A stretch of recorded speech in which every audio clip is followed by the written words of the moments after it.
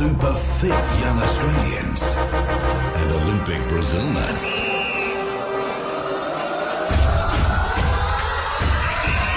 It's that time again. Time to down the tools and grab a fistful of golden glory on the Mardi Gras of medals. With those two champions of the podium, rampaging Roy Slaven and H.G. Nelson. HG. Yes, thanks very much indeed. Jumpin' Jai, the centimetre guy in the Triple M soundproof booth. Welcome to Rio. Welcome to day 2. Welcome to the Olympic Aquatic Stadium, locally known as the Murray Rose Pool. The hour of redemption approaches, my very good friends, here in the city of Christ the Redeemer. We all know the story about what happened in the 4x100 men's relay in London. Darted. Hopeless. 4 jokes. Bopping around in a pool, they might as well have been corks. Well, we'll be calling the 4x100 men's in this hour, coming to you live from Rio, but on the Mardi Gras of medals. I'm joined by my colleague in gold, rampaging Roy Slaven. Roy, what's caught your eye so far and the atmosphere here in Rio? Yes, thank you very much, H.G. Nelson, and it's terrific that Triple M have sent us to Rio de Janeiro. I never thought I'd fall in love with this city, but I have. I love everything about this city. I love the meat. I love the people. I love meeting the people. And what an Olympics this has been to begin with. Incredible. Aussies, can I use that word? Aussies have been blowing people away. Now, have we unearthed our new Potaste and Cook? They said it could never be done, but they're here. Borden and Clancy. Keep your eye out for Borden and Clancy as the new Potaste and Cook when it comes to women's beach volleyball, where I was last night, and I loved every minute of it. A big winner, I think, for Kitty Chiller so far with the attitude that these Aussies have had. Let's face it, we're nearly at war with China already. And this is only day 1. 2. Wow. Who are we going to declare war on next? Well, America for a start, and then we're going to have a go at Chile. Indeed. Now, the big news is, of course, is that Bogut, Andrew Bogut, the big bloke they said couldn't play, the big bloke with the bucket knee, has performed, and these boomers are looking at gold. Wow. Now, Roy, the atmosphere. Look, it started off a bit wobbly a while ago and with a lot of problems in the streets and so on. But now that we've That's switched, evaporated. I know. We've switched the button to go. Yep. We're here. Yep. And then we come to this incredible innovation. And I can't remember Olympics where this has been happening, as I think the 400 free is underway now, and we might keep an eye on that as well. Yes. But this media war, and when I use the word media, I'm talking about social media war between Australian and Chinese swimmers, which is set through, can I use the term, I don't often connect with the Olympics, thrown down a gauntlet? Yeah. Thrown down a gauntlet to every competitor here. They've got to wage war in the pool, with the shot, with the discus, with the pole, but they've also got to wage it in social media to get the moz. And the genius behind this, no surprises here, an Australian, Johnny Bertrand. Yeah, that's right. It all goes back to Johnny Bertrand, doesn't it? With this talk of the red boat. 1983. Yeah. He had to get the drop on the Americas to win the America's Cup. Yeah. And so all of a sudden he never referred to them except as the red boat. As the red boat. Now we've got this blueprint going forward. I never thought of this before. No, nor had I. But all the Australians are now seeing the enemy. Let's use the word enemy. Let's not be scared as the red boat. And Roy, sensation in the pool here, in the Murray Rose Pool here in Rio, 3:56.46. It's a hell of a time. It's a world record. Katie Ledecky's just won the 400 metres freestyle. Sadly, she's an American. She's not Australian. That is the only mention we'll mention of this event ever. Thank you. Thank you. Now and can I just say 2 seconds makes me think DRU ... Correct. Correct. Now, can we start a war, a media war, with the Ledecky camp now? Because it's proved so much. And let's go back to yesterday when this war erupted with Matt Horton. This is the Anzac Kitty. Exactly. I was just going to draw attention to that. The lad born on Anzac Day. Anzac Day, yeah. Is he more Australian than the rest of us? He's got to be. He's got to be. And the funny thing is, actually, it sent me... when you mentioned this to me late last night after we watched the handover between Hamish McLaughlin and Mel McLaughlin on Seven's coverage, which I just thought is outstanding. The handover. I love the handover. And I love the use of one camera a long way away, so you don't know who it is. I love that. So you're just concentrating on the issues. And the issue was this, you'd put it to me. How many Aussie Olympians are born on Anzac Day? As it turns out, HG, about 70% have been born on Anzac Day. I had no idea. Murray Rose was born on Anzac I know, Day. it's incredible, isn't it? Herb Elliott. Dawn Fraser. Anzac Michael Day. Klim is a bit of a Anzac surprise. Day? I tell you what, who breaks the tradition, though, is Grant Hackett's born on Australia Day. No. Yeah, he had to battle that all his life. Yes. Through his swimming. Yes. He battled the burden The of hoodoo being, of not being an Anzac Day golden boy. Wow. Now. Okay. Well, that's going to set me, other people back home can do the research themselves, I suppose, and just Google, Google Olympians born on Day, Anzac Day. Australia Day Olympians. Well, exactly. Both. You know what I mean? And see what the comparison is. Yeah. And we're not doing this just for clickbait reasons. No. These are serious issues. Mm-hmm. Now, if you're a parent thinking of, well, let's say you've got a bit of a kick in you, Mm-hmm. either partner, and you're thinking that maybe a kiddie of yours could be Yes. an Olympian, Yes. there's a bit of green and gold on both of you, Yes. then for God's sake, think Australia Get Day. your timing right. Exactly. Get your timing right. Mind you can induce these days, HG, can't you? You can induce. But then I'd like to look at the stats to see how many kiddies were induced on Australia Day or Anzac Day and have gone on to Olympic success, as opposed to those who were born au natural Yeah, no, on Australia Day now or that's Anzac Day. Fascinating study. Well, that's for academic study, isn't it? I know. It's for Now, your pinheads. Coming to what we're up to today on day 2, of course, traditionally Dick Pound Day. Yes. Second day of competition always salutes Dick Pound and all Mm-hmm. his magnificent work that Dick Pound has done for the Olympic movement. Can I over just the say years. gratuitously, HG, for no reason or other, just to say the word Dick Pound, just to have the bloke Get out acknowledged, there. Yes. acknowledged here on Triple M from Rio that it's Dick Pound Day. Now, Roy, the other big problem is it's all very well to start these feuds with other athletes. Yeah. The trouble is their Olympic committees start to feud back. And so before we come to concentrating on the 4x100 metres, the hour of redemption is even closer now than when I said it a few minutes ago for the 4x100 team. Look, tensions have deepened. This is the latest now between Australian gold medalist Mac Horton and the Chinese swim team. Officials are now demanding an apology over the drug cheating claims. Right. Don't have to go through them again. The Chinese swim team has issued a statement claiming that the comments were malicious personal attack on Yang. Oh, yes. This is We- Sun Yang. Sun Yang, who won his heat of what must have been the 200 free and incredible Does style. that set up another meeting against I don't the think Anzac so, Kitty? no. The Anzac Kitty moves on. Well, one of our Anzac Kitties moves on to the 1500 metres. Oh, okay. Next. Now, we've been noticing what's been said in the past 2 days by Horton. This is the Chinese nation. When the Chinese swimming team, when that's put on a press release, Yes. it's the whole nation Yes. that speaks. Yes. Anyway, we've been noticing what has been said over the past 2 days. Horton has launched a malicious personal attack on Chinese swimmers. This is their official news agencies. We think it's inappropriate words, greatly hurt feelings between Chinese and Australian swimmers. It's proof of lack of good manners and upbringing. Oh, Hang dear. on a minute. Hang on. Hang Anzac Day born, on. Anzac Day born. lack of manners. Polite. And Wears glasses. Hey, student, student. What are they talking about? we demand an apology from this swimmer. Well, they're not going to get it, are they? Yeah. They're not going to get it. Now, get this. This goes to the nub of the debate, the national conversation we're having back home in Australia, is standing behind their swimmer, the AOC, Reed Coates. Yes. Whenever the AOC is mentioned in these press releases, has come right from the very top, John Coates Yes. himself. Yes. He's issued a statement defending the 20-year-old. Mac is entitled to express a point of view, according to John Coates. Under the team values summed up by the acronym ASPIRE, the E stands for express yourself. That is right. He's spoken out in support of clean athletes and those born on Anzac Day. This is something he feels strongly about, and Coatesy finishes up, good luck to him, Yeah. i.e., wear it Okay. and swim faster. Right. Is the Yeah, idea yeah. that he's trying to get across. Get over it, Sun Get- Yang. exactly. Not good enough on the day, Sun Yang. The bad blood has been brewing between Horton and Yang. Remember the splash off? I do. Mac didn't get involved in that. No. Horton Sun swerved. Yang, just fill people in here, HG.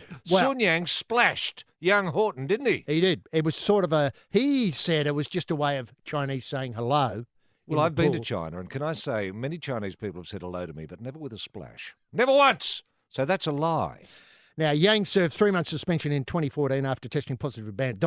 Yes. 400 metres final. Obviously, it's an incredible thing. It's not finished yet. No, it's not. It's only just started. Now, is it up to the Prime Minister, Malcolm Turnbull, to get the Defence Minister, might be Maurice Payne. Maurice Payne, to get some boats over to the Spratlys now? Is that what we're encouraging? I think that's what we're encouraging. But more than that, we're encouraging all Australian athletes. We don't care whether you're born on Australia Day or Anzac Day. Doesn't matter to us. It's just a nice little story that Mel and Hamish can talk about on Channel 7. Yes. But we're urging all Australian athletes to bag their opponents from now on. Yes. And going much harder than young Horton. Okay, via social media. So Via we social want to media. get some of those snake emojis sent to Sun Yang. Is that it? I think that's right. That's very telling, that snake emoji. Oh, I hate that.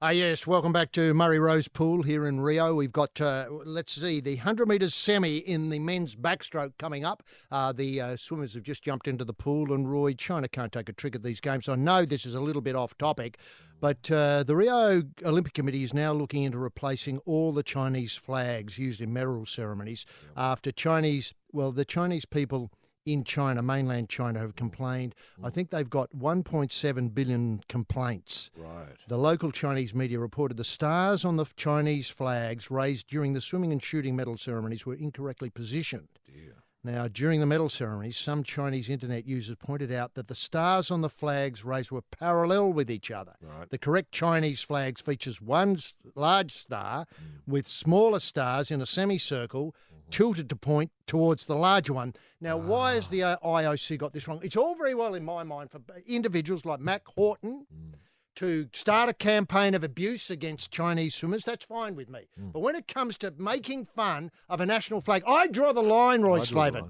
It's like playing the wrong national anthem. Yeah. I mean, we've gone to war over less. I know. I think you spotted this first. Well, I did actually. Well, I drew your attention to it. I said, you know, because when we were talking about Sun Yang, behind him was a Chinese flag, and I said, that doesn't look right to me. You know, it's just one of those gut things. You know, I've seen the Chinese flag many times, and I just thought this isn't quite right. But this flag has gone through so many processes. The Chinese International Olympic Committee looked at that and ticked the box. I know. So I don't know what's going to happen to them, but it doesn't look good if they get home. You know, we'll never hear of them again. No, that's true. The entire Chinese Olympic Committee. Yes. You think are headed for the chop? Well, something like that. You'd have to think so. Now, Roy, Should we offer them asylum? Is this our way of reaching out the hand, extending the hand of peace? what a lovely idea. Let's say official... Lord Gosper steps in, Dick Pound. and Dick Pound, and say, "Well, listen, committee, Chinese committee, would you like to become Australian? And we'll look after you."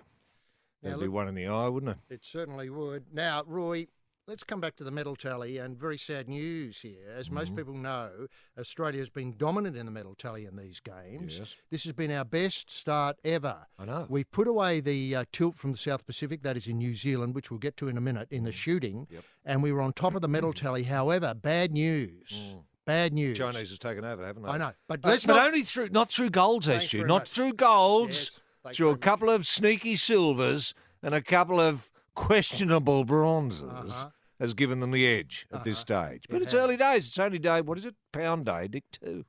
Now, Catherine Keener got our third gold in the... I've just made a mistake here. It should be Catherine Skinner. I don't know where I got to Keener from. She but- related to Gillian Skinner, the New South Wales Health Minister who's under pressure. Cousin. Now, it's almost a Bradbury-esque story. I don't know why this hasn't been beaten up more. Skinner only just qualified for the six-shooter semi-final, needing to shoot off to edge Canada's Cynthia Meyer. Then in the gold medal match against New Zealand's Natalie Rooney, I can barely bring myself to say it. Anyway, there you go, 4 words I'll never say again. Skinner found herself trailing early by 2 targets, as well as being hampered by technical distractions. Right. We kept on having issues with the microphone and no targets. Well, that's understandable. That's a real distraction, having no targets to shoot at. In a way, I got frustrated. I just wanted to see those targets smashed. I kind of focused me and made me more angry. You've got to keep going for it because it's not uncommon for people to fall to pieces at the end, as happened with Rooney, N full stop from New Zealand. Mercifully, I didn't have to say those 4 words again. Yes, exactly. Now, yeah, that can happen. How did you see it, Roy? Well, I saw it as anger as a real positive. And a lot of people have said over the years, you know, does anger help you with your shooting? And instinctively you think, oh, well, probably it might. Well, now we have the proof. The angrier you are, the better you shoot. It's incredible. Simple as isn't it? that. I know. And I'm wondering if anger can be used in other disciplines as well. You mean like archery? And boxing. Yeah, boxing. Oh, don't get me started on that boxing. I think that was a hot bout that Paul Watley got. Yeah, it was. Lost to Brazilian Yeah, I know. hometown decision. Yeah, I it was, thought. definitely. Now, Skinner, this is the shooter, became Australia's first Olympic shooting medalist since Warren Potent. Warren Potent, couldn't he pull a Couldn't trigger? he shoot? Took bronze 8 years ago, and the first gold medalist since Susie Baylog eluded in the women's trap in Athens. Wow. Now, the Olympic debutante said she hoped a win would provide, wait for it, a shot in the arm for maligned shooting Australia. Yeah, a shot in the shot arm. in the arm. It's going to be a real positive for them to show off their program, and their programs have been paying off. Yeah. Hopefully, we'll get a bit more AOC funding. Well, don't Well, tell I me hope that so. Coates isn't taking notice. Well, I hope so, and I hope this is getting through to the Minister for Sport. Might be Susan Lee. I hope she's taking notes. Is she because pro-shooting? of course, she's pro shooting. I've and I've been led to believe, I'm getting whispers of receiving that I'm getting here in Rio from Australia, is that gun shops, they're accused of kids outside gun shops, kids who want to get involved with shooting, angry kids. That's got to be good. Now, two things.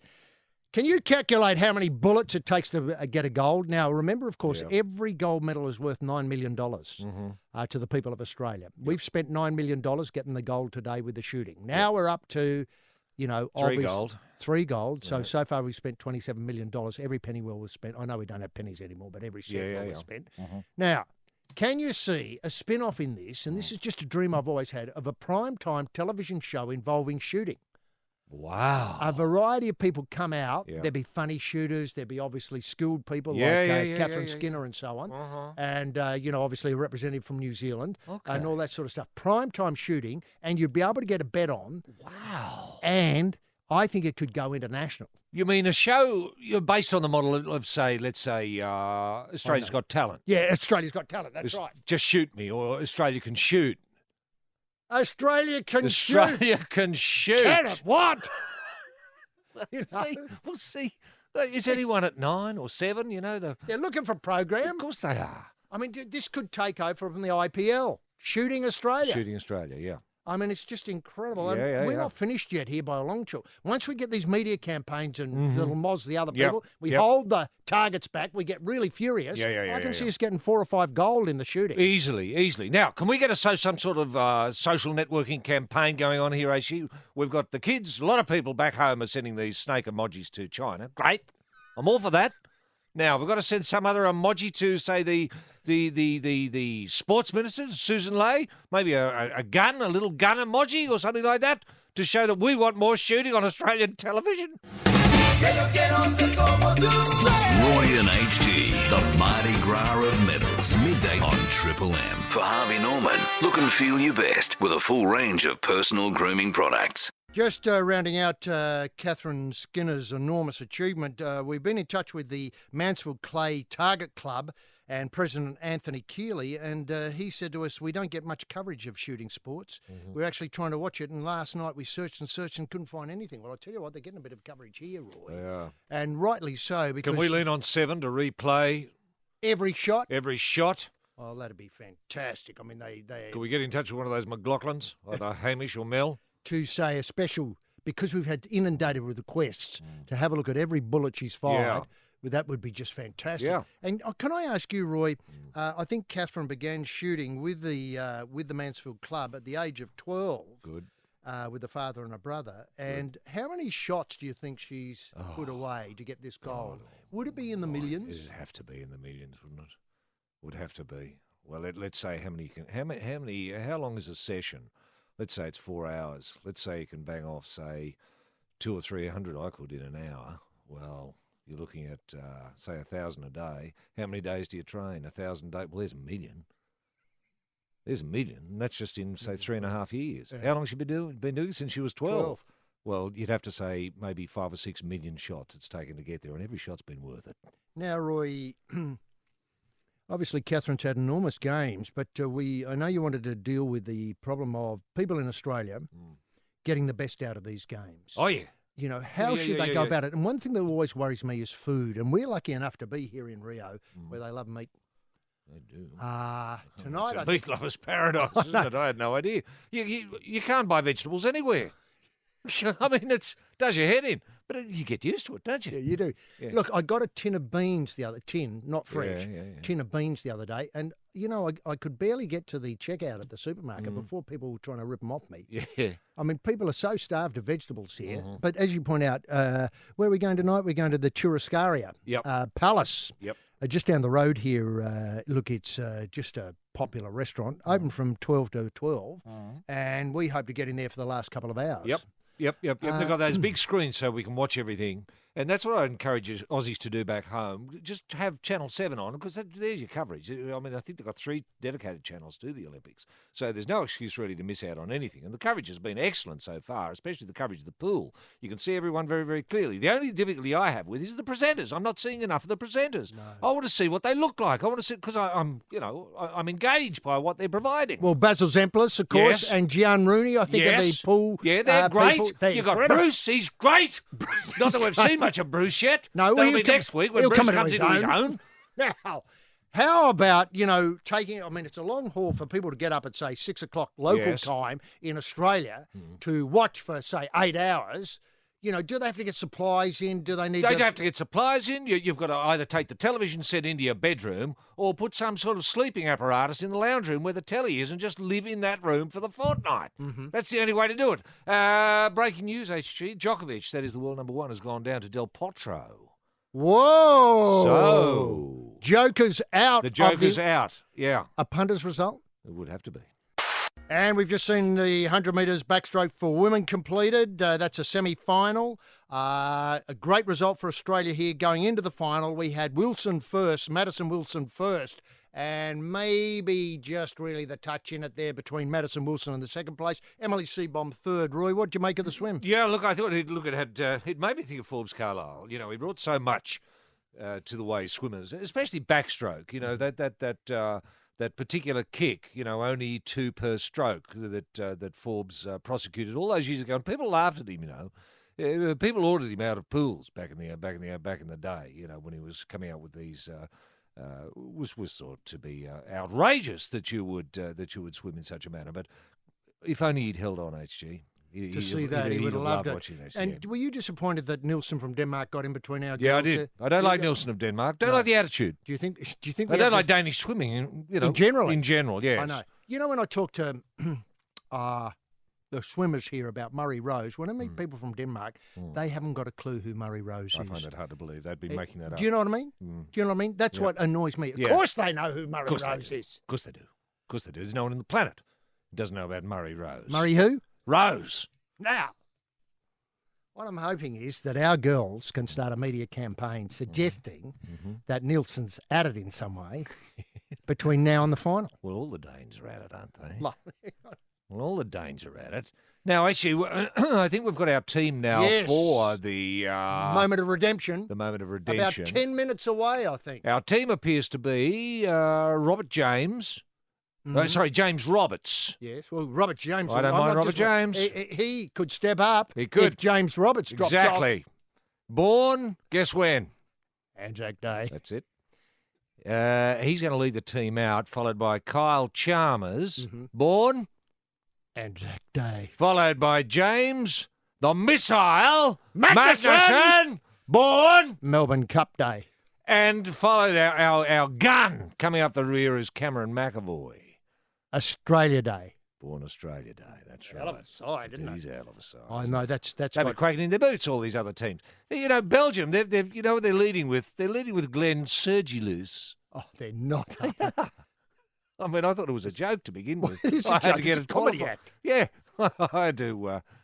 Anyway, I had words with them. They said, Sergilus. I bet you he never turns up. No, I bet he doesn't either. Now, the Churrascaria Palace, people have texted us here in Rio at the Murray Rose Pool asking us how do we pick it. Well, we went on TripAdvisor and they said, one review here on TripAdvisor, excellent Brazilian steakhouse, experience with all kinds of, wait for it, beef, veal, pork, shrimp, chicken hearts, chicken, calamari, a good variety of classic side dishes, which you and I avoid, excellent service, wide selection of desserts, and what they like is the English-speaking staff and mouthwash in the bathrooms. Now, there's a lovely touch you don't get in a lot of learn restaurants. back home with that, isn't it? I mean, how many bathrooms have you been into in Australia where there's some mouthwash?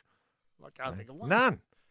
You know, None. And I tell you what they give you here too, actually. You know those things you put up your nose if you've got a cold? Yeah. You know, That's right. They give you them. they here. give you them here. And they encourage you to share them. Wow. Yeah. Are they So like so that many gin? Brazilians come up to me and said, do you want to have a Yeah, do you wanna sniff. do you want to have a sniff? I say, no, thanks, mate. I'm right. I got my own sniffers.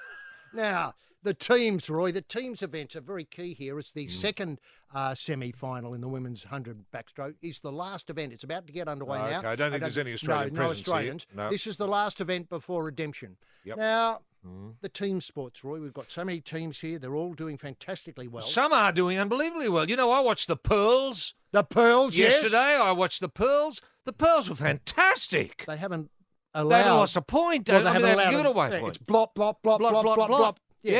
Yeah. So they're looking what I describe as awesome and unreal.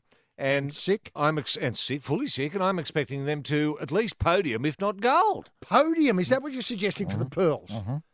Yeah, I am. I Wow. am. And I tell you who's not letting us down, as I mentioned earlier, the Bogut-led Boomers. They're incredible. You were saying it's It's a whole new revolutionised style. basketball. Whole new style of game. Andrew Gaze couldn't describe it. You know, I spoke to Andrew about it at length. I said, Andrew, what's going on here? All this passing. He said, it's left me behind. It's left him behind. How does it make the rest of us feel? I'm proud. And you know how many of the Australian... Did you know Bogut? You know when he was born? Australia Day. Thank you. Now, sadly, there are some teams in the hockey Roos and the Kookaburras seem to be the leaders here, and both our football teams, the women's football team, the Yeah. Matildas, seem to be in a bit of trouble I as know. well. Can these teams now, with the, what will I call it, the reality call or the wake-up call of the early losses, focus the mind, get them angry, start a media Well, I campaign hope against so. the opponents, and get them back on the winning list? Well, they've got to find the anger each year. It seems to me the anger is missing. Now, is it too late to get Rick Charlesworth back over there? Probably. Charlesworth was the man. I know. If we ever had I mean, you can talk about Forbes Carlisle till the cows come home. Is anyone talking Rick Charlesworth? No, and they should be. Are you calling for a probe today on day 2? I'm calling for a probe to get Rick Charlesworth from Western Australia over here to put some anger in these teams. Do you think it's too late, Roy? Would one session with Rick be able to do it, or do you think it was something that we should have been doing a little while ago? Well, probably the latter, but I tell you what, even a phone call wouldn't hurt. And then we've got Just a Skype call. It's Rick here. Yeah. Yeah, you got to remember to be angry, everyone. Oh, thanks, Rick. See ya. See ya. Now, the archery side, Roy, it wasn't that a great moment, though, speaking of teams. Australian archery, it's going on- through the roof. I Who know, knew? I know. Who knew? Can you see a primetime television show? You mean like Australia's Got Talent? No, I was thinking Something like that, oh, except they're all archers. just shooting. Just shoot me again. That's what I'm suggesting. I'm suggesting that, now, I mean, people forget. Yeah. In Sydney, Australia won gold I know in we the did. individual archery, Yeah, the not in bloke- the team. So I the didn't bloke- realise it was team No, competition. the bloke with the notch on his nose. Yeah, that's right. He could put the bow Yeah. out there and just click the Yeah, the string into his nose and load the arrow in and let it go. I know. He had Hands free. Incredible control of the nostrils. I know. To hold the string there. Yeah, but Well, obviously that's that spoke to someone. People watched that, and now they've 15 got their own. years- 16 They've got their own story to tell. Bronze. Roy and HG, the Mardi Gras of medals. Midday on Triple M. For Harvey Norman, look and feel your best with a full range of personal grooming products. And just tidying up the 100 metres backstroke final, Wilson was fourth in the semis in terms of time, C-Bomb seventh, and we sadly have an American as the fastest. So that's all to come. But before that, Roy, this moment that we've been waiting 4 years for, that's the 4x100 men's relay, is about to get underway. Now, before we go to the race itself, we have Australia 3:12.65, Russian Federation 3:12.04, and United States 3:12.38. They're the main chances as I see it. Is that how you're seeing it? That's how I'm seeing it, HG. Can you believe it? The crowd on their feet. What a champion. Triple M's live Olympic coverage. Brought to you by Slater and Gordon, official partner of the Australian Olympic team. And this, of course, is the big event in terms of relay swimming, in terms of blokes. Yep. 4x100. Of course, the Australian girls won it last night, or yesterday, should I say, in a world record. Yep. The Murray Rose, Roy, it's built for these sort of events. It is, isn't it? I mean, it's slightly soupy, but I don't think that's affected times at all. If And anything, times have been you've got a great. theory that it's just a bit short. You've done PBs in here that you didn't think you'd ever approach. Yeah, exactly. But as I often say, actually, it's the same pool for everyone. Australia in lane 3, Russian Federation in 4, United States in 5. They're your three big chances as far as I can see. And no China. No China. No China. There is a chance that should things go awry for your Australians, France might sneak in there. Yep. And Roy, will it be a moment of redemption? I certainly hope so, HG. Who can remember back in 2000 when we smashed their guitars? Indeed, the Americans. Here we are. Set and racing. They're away in the 4x100. It's a fantastic start. As we can see, Australia just slightly missed that start. And Bad we've got start. a fast away in lane 5. I think the Americans are in front, HG. Yes, the Americans have taken it out very quickly. And they're a James bit of Roberts. It's the worst start I've seen from James Roberts. Nerves? Nerves. It'd have to be nerves. Are you worried that this is set down too far a gap already in the first 100? I think so, HG. It's going to be up to Chalmers to try and bring it back, HG, but he's half a body length behind already. No, a whole body length behind now is the Australian. And he's our slowest swimmer. We have America in front. It looks like the Russian Federation in second, but maybe there's a bit of a gain here from the Australians, a bit of a move coming on, but it looks as though they're in 4th place at best, Roy. At best, in maybe fact, 5th. In fact, Russia might be in front of us. And now the second American, Michael Phelps, the man who has more medals than anyone else in the history of the game. Jeepers creepers. Australia went in 6th. We're 6th. And Phelps has already taken it out and beating France, I think it is, in second place as they turned with France ahead. France are hanging on to Phelps here, but on this return leg, that's very close. Australia in 4th or 5th place at best, HG. Well, the top in lane 2, haven't got a clue who it is in lane 2, but giving Australia a real run for the money. Phelps does a magnificent turn there. They're on world record. World record place here. Phelps is in front, and it looks to me as though it's Phelps, Russian Federation, and maybe France. Maybe France, are the big and three. then Australia at a distant 4th, HG. At this stage, we're 2 or 3 body lengths behind. I think we're worse than 4th, Roy, unless there can be a wriggle on in the final couple of metres here. Well, is this time for Magnussen to stand up? It is time for Magnussen to stand up. Magnussen's in the water now. Come on, Missile, turn it on. As the Missile goes up there, he might have picked up a couple Missiles, we're now in 3rd place. Well, I think we're maybe in 4th, sadly, Roy. That 4th, lane 2's worrying me. Might be Canada in lane 2. Who said they could swim? Anyway, it's Australia struggling here in the 4x100. This is redemption. We're here in the Murray Rose pool. What more can be done to get Australia home? Well, we're just going to swim on bloody side faster. We've got McAvoy holding down our last leg as they come in. Australia dropping off the pace here, unless they're 1, 2, 3, maybe even... No, they've picked up a bit here. No. Magnussen's tried hard. We're fourth at best. And I think we're challenged for 4th by the lane 2. America going first.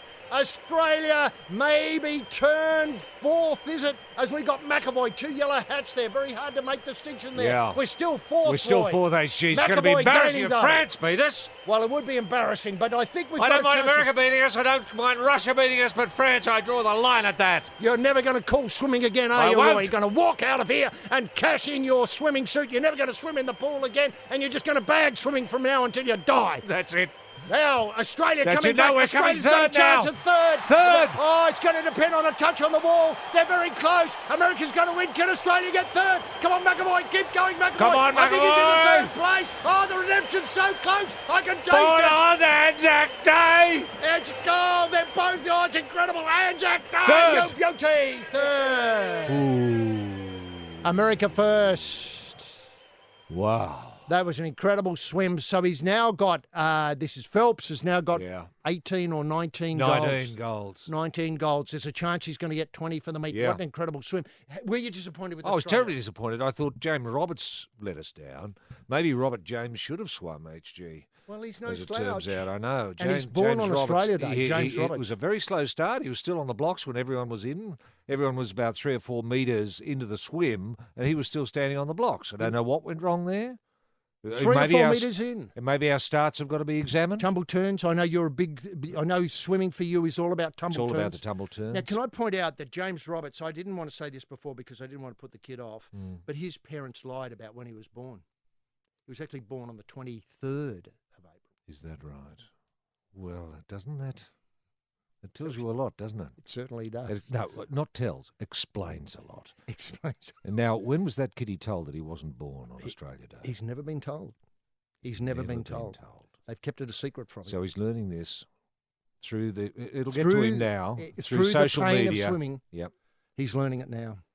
Okay, because someone in China, they'll be listening. They'll get the message to him with some snake-style emoji with a questionable date beside it. Now, Roy, is third redemption. Remember, of course, we come in with this thing with big raps. McAvoy, the fastest swimmer in 50, 100, 200, 400, 800, 1500 in the world. Yeah. This year, this year, holds 8 records, world records. Could there be a protest on? I'd like to think so. I'd like to think so, actually. Cheating would be the only way that we would have lost, surely. Yeah. Well, they didn't swim too badly individually, apart from Roberts, but they didn't swim as a team. And I often say in a relay, it's a team event, and people forget that. People think, I'll just do my best. No, not good enough. You've got to get the rest of the team up. That's true. As we watch in replay, the closing moments of this, an incredible run here of success for Phelps in particular, but the American team there. It looks as though he's got some sort of head cupping work done on him. Yeah, he does, he's doesn't just it? Yes, Phelps. Sees 18 gold medals. It's an hell of an achievement. We'd be lucky to see that again. And it's a good But it's swim a sad indictment of the sport, isn't it, when someone as old... I mean, we could get Murray Rose back this rate. You know what I mean? Well, when's the time for Phelps to pull the pin? Say, mate, you've done enough. Oh, no. 19 golds. I think you've done enough. Yes. Give someone else a go. Yeah. Just, ease your way out. Mighty, I've had it with Phelps. How long have we had Phelps around? Wow, since, let me see. Well before Dick Pound. Oh, yeah, well before Dick Pound. Everybody's been around the Dick Pound. Roy, disappointment there, and you can probably hear it in my voice, but when you discover that one of the team members wasn't born on Australia Day, Australia 3:11:37, a little way off the pace, really, about a second and a half from the United States, France, and the Russian Federation fell out. They were dominant for a while, but then fell out. Good from Brazil, though, coming in fifth. Yeah. And Canada, who did do a lot of the heavy lifting there, in the early part of it. Yeah, they came 7th, and Japan 8th, and of course China not good enough to even qualify. Roy, so that brings us to the end of Dick Pound Day. I had hoped to be going out on a high note. Well, I want to go out with gold. I know. Thanks very much. We didn't. We went home with bronze. Still, we're going to have a nice dinner tonight. We're going to have some meat, aren't we? We are. Look, that takes us away from Dick Pound Day here on the Mardi Gras of Medals. Join us tomorrow, wherever you are, for another bout from Rio. We'll be poolside again at the Murray Rose. Join us then. Roy and HG, thanks to Harvey Norman. Look and feel your best with a full range of personal grooming products.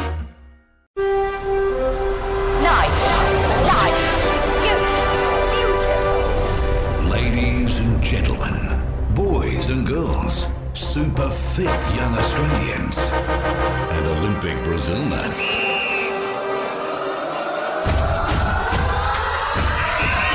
It's that time again. Time to down the tools and grab a fistful of golden glory on the Mardi Gras of medals. With those 2 champions of the podium, rampaging Roy Slaven and HG Nelson. HG.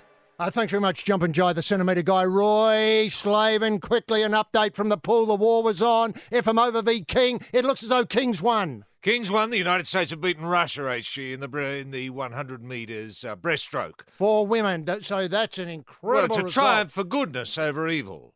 beautifully As put. I'm seeing it, HG. Goodness over evil. Goodness over evil. And what a terrific day it is here. What is Day today? Day three. Traditionally on the Olympic calendar for the Summer Games, Day 3 is Brazilian Barbecue Day. And we're celebrating that by, I'm off to a restaurant later tonight where I'm going to have a go at a 1.7 kg Wagyu beef burger.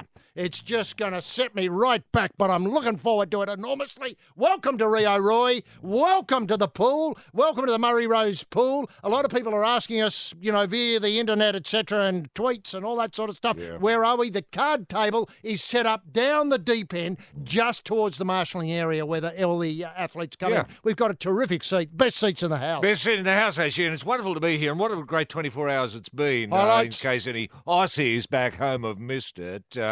New Zealand have won silver in the rugby sevens, and I say congratulations to those plucky Kiwis. They almost brought it home. Terrific performance, really. Sure, they done it a little bit. One was sent off for a little while for being stupid, knock-ons, etc. But congratulations. Can I just say congratulations to the Pearls, the Aussie Pearls. Golden Pearls. Golden Pearls. Just a little bit too good for the those plucky New Zealanders. Can I point out also, I had a look at the New Zealand team sheet. Not one person was born on Anzac Day. No, that's right. Do you know what I mean? Do you see That's where the I'm funny coming thing about from? New Zealand, HG. No one in New Zealand has ever been born on Anzac Day, and that is a fact. You can go to any records. That is a fact. In other news, HG, the Boomers have beaten Serbia, and this rainbow connection, I'm calling it, between Dellavedova and Big Andrew Bogut. By golly, that's got a road to travel. And I think we meet the Americans the day after tomorrow. I'm really looking forward to this because I think this is a great opportunity for the Australians to really step up in this particular event. Is that your call? That's my call. Now, two other just very quick items here, HG. We might have a chance to dwell on these a little bit later on. Sevens coverage has been described as crap. I think that's unfair at this stage. I think that's a little bit unfair at this stage. Give me that again. Sevens coverage has been described as crap. Yeah. Hang on, they've got Hamish McLaughlin. I know. They've got Mel McLaughlin. I know. No coverage has ever had two McLaughlins setting it up. I know, especially that handover, that terrific handover they've got going. And I love that. I saw Hamish talking to Bruce the other day. I thought that was first class. Oh, I was riveted. What? Just to get the thoughts of Bruce. It's way and that more... Hamish, he can ask questions. He asked Catherine Skinner two questions which set me back. Mm-hmm. The first was, what does this medal mean to you emotionally? Well, man, I thought, where can you go after this? Well, he followed it up with, and wait for it, what does this gold medal mean to your family emotionally? And Roy, you quite sensibly bagged the Channel 7 commentary in our opening remarks, but how are you getting on with the app? The app's great, isn't it? It is. The great thing is you don't miss a thing on the app. Well, you don't miss any ads. That's what I like about the app. You don't get much Olympic coverage, but those ads, they look terrific coming through the app, don't they? They have a sort of freshness about them that you miss if you're watching it, free to air. Now, Roy, the pool highlights have been a very dramatic day at the pool as we see the medal ceremony for the 100 metres backstroke, I think it was. Yes. Now that's where the C-bomb crashed. Yes, the C-bomb crashed. Australia... Would you say it was a learning experience for Well, you'd like to think so, wouldn't you? Look, we came, 7th and 8th, respectively. We're 4th for Mitchie Larkin in the backstroke, but the girls got 7th and 8th, but they're in the final. I know. And still, we're unaccustoed to seeing Australians right on the outside lanes for a start. So we don't know where to look, We don't know where to look. And this pool now... We're usually in lanes 3, 4 or 5. You and I saw you have a swim earlier before we started our commentary and getting ready for a commentary. Yeah. And you felt as though the pool was a little cool today. Yeah, it was. Normally we like the pool for swimmers at 25 degrees or 26 degrees, centigrade. Yeah, well, that's the Olympic standard. Olympic standard, but I think it might have been down around 21 today. It was quite cool. And quite cool. It wouldn't surprise me if there was an outbreak of colds. In the village? In the village, yeah. I don't like this because a lot of the swimmers got out cold today. I got out cold. And Eamon Sullivan was there, and I hadn't seen him in years. And I said, how are you finding? He said, I'm cold, Roy, I'm cold. And I said, so am I, mate. You know, so we had something in common. It was a sort of bonding moment. And the shortness of the pool, Roy. Yeah. A lot of world records. There are. Ledecky smashed world records. know. We've had the Swedish swimmer, Sundström, smashed world records. Yep. Well, I had the laser down here last night. I reckon it's about 15 centimetres short. Mm-hmm. Now, that translates into about 2 1,000ths of a second. Right. So hell of an it's advantage. significant, isn't it? Now, the big story that broke overnight from the pool is the cupping on Michael Phelps. People have got in touch with through us the various ways you can get hold of us at roynhg at triplem.com.au. About 1,000 emails saying what were those round circles, those dark brown circles on Phelps yesterday. The Mardi Gras of medals, that's the hashtag, Mardi Gras of medals, hashtag roynhg. A lot of comment about the medals. Yeah. And, sorry, about the cupping. The yeah. cupping, sorry, the cupping marks. Roy, Well, it's a very old-fashioned idea, Chinese isn't it, the cupping? in origin? Well, I suppose it is Chinese. It must have come along via the Silk Road, one imagines, HG. To America? Well, certainly to the United Kingdom. In the 17th century, it was used quite famously on the king. The king? Yes. Now, have you tried King it? George. And have you tried King it? George was mad. He Oh, might have George had III. porphyritis or something like that. George His III. wee changed colour and he went starkers. Yeah, was he an Olympian? No, he could have been, though, A shooter? had he stayed focused. Yeah, an archer. He wasn't bad as an archer. But they tried the cups on him. It didn't work. Right. Can I ask, have you tried it and has it improved Yes, your I have performance? tried it. Did you get anything out of it? No, it just hurt. Right. It hurt like buggery.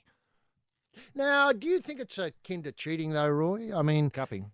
do you know what I mean? We're talking about drugs here a lot, and we've had this war here between Lily King. We've just seen this war between Lily King and the Russian swimmer, Efimova, in the race there. Are you Now, suggesting they've been doing up to the cupping business? I think they've been I think the Russians have been cupping for a long time. You know, I mean, there was an old saying: if you're going to cup, you can't cut it. That's what we used to say about people who used to cup in days gone by. We used to laugh at them. We used to slag off at them. Cuppers. We hated them. A lot of New Zealanders used to cup. Roy and HG, the Mardi Gras of medals, midday on Triple M. For Harvey Norman, look and feel your best with a full range of personal grooming products. And Roy, we've had a couple of tweets from people stuck in Rio traffic, enjoying the show, obviously, and passing the time listening to us while they get to their various venues and hopefully on time. How have you found getting around here in Rio? Yeah, easy. Look, I found the locals charming. They really want to help as soon as they know you're Australian. They reach out. Mm-hmm. I've had terrific lifts. I've met some terrific people. I don't speak the language very well, and they don't speak English, but that's fine. We get by in a sort of dumb show. I do a lot of nodding and smiling.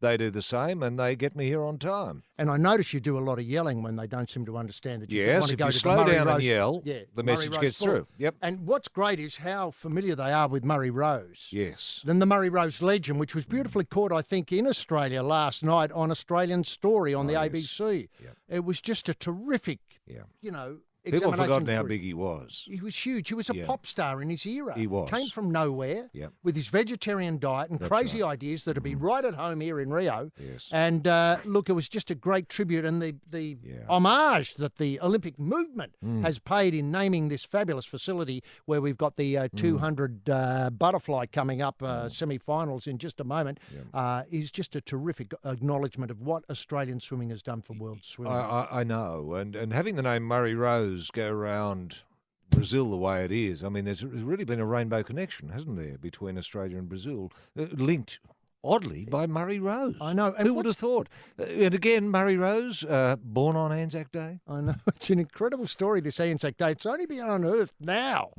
But look, I wanted, before we come to romance in the pool, and let's face it is very, very romantic here in Rio. People forget that. You only have to see landscape. I hope the pictures are getting through 7 of how romantic it is here. The landscape, the harbour, the wonderful hills around us, Christ the Redeemer up there, on the big bloke, casting a benign spell over the whole thing. It's just magic. And the romance, HG, you've just got to say Copacabana. Mm-hmm. And it says it all, doesn't it? It says it all, doesn't it? Or Ipanema.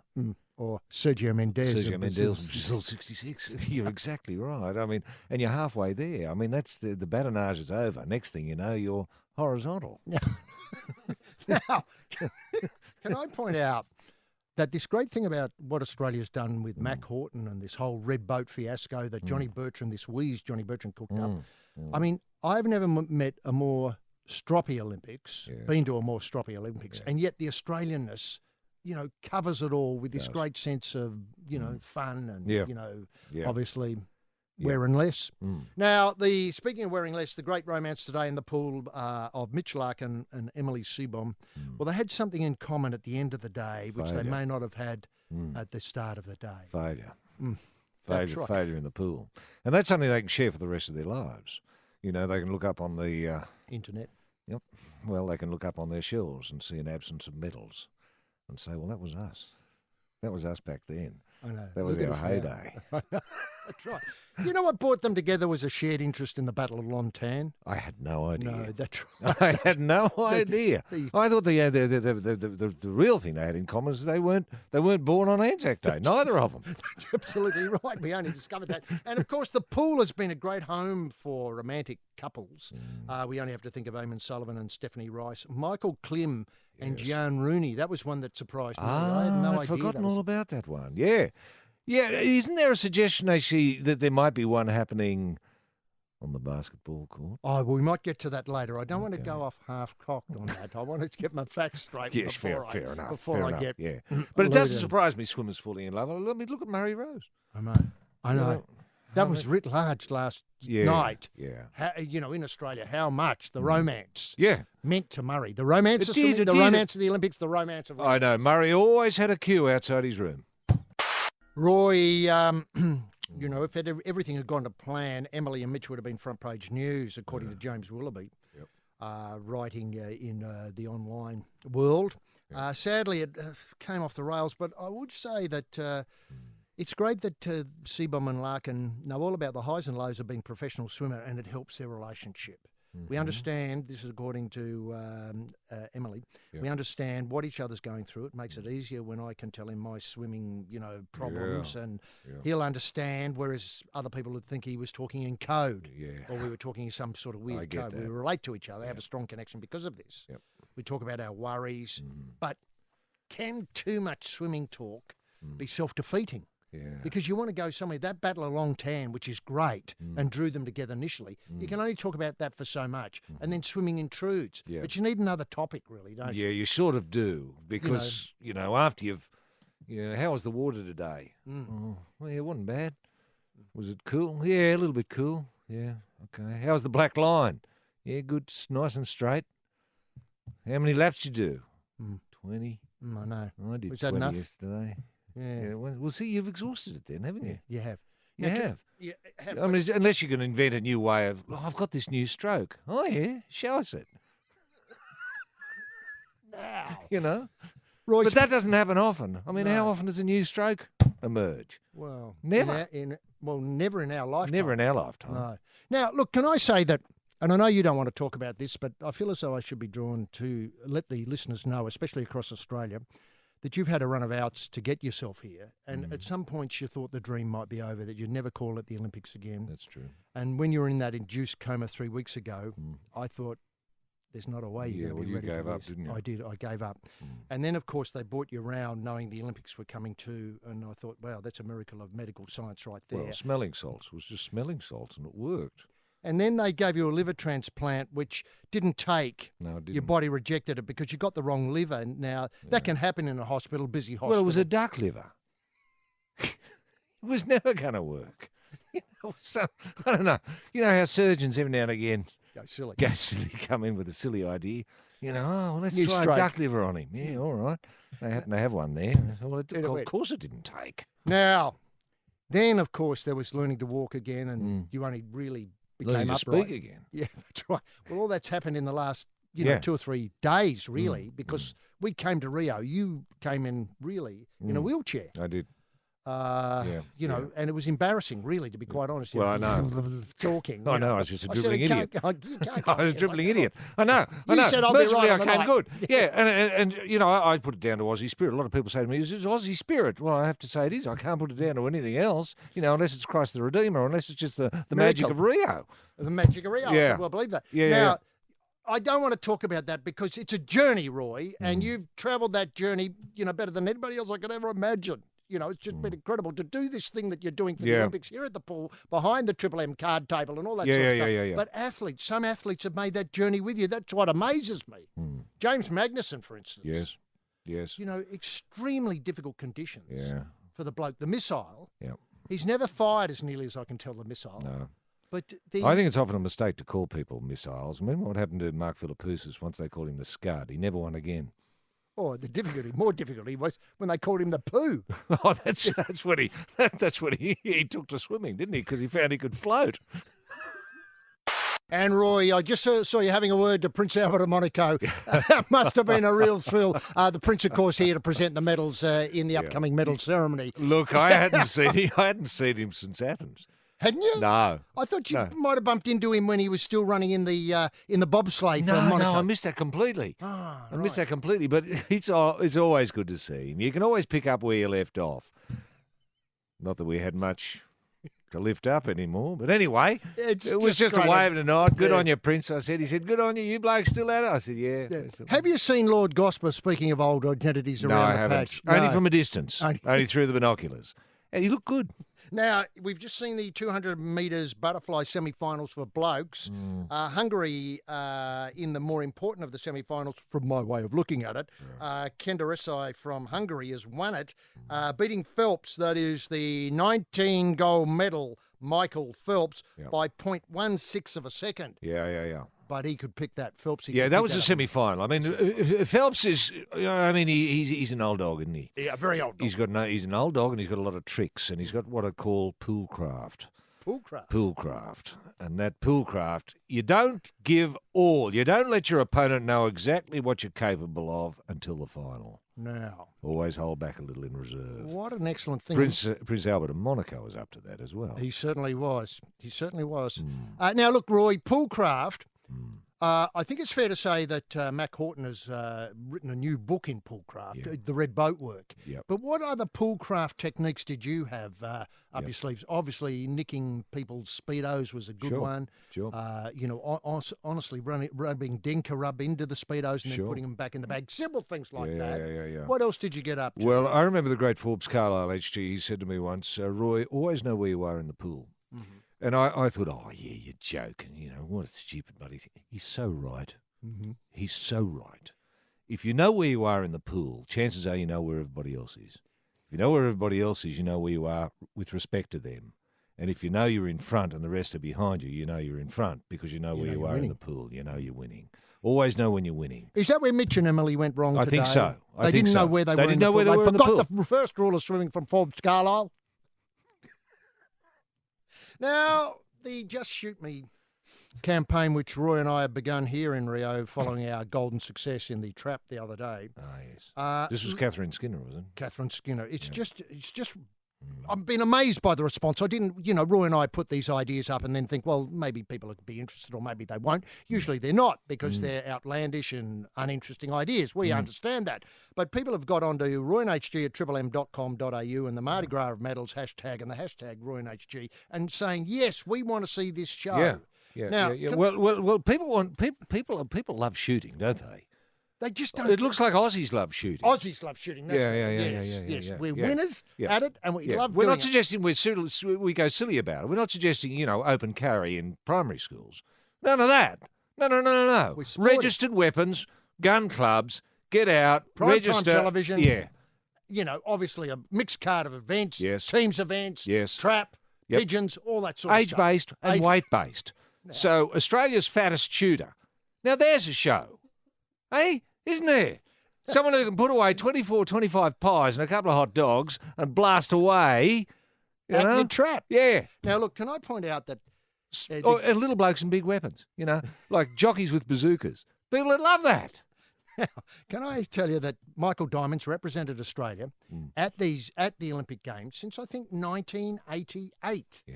He's won a number of gold medals and, look, by a remarkable quirk of fate, and this gives you an idea of how shooting has taken over here at the Olympics.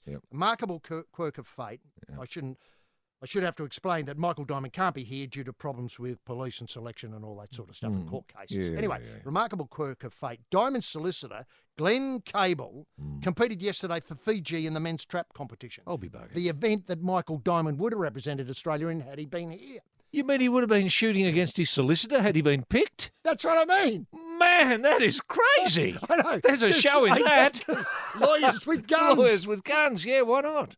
Now, That's a great idea. Now, I thought where you were heading with this is you thought Michael Diamond would be a terrific host of this Just Shoot Me show. You know, he and Grant Denyer or something like that. Someone with a bit of personality, you know? right. Or Basil Zemplis from the Yes, Bull. yes, Now- yes. Or one of the McLaughlins. Oh, that'd be fantastic. They'd be the host, and then they'd cross to Yeah, Basil and, that's with it. special comments from Michael Diamond. That's it. Now, obviously, Cable, 53, was on his way to his fourth games. He was born and bred in Australia, but when he lost out on appeal to represent our nation, that is the green and gold, in 2000, he went on to Fiji on business, founded their National Shooting Association, and began competing from at Olympic level. I'll be bugging. That's such a great story. It is. That's your opening. Yeah. And then you get the contestants out. That's Obviously, right. Cable comes out with Michael Diamond, and all of a sudden, you're into the outbreak. Roy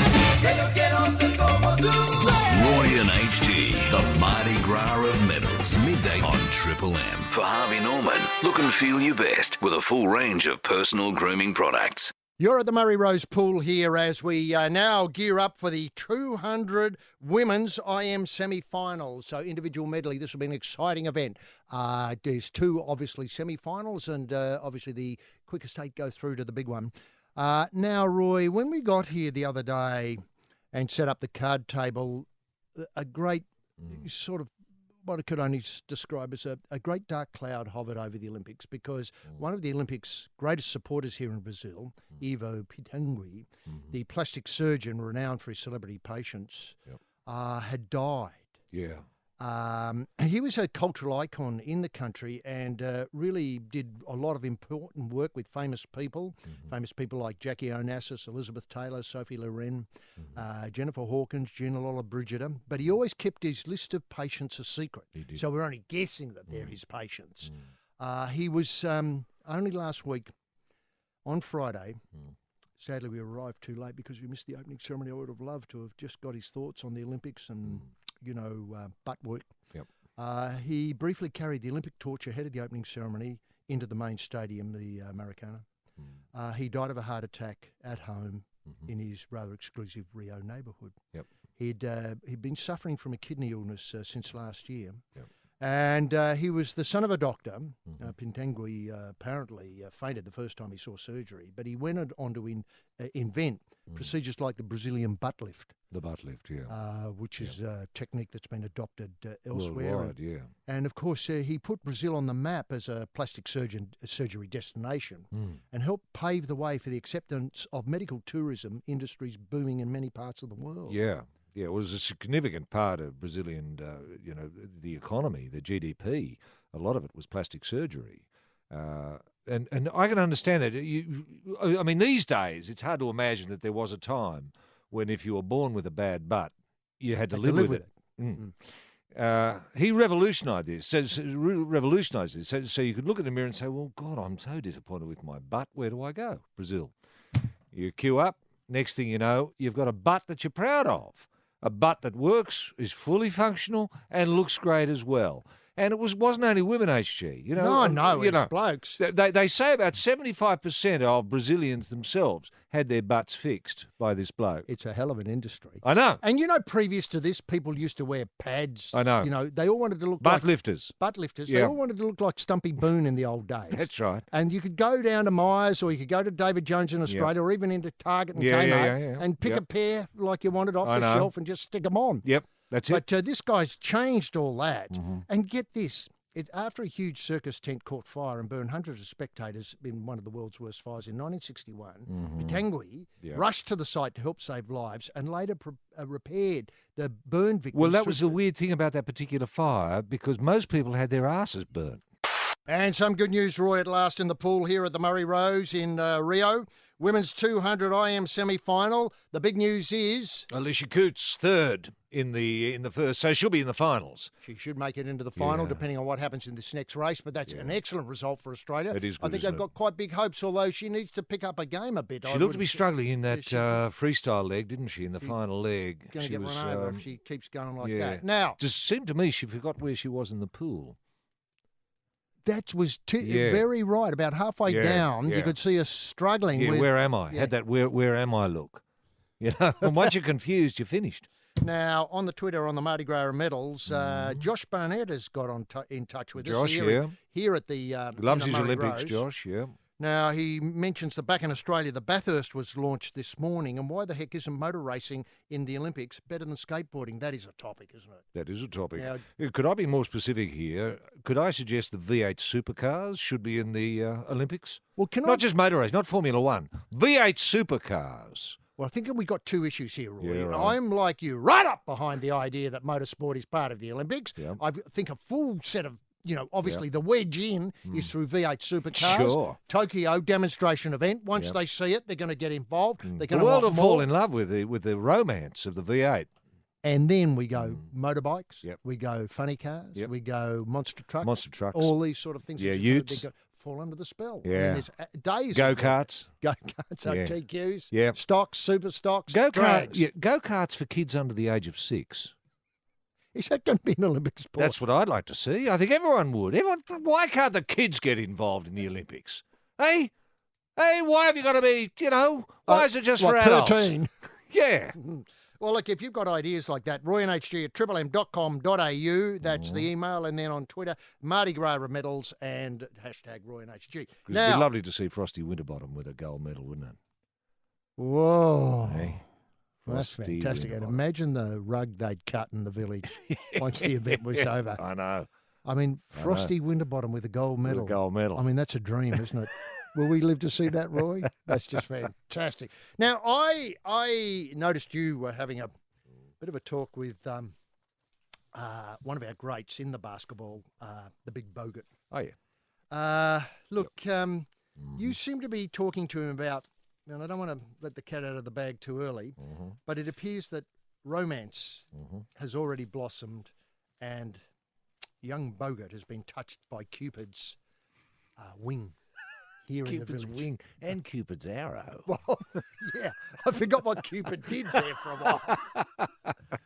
But certainly Well, Cupid is always around Rio, isn't he? He's always loitering. well, it's the city of romance. It's the city of romance. I mean, yeah. they say Paris is the city of romance. I think that's wrong. Yeah, I think already we proved yeah, the kids in the pool and this one on the basketball court is a beauty. yeah.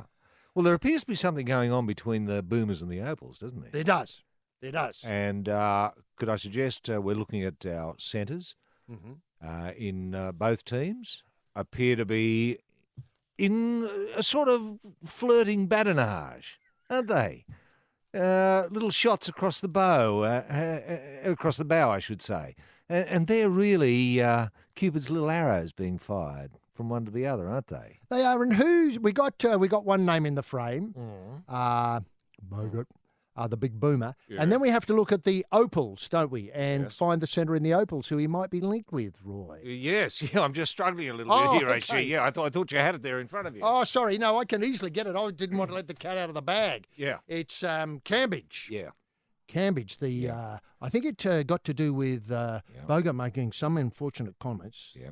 about policing and obviously, Liz Cambridge taking offence at this, and then it's one thing, and was there a hug? And Well, who- he was just trying to fire her up. I think he was trying to get under her skin, in a funny sort of... Well, he's a kooky bloke. He's a kooky bloke, in a Yes. Bogut sort of way. Yeah, You know? He likes to annoy people. Yes. That's Bogut's go. Yes. And she's responded to that. Uh-huh. Next thing you know, they're hugging. Now, she's insisting that Andrew hugged her, not she him. He's saying she hugged him, not he hugged her. So this hugging business, witnesses I've spoken to Andrew about it just quietly. I said, Andrew, did you give her a hug? He said, yeah. Now, I said, do you love her? He said, oh, come on. now, You know what he's what's like. the story about the court work? And of course, you've got to read. Yeah, well, she reckons she could take him on one-on-one Yeah, is that a euphemism? mate? and give him what she's calling a dust-up. Roy and HG for Harvey Norman. Look and feel your best with a full range of personal grooming products.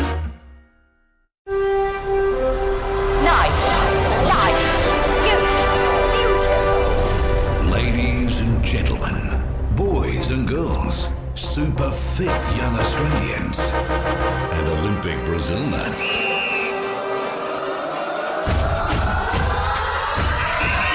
It's that time again.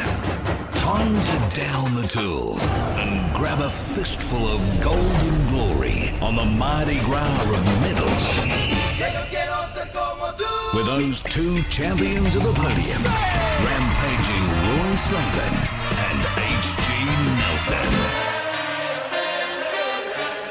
HG. Yes, thanks very much once again, Jumpin' Jai, the centimetre guy in the soundproof booth. Welcome to the Murray Rose Pool on day 4 of competition, the most exciting day of competition so far, with that magnificent 20th gold medal going to the big, well, I was going to say Superfish, but sadly, the big Phelps with the death stare here at the Murray Rose Pool. And now with Michael Phelps winning the 200 metres butterfly, 20 gold medals. But today, as I introduce my colleague in league here behind the card table for another magnificent Mardi Gras of medals, it's very sad to realise that this is the Khyber TikTok Day at the Games. Always the 4th day of competition in the Australian calendar of the Olympics is Khyber TikTok Day.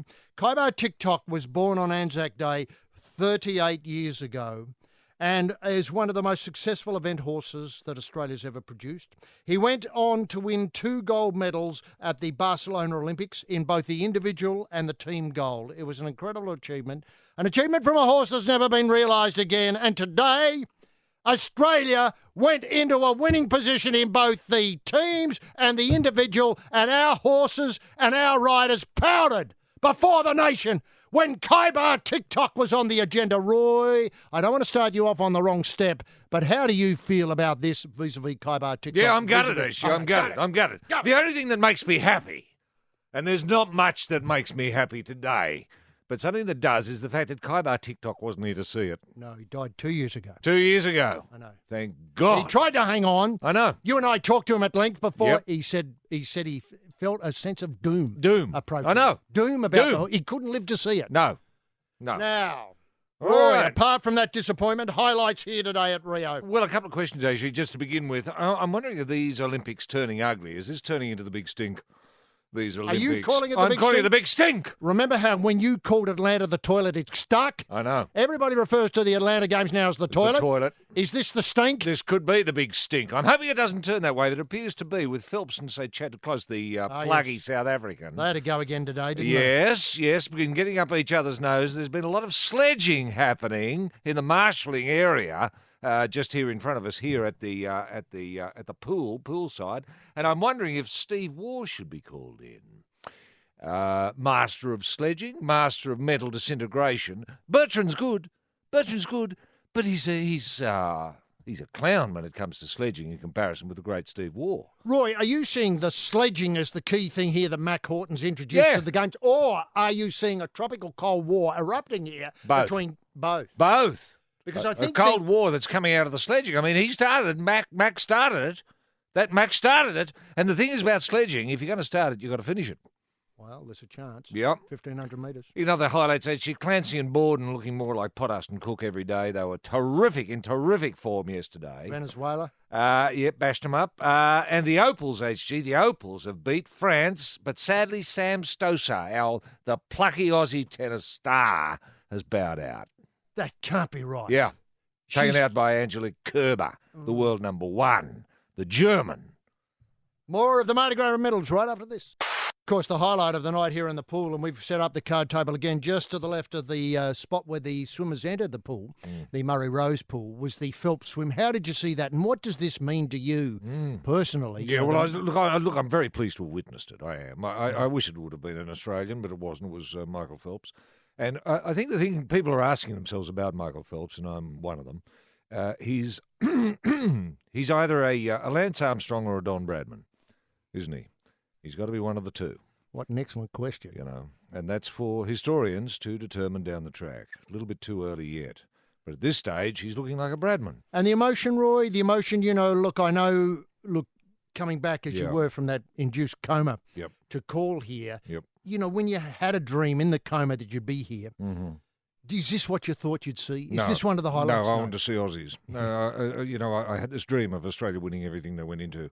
No, I had a lot of hopes for this Australian team, but it's not over yet. No, it's not. You know, our teams are doing well, Mhm. apart from our men's rugby sevens, Or hockey. apart from our hockey players. Well, they still a call Yeah. for Rick Charlesworth. Yeah, to get over I here. know. But Now- apart from that. Highlights today. Well, McKeon HG, she took bronze in the 200 metres, and congratulations to her. That's a fantastic achievement, really. Now, is she the This one who is was having Emma. trouble with her hair? Yeah, no, not a hair HG. She claimed that her head was getting in the way. Now, I assume she meant her mind rather than her head was getting in the way, because her head seemed fine to me.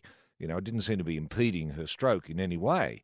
And it would be a problem if the head was affecting her stroke, but it wasn't. She can't blame her head for that. But the mind, if her mind is getting in the way, then you've got to look at Michael Phelps. I mean, he's admitted that he's got no mind at all. It never gets in his way. You know, I asked him, how's your mind? He said, what are you talking about?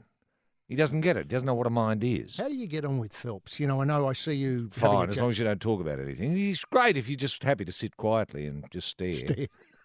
Now, other highlights from the pool today. Well, McAvoy HG has come Oh, yes. second, and Chalmers came first in his heat. Heats. So we've got two Aussie heroes in the 100 in the 100 and metre, free. in 100 free, which is the gold medal event. Let's face it, it's the blue ribbon event, isn't it? It It's is the blue indeed. ribbon. It's the one. Now, one highlight here, which I picked up from yesterday, is Kim Brennan in the single sculls. She made the semi-final her own. I know. No head getting in the road there. No. Just straight up that course. Yes, she did. I mean, like a rocket. I know. Now, the great news was that it was a birthday yesterday, but they kept it secret from the rest of the competition. Yeah. Obviously, because the power of the birthday problem is Anzac Day. And as we know, all Australian winners, birthday win. Birthday was Anzac Day. You know, But as a- she's putting her hand up saying, well, I wasn't born on Anzac Day. So we've got to think, well, how's she going to win? Roy and HG, the Mardi Gras of medals. Midday on Triple M. For Harvey Norman, look and feel your best with a full range of personal grooming products. Yes, well, Roy, the big disappointment here at the Murray Rose, and it was all anybody was talking about, was this collapse by our equestrian team overnight in this morning's round. Yeah. Obviously you were disappointed. I was disappointed when we spoke to Michael Phelps. Admittedly, he didn't have an opinion about it, but you could see he was disappointed. And I've got to put it to you, do you think equestrian belongs in the big stink? I do when we're winning. Thanks. You know, when I think of the heroics of Kaibar TikTok, that horse, that What it horse did. that carried a couple of Aussies home for gold. Kaibar did all the work. I know. A horse like Kaibar TikTok only comes around Once in a lifetime? as often as a Phelps or a Wow. Bradman. They only come You know, once. arguably TikTok was a better performer than Phelps. That's giving it a bit of context. Now, in an article, a think piece, I think it might have been published in the Fairfax, that I've just seen online here at Poolside, it says, this is a quote, while equestrian is perceived to be a privileged and anachronistic sport, it's one of the very Olympic disciplines with gender equal, with men and women competing in the same event. Yeah, that's true. And then you've got the problem of, the whole thing of going into these things in pole position, which is what happened There's overnight. a lot of pressure comes with pole. It's pressure, isn't it? Your head. I mean, McKeon's quite right in that way. I mean, if you are in pole position, the pressure's on you to win, and the easiest thing in the world. Horses know this. Horses sense when they're in pole position.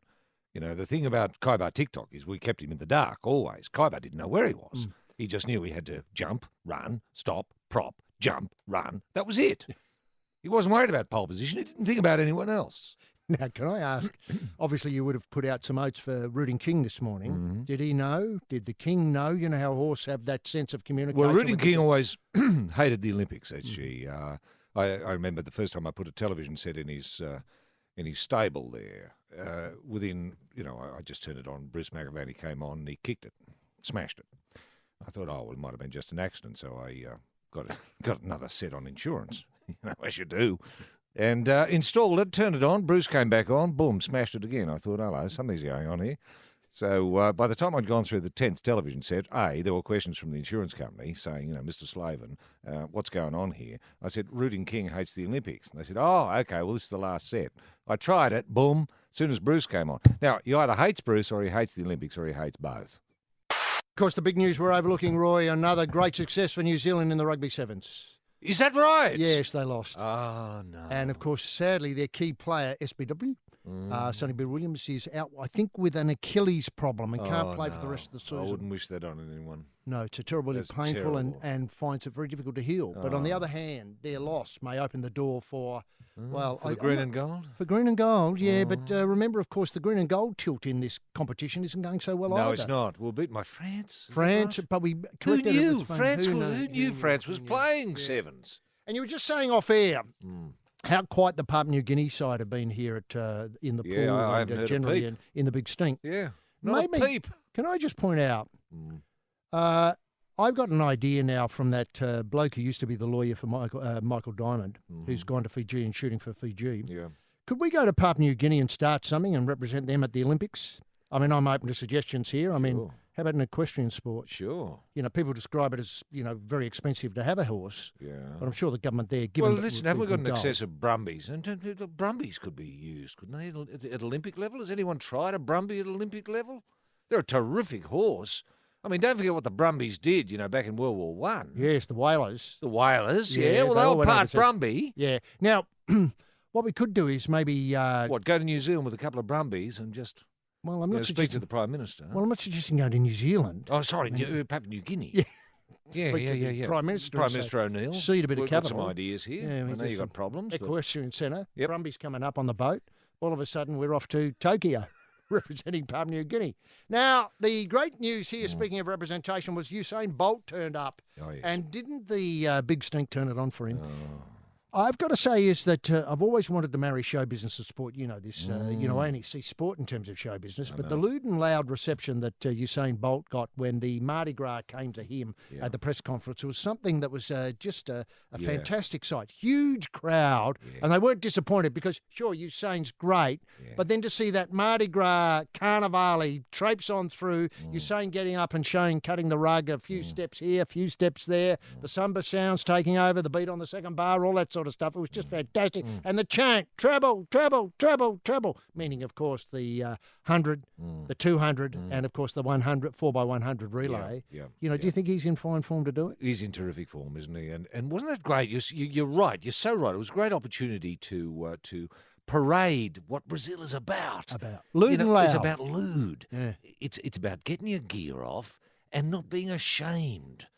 Being proud of your nudity, being proud of your new butt, being proud of all that and the way you move it and the swiveling of the hips and rhythm and all of that. I mean, it's joyous. It's joie de vivre, isn't it? Yes. It's just loving life. And that's what Usain Bolt's about at the moment, selling the message that kids, if you can run, 100 metres in about 9 seconds, this life is here for you. Well, not only that, Roy, I take your point entirely about running the 100, but on the other hand, you may not be able to run the 100 very quickly, like in 9 seconds, but if you can shake it, if you can dress in the skimpy gear, if you can take it all off at the airport and wander around the big stink, there's a place for you as well. There is. And I would say to any athletes who aren't, all that involved, who aren't winning, just leave the village, get your gear off and wriggle about. Roy and HG, the Mardi Gras of medals, midday on Triple M. For Harvey Norman, look and feel your best with a full range of personal grooming products. Well, right in front of us here now, Roy, the field's assembled for the 200 metres IM for women. It's a final. Alicia Coots represents Australia here, I think, in about lane 3. She does. She's got a good lane. A very good lane. What time would it be back home, HG? Because people might be able to watch it on television. I think it could be about 12:30 local Sydney time, but Okay. then take your cues across Australia from there. there, and they're away in the race Well, there's now. no reason why any Aussies shouldn't be watching it. Exactly. They should have down tools Yes. and planned about this because this is one of the, could be a highlight for Australia here. Blue ribbon event. Blue ribbon event. And without wanting to call because of obviously commitments, Yes. it does look as though Australia's doing quite well. Oh, okay, good. Now, while good. they do the finish off the fly leg, I'm just wondering, we saw Michael Phelps, Yes. remember, of course, Lance Armstrong or Don Bradman, that's our question today. he walked up to his youngster in the crowd. Did you see any hint of gold on the new kitty, on the new Phelps? Look, I tried to, and there might be a hint of some gold there, you'd have to think. But what I loved about the photo shoot that happened immediately after the medal presentation there, HG, was the freshness of the camera people who invited the athletes to either kiss their medals or bite them. And I noticed one of the kiddies there biting his bronze medal and giving it a thumbs up. Yes, it really is bronze. And now they've turned on to the breaststroke leg in the 200. Mm-hmm. And, Cooch is dropping back, but I can spot an Aussie charge coming, Roy. Right. Breaststroke, obviously not. Now, is Coochie, it's not her best discipline. It's not her stroke. It's not her go. No. Well, she appears to be coming about sixth. And she's got the fly leg to come home with. So fly I'm not writing go? her off. The fly's her go. Right. And I'm not writing her off by a long chalk. On world record pace for those watching on the television, that yellow line indicates a world record's coming up. Yeah, right. Okay. So who's out in front? Is it the English? No. It's the Italian swimmer. Italian. When did the Italians learn to swim? How did that happen? I must be swimming in the Mediterranean. Man, that's just that amazing. Here and now, Coochie should be able to bring it home from here. This is freestyle. It's freestyle. This is Australian crawl. And it's Hungary in lane 7. Just been, for some reason, somebody's tapped me on the shoulder and suggested that. Right. Hungary meaning, in fact... Hungary's leading from the 7th lane. That can't be right. Can't be right. That's stupid. That's stupid, isn't it? I know. You know, a lot of people play practical jokes here in the big stink. Yeah. It looks like Cootie's coming at 5th. So certainly Hungary was the winning swim there. I read that as the obviously the Italian flag. Katinka Hosu from Hungary. I know, but Italy still. Who said they could swim? I don't can't. resolve from those comments in the call, Roy. Yeah, but Hungarians, when did they learn to swim? I mean, there's a revolution happening in Hungary and nobody told us. I mean, what's going on? Quite possibly a revolution. But when did they get pools? I know. But you can't. That was a terrific swim from Cooch, though, wasn't it? I mean, forget the others, the Europeans, who said they could swim. It was an Aussie. I marked that down as an Aussie goal. The head got in the road. Yeah, maybe it did. Now, Roy, something that's going very well here in the big stink is our basketball. Now, just before I let you off the leash, the Boomers say they fear no one, not even the US Dream Team. Yeah.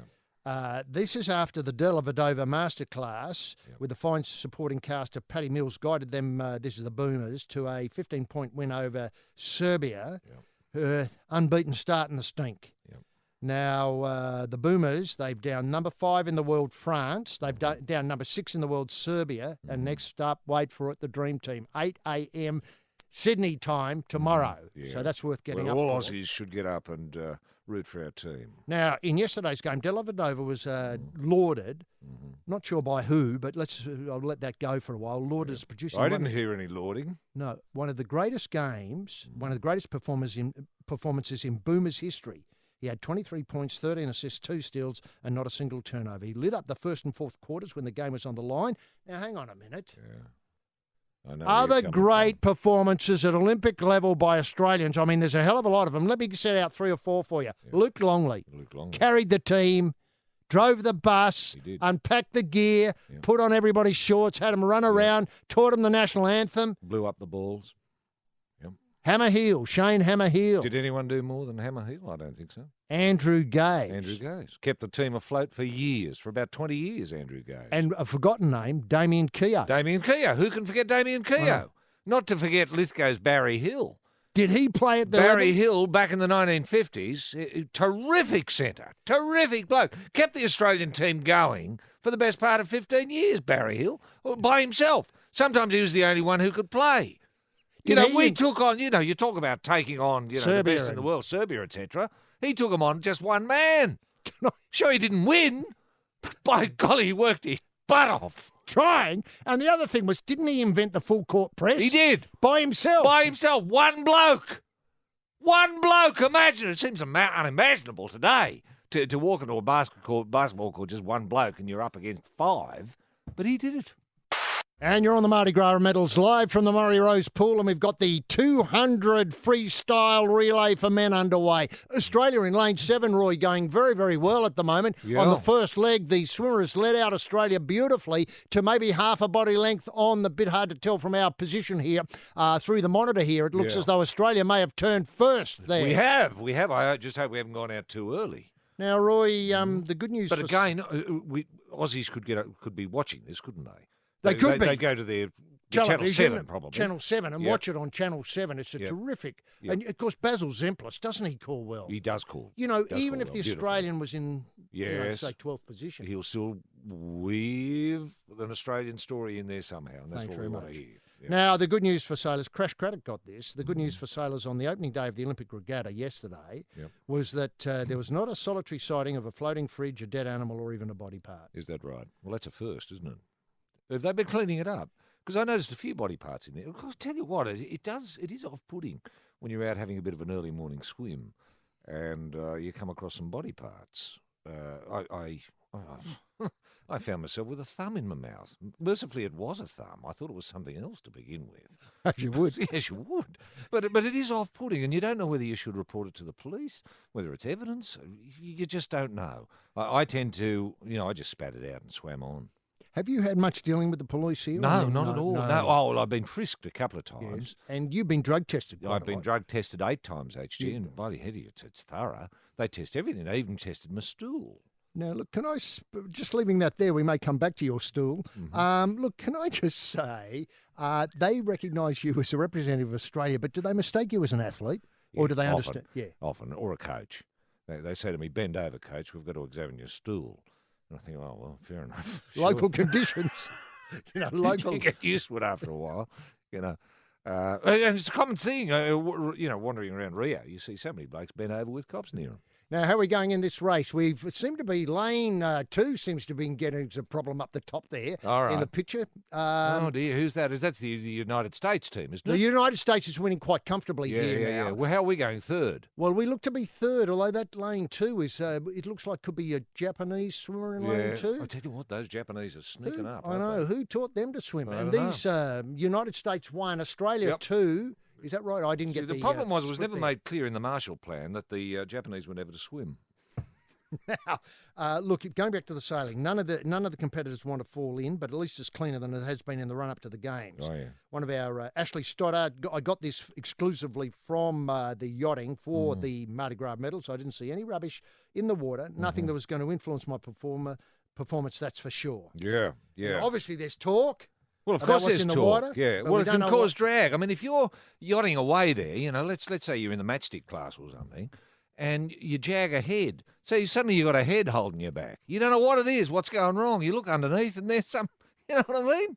I know. It is a problem. It is certainly a big problem as we come back to the relay here, and we're up to the split. Let's have a look at this split. No, they're way off world pace. Way off world pace, yeah. You're 1.5 seconds behind world. Yeah. We imagine we're still coming in at third at the moment, HU. We've still got an opportunity here to medal. Well, I think so, although we appear to be only about 20 lengths behind. Well, here's the American got it all to himself in clear water, as we call it. Yeah. And the Australian looks to be in third. Yes. But could be second on the turn. If let's have a look at this turn. Yeah, Take I think us we through are the second turn. on the turn. And remember, we've got the Tootie guy to bring it up last. Yeah, no, I think we're second on the turn. There's a chance here for another bronze. It's been a morning of bronze. Yeah. Although that swimmer in the lane alongside the lead there looks as though it's going to give us a bit of hurry up. Yeah. And is this, take us through the moments here, Roy. What are you thinking? You know where you are in the pool. Well, you've got to know where you are in the That's pool. the That's thing. essential. We established this yesterday. If you don't know where you are in the pool, you're lost. buggered. Yeah, you're lost. You're That's completely a lost. Turn there. Let's have a look at the turn here. Yes, One. we're turning third. We're close to turning fourth, I Close think. to turning fourth. God almighty! And yet, it's still America out in the lead Yeah. in the 2x100 relay, metre relay for men. Now, okay. Well, Mac Horton's got to bring it home. He's our fourth swimmer here. The Tootie guy. Oh, the Tootie guy. Tootie guy. I hope he said something to the other swimmers to put them off. Here comes Phelpsy now. Is that again. Phelpsy in? God almighty, Phelps. This is going to be 21 Can't here. we keep that bloke out of the bloody water? What has this turned into, the Phelps show? Well, Hey? the only I thing... mean, was it like this with Don Bradman? Oh, bloody hell, he's still batting. 4 days later? When did he go in? 4 days ago. Oh, God almighty. Well, that's the thing with Usain Bolt. They had to bring in the Ludi gear to get anybody to focus on it, to drag it away from the Phelps show at the pool here. Well, I know that, we've but at seen least with history Bolty, here, you know it's going to be over in either 10 or 20 seconds. Yeah. You're not watching the bloke for days on end. You do tire of people here at the Olympics, don't you? It's just, you can talk as much as you like about people like Laurie Lawrence and so on, and how much they love this. Yeah. But, Well, someone's got to get Phelps aside and say, hey, Phelpsy, you've done enough. Yeah, put the feet up. 20 medals, you've done enough. Now, let's have a look at the turn here. There, Australia in fourth place on the 200. I hate that. And we're being challenged for fourth. No, we seem to have fourth all by ourselves. Yeah.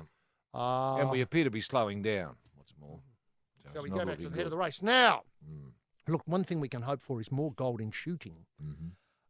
Because James Willett is going to prepare for one of the most nerve-wracking days of his life tomorrow morning when he goes for the double trap. Now, Willett's rise to the top of world shooting has been amazing, and there's a chance to follow Catherine Skinner's gold yesterday or the day before in the trap as well. Now, he gets up at 4 a.m. tomorrow morning. That's Sydney time for those who want to get up and watch this. He shoots 125 shots in the double trap to qualify. Wow. To qualify. Now, is this the last lap now? Or have we got one to go? Oh, look, how long have we been here? Oh, yeah, this is it. Yeah, that's it. Okay, America won. first. Australia fourth, but it looks Britain. plucky. Great Britain and Japan. Japanese that's have not snuck good. through again. I know. Who So said we've come that? fourth. Well, you can't take that away from the Australians. That's an excellent swim there from the Australian. I think the head got in the road, especially down towards the end. Yeah. And the loss of where you were in the pool, they'd be my only comments. Yeah. Obviously, there'll be a debrief and a full report, and you'll be putting up maybe 400,000 or 500,000 words about that swim Yeah, on I'll your be blog. blogging on that. Yeah. I think we've arrived today without our swimming heads on. So we didn't even get a bronze there. I No. marked that down for a bronze. All right. Now, coming back to the shooting, 4 o'clock tomorrow morning, 125 shots to make qualifying. In competition, he'll be up against much more experienced shooters. A lot of shooters crumble under the pressure. You can see what happened to the New Zealander against when she hit the Mitre Skinner yesterday, was found wanting. Willett built an $80,000 shotgun range 100 metres outside his back door in the country town of Malawa in Victoria to prepare for Rio. $80,000 shotgun facility. Yep. But he's a long way from home, obviously. According to Russell Mark, one of our great Olympians with the shotgun, he's a smart kid. He's also a real country kid. And when you meet him, you wouldn't pick him as a world-class marksman. Everyone is in awe of his double trap. Shooting Australia had him in skeet. Oh, how stupid were they, shooting Australia? No idea. When I retired and I talked him into the double trap. I spent 2 days with him before he left and he hardly fired a shot. I spoke to him about how he's going to feel on the morning of the shoot. I told him it'll be the most gut-wrenching day of your life, but if you see it through, it'll be ecstasy. Now, I hope he doesn't mean that literally. Yeah. Now, Well, what, what a talk great about? thing to have Russell Did they have an Mark. agenda? Well, imagine Russell Mark spending 2 days with you. Hey, wouldn't you look forward to that? Hey, gee, guess what? Russell Mark's coming around to your place to spend a couple of days with you. You'd think, oh, you Yippee. beauty. But what do we talk about? Oh, I don't know. Shooting? Trigger. Triggers. Like you What's the can hit- best trigger you ever saw, Mark? Russell? Oh, No, the Atlas the wing bone. 1290. Yeah, 1290. Beautiful Now, trigger. They might say, start off with one HG, suggesting a show called Just Shoot Me. Do you Yeah. reckon I should go in it? Yeah, I reckon you should go in it. Yeah. I reckon Russell Mark could host that. This $80,000 bloody shooting range he put outside his back door. What's in it? Where'd the money go?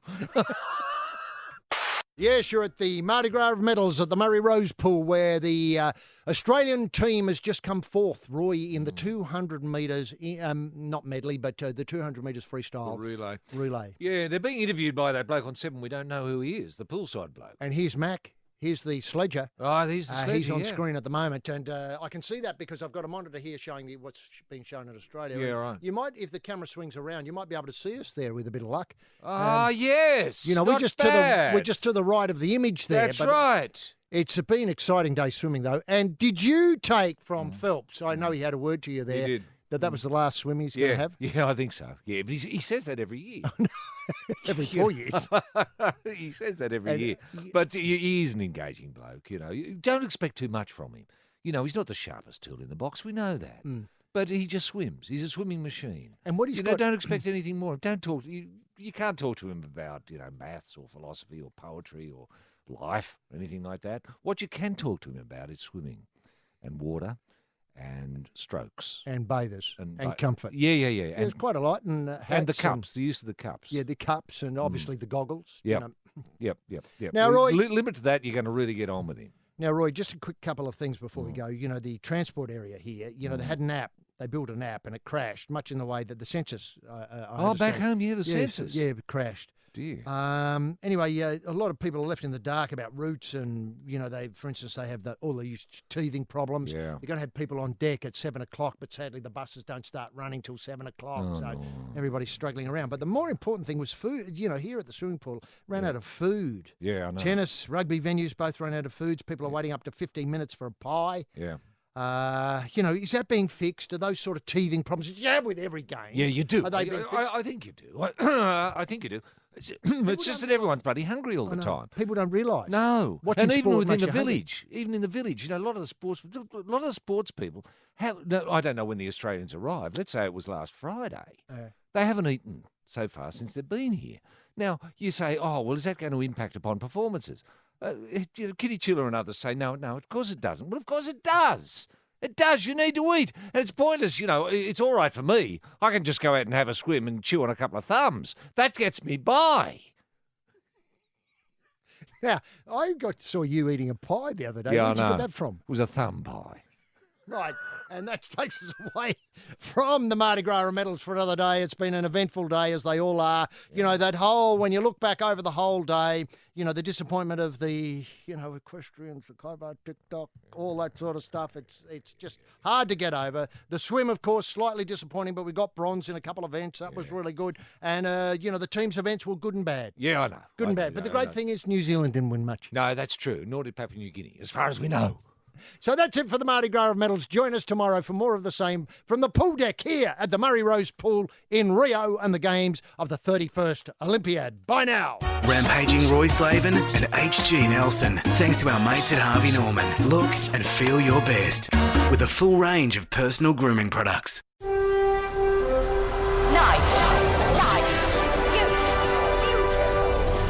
Ladies and gentlemen, boys and girls, super fit young Australians, and Olympic Brazil nuts.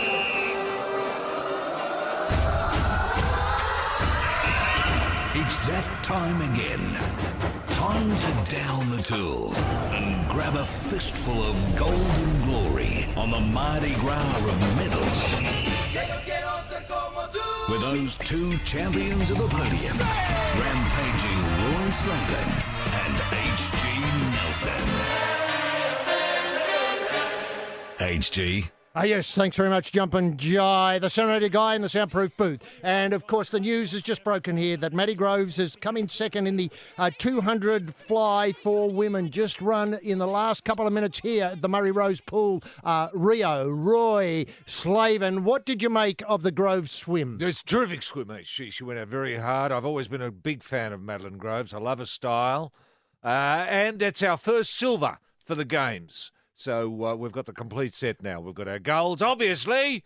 Now we've got a silver and we've got a few bronzes. So good day for Aussies. Aussies can feel proud today, I think, HG, that Groves has done it. Got the silver. Roy, the atmosphere absolutely electric now here at the Murray Rose Pool because the 100 metres for men's is just about to get underway. As the runners are introduced, the swimmers are introduced to the vast crowd on hand here. We see the first of the Australians coming out. That's Cameron McAvoy, obviously in lane 3. We've got Nathan Adrian in 4 from the United States. And Kyle Chalmers, are you seeing those big 3 in the middle there? Splitting the medals here, divvying up the medals. You'd have to think so, HG, unless you can always get a random variable. Let's face it, it's swimming. Anything can happen, given the sort of substances that some of the swimmers are taking. Not in our nation, of course, but other Elsewhere. nations that we won't mention: China, Germany, Spain, Japan, Sweden, Hungary, you name it. Tokyo, Yep, Russia. Russia. Yeah, Russia. Goes without saying. Now, But in the compliant good nations of the world, HG. There's Australia, a hell of a lot of daylight, and one or two other countries. Who we won't mention because they don't win. Now, Roy, the atmosphere is really building here. I might have said that earlier. And look, we're able to take this call of the 100 metres, obviously with our two our golden boys, if I can use that term, I'd be the first to use it here, golden boys, McAvoy and Chalmers going for the gold in the 100 metres for men. It's a 50-year drought, isn't it, HG? 50. Michael Wendon, I think it was. God, he could swim, Michael Wendon. He got it in Mexico in 1968, a 50-year drought. Don't do the maths because it doesn't add up. No, I know. Right. Let's call it 50 years, roughly. Okay. Now, they're almost on the blocks, Roy. What are you thinking in this race? Aussie's going out hard early. Seems to be the go. Yep. Seems to be the new way, the new approach to Australian swimming is to go out very hard early. Well, I think actually each swimmer's got to swim his own race. Mm-hmm. That's what I always say to swim your own race.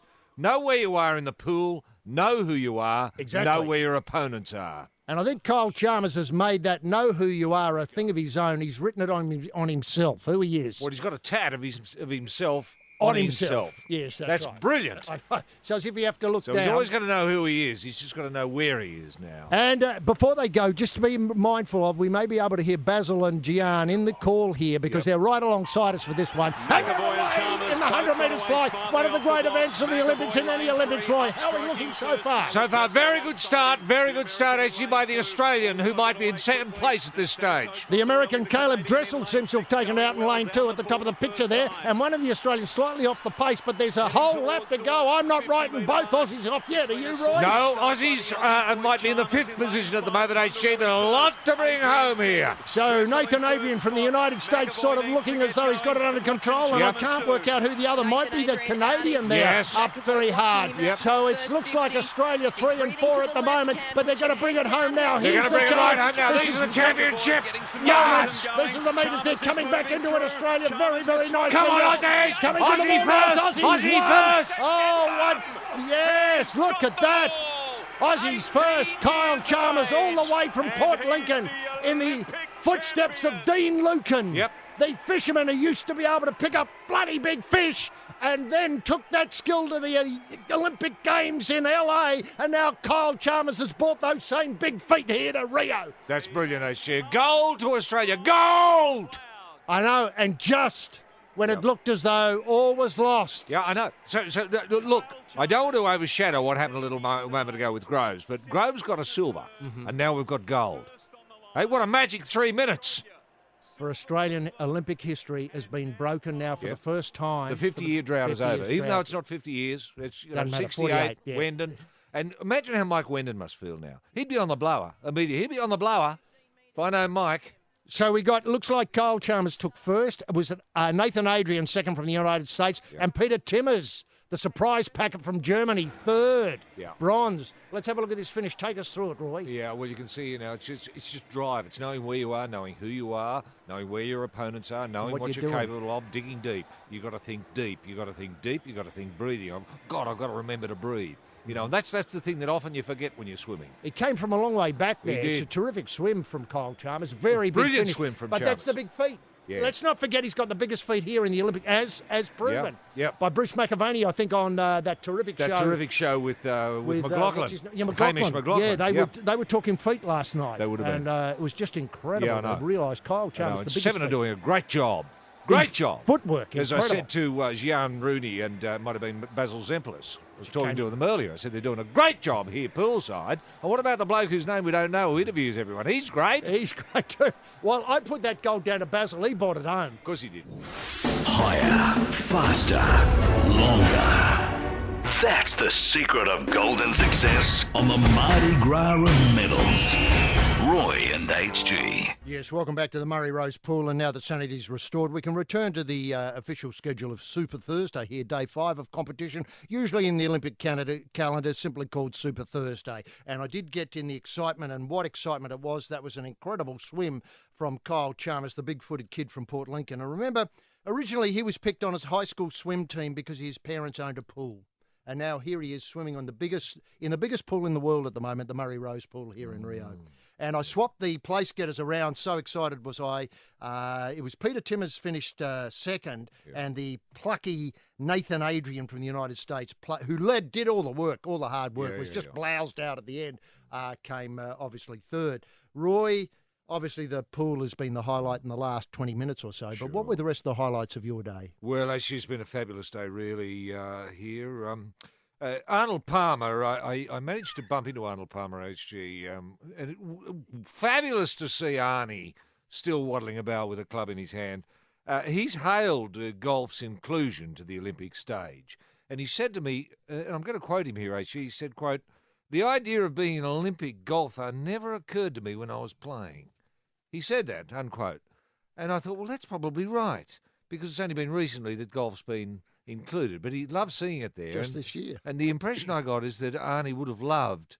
you swung the club? Yeah, he would have loved to have been an Olympic golfer in his day. The plucky New Zealand men's sevens, actually, they've gone down to Japan. So I think the dream is over, and we don't use that word often in this program. That is the word dream. The dream is over. And New Zealand in the same sense. Plucky New Zealand, yeah. I think that's the first time in history you've used the word dream in New Zealand in the same sense. I know. Fiji's sevens team, HG, have had their mobile phones taken from them by their coach, Ben Ryan, just to keep them focused. Apparently they were spending a little bit too much time taking selfies and things of that nature. So we've drawn a close to that sort of behaviour. Now, there's been a call, HG, a late call for a 4th, 5th and 6th Olympic medal to be awarded. So you'd have gold, silver, bronze, tin, wood and dung. Now, I think this can work. If we looked at the race we just saw, did the Aussie kiddie get dung? The second Aussie The second Aussie kiddie might have got... Cameron McAvoy. Yeah, well, he got dung in that... Well, you can't take that away from him. You can't. You know, how'd you go in the Olympics? I got 3 dung. At least I and got a tin. dung. At least I got a dung. So, it's not official yet, no. But I think that could work. Yeah. Borden and Clancy HG, they've topped their pool, of course, in the beach volleyball. They're the new Podhast and Cook, as we keep saying, and they're showing that this is still the case. And the Dream Team just a little bit too strong for the Boomers earlier today. But can I just congratulate the Boomers? I thought the Boomers really stood up, especially in the first half. They just failed to believe. Once they got their noses in front, it was all too real for them as far as I was concerned. So it's up to the coach to say, boys, you've got the dream. You've got to believe in the dream. But I thought Bogut stood up. Bogut was magnificent. Vela Devova was magnificent. Paddy Mills was magnificent. This is a great team. They've just got to believe in themselves, and I'm going to spend some time with them tomorrow morning. Now, Roy, that was our 5th gold. Kyle Chalmers, the kid from Port Lincoln with the big feet, etc. I've said it all before. Yes. 5th gold. Now we're 5th on the medal table again. Are we really? We're back up there, so that's fantastic. And look, I don't know. It's been a checkered thing, obviously, when Johnny Hendricks and John Devitt and Mike Wendon, you just thought it was ours all the time. And then there was a long, lean period, including swimmers like Klim and Thorpe, who couldn't do this. That's right. 100 metres. Now it's back ours. Coming back to the basketball, though, at the end of a physical and often spiteful game, the Boomers' US player, Paul George, has accused Australia of playing dirty. Did he really? Paul George can talk. He's a gutless wimp. Australia's NBA legend Luke Longley, now on the Boomers coaching staff, that's good to know, said in response, "Tell him that's international basketball." Well, that's dead right. And if anyone would know, Luke Longley would. Well, he carried the team, as we said yesterday, drove the bus, did the masseur. Did everything. Picked the team, put up the nets. Yeah, sure. The Americans are always going to cry foul, cry dirty when they're being done and dusted. And they were done and dusted in that first 2 quarters. We just powdered a little bit in the 3rd quarter. But we've got, these are issues we can deal with. At least the Boomers know where they are. They know who their names are. They know where they are on the court. More than I can say for the Americans, who I think are just gutless. Roy and HG for Harvey Norman. Look and feel your best with a full range of personal grooming products. And Roy, look, something that's not been mentioned as nearly as I can tell from what I've looked at Australian media this morning is this very sad story concerning our gold medal prospect James Willett in the double trap. He missed a shootout for bronze. Do you get the idea? I do. Missed gold, silver, etc. Shootout for bronze. He didn't get dung in the end, did he? I don't think he even managed dung. I don't think he scraped into dung. But I'm glad that this has not been mentioned because I think it keeps alive the dream of the Just Shoot Me television show. He, of course, is the kid who built the $80,000 shooting range at the back of his property at Mullawa. Yeah. And let's face it, that's a very strong community of shooters up there because I think our gold medal winner comes from Mansfield, Is that not a right? million miles from Okay. Mullawa in Victoria. Do they use the same? They do use shotguns. They go over to his place though. To bang use off his a few. shooting range? Yeah, Shooting range? I'd say so. It Yeah. probably rings up Catherine. Catherine, what are you doing on the weekend? Well, I'd love to come over and Yep. bang off a few. Okay, so he's 20 years old. When did he build this shooting range? Jeez, Well, he had it for long. He has. As a 12-year-old, he had what's described here, I think, by Michael Gleeson as an eye like a dead fish. Wow, man, is that a good thing as a shooter? I have never come across this term, an eye like a dead fish. Anyway, and so his dad built him a shooting range on the family's farm. Was that the same shooting range, or Difficult to know. It was almost identical to the one the 20-year-old son is shooting on at the outskirts of Rio. They bought it over here as well. On Wednesday, it's a grimly desperate area of Diodoro where owning a gun and knowing how to shoot it is not a sport. Get it? yeah, I get it. Now, I get it. Yeah. There's a bit of social commentary there. Hey, so have you got to put in a DA? Can anyone put in a DA for a shooting range in their backyard? Let's say you're living in the inner city and you've got an eye like a dead fish, like this bloke. You know, the whole neighbourhood's behind you. Would you be able to put in a DA? I'm pretty sure you can, as long as it backs onto something like a reserve Or a you know, big next door brick neighbour, wall or big- something? you know, a next door neighbour who Yeah. might be having chooks and stuff like that. Sure. That probably won't I work. suppose the important thing with a shooting range, HG, is you've got to make sure that you're not going to accidentally hit someone like a neighbour. That'd be the main thing. Well, wouldn't I it? think That's that- where the cost would go in. Well, I think the council, this amalgamation of councils that's going on across Australia, it's Yes. a revolution that's sweeping Australia. Yes, it's just going to be easier for It people is. to get their It is. shooting ranges in? up Yeah, because good. they'll have an inspector qualified to do work in that area Okay, good. and say, look, you know, you're Good. only 2 metres here from your next door neighbour's barbecue area. Have you Yes. thought about what might happen on a Sunday afternoon? You know, should you come out for a bit Sure. of a bang Yep. and a few chops are being fried there? What's your Occy health and safety like here? Sure. Look, I suppose neighbours could lodge an objection if they didn't want it. And Can't McKeon's... imagine anyone objecting. No one objected. It would be un-Australian. Would be. Now, Taylor McKeon's just won her semi-final in the breaststroke. The breaststroke, 200 the 200. Isn't that yeah, great? that's excellent. So she moves on to the final. That'll Okay, be a great one news. to watch. Good. And Roy Willett, this is James Willett, said it was the youngest in the field by a generation. I'll be buggered. The nearest one to him was about 45. 45. But the kid's routinely the youngest in any international field by a generation. So it's a really a Well, you've telling got to remember, moment. Michael Diamond was a kid when he started, wasn't he? Well, back in 1988, Yeah. he was only 12. 12, that's right. the And he young- didn't have a shooting range. He didn't. He just shot like because He he, had just the shot eye like- anywhere. Yeah, Because he had two eyes like dead fish, didn't he? he did. Now look, the Just Shoot Me has taken the Just Shoot Me, the television show, Television show, yeah. with all these parts. Obviously, Who's doing it? 9, 7 or 10? What's the story? Is it Fox? No, it's coming to free-to-air television. Oh, good. Yeah, Now, beautiful. one great thing here is James Magnuson, apart from the fire in the belly about more Olympic stuff, This is the missile. the missile, he's got lots of strings to his bows. He's a passionate property developer. No way. He loves to put up, 15 or 20 wherever he can see it. Gets Well, council what is the approval. sort of Harry Triggerboff sort? The Harry Triggerboff of the pool. Is that right? Now, he Okay. said, asked what he was going to do when he gets back to Australia, and he said, you know what I'm going to try and do is book myself into film and television school to improve my presenting and acting skills. Good. Now, this is fantastic news, Great news. with regard Just Shoot Me.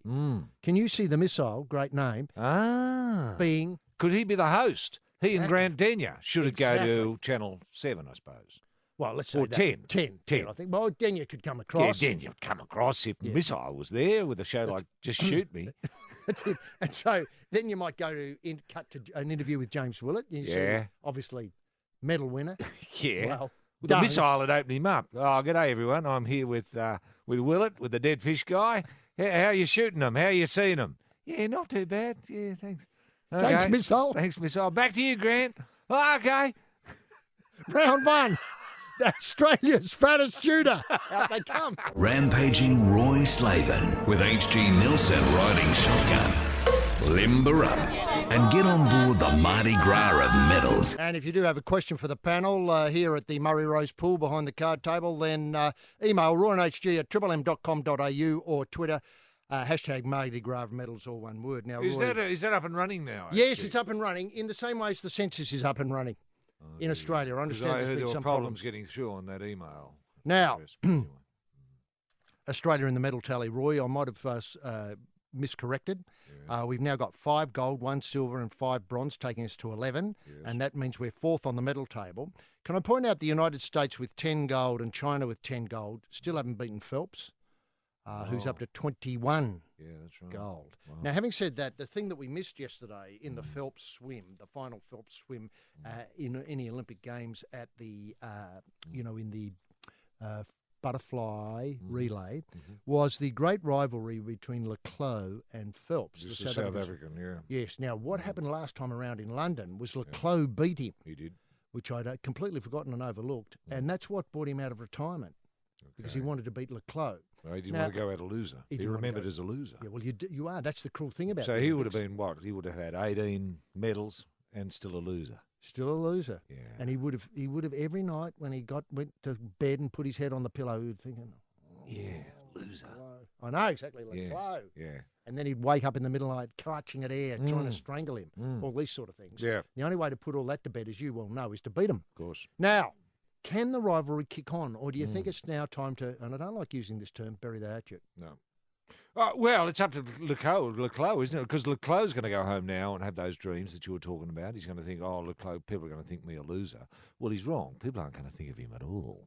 That's the truth of the matter, isn't it? So you've got to say, but this is the competitive edge that someone like Phelps brings, isn't it? It's Yeah, he that does. madness. Have you ever had a feud that lasted beyond any sporting competition? Yeah.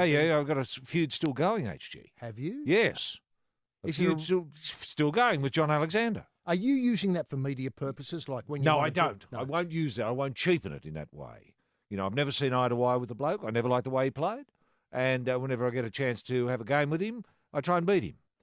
And I'd have to say in the last 15 years or so, I've beaten him every time. Sure, there were years ago he used to beat me every time, but not anymore. And I remind him of that all the time. And you blame him for the failure of Australian tennis I here at do. the Olympics. I do. in Rio. And I- you've said so. Your blog last night was, Yes. you didn't hold back at Yes, all yes. about how much you hated John Alexander and his, Well, he's role in the he's demise. he's presumably the minister for tennis in the Turnbull. Turnbull government. And what's he done for tennis? I know. Nothing. Have we had any new courts built? No. Are fees going up? Are we Yes. making our own balls yet? No. We're importing Chinese balls. I blame Newcomb and I blame Alexander in what do you- particular. Can you see it kicking on? Like obviously you're both getting fairly aged now. You're Yeah. going to take this to the grave, do you reckon? Oh, yeah. Yeah, good. I'll never forget. The thing about a feud is never funny. And have we got feuds going elsewhere? I know, and I Everywhere. don't want to get caught up in the big stink again. And the Everywhere. big stink is the Dream Team and Boomers. Yeah. Oh, that's a nice. That's a stink. new feud. Yeah, That's been going on for a few years now. But now the Americans are starting to take it serious. Calling us cheats, bit rough, that sort of stuff now because we're starting to beat them. And we are going to beat them. We're going to beat them. Gold to Australia. Yes. But other things like, these stinks that are going by, let's start off where we take it right back to the beginning. Mackie Horton and Yang, Yeah. cheat. Cheat. Started off as what I thought was a red boat sledge, Yep. inspired by Johnny Bertrand. Now it's everybody's bagging each other. I know. It's there's something refreshing about it, isn't it? The tide has been unleashed. Do you know Yeah. what I mean? It's as if the plug in the back door of feuds has been releasing a big gastric of feuds.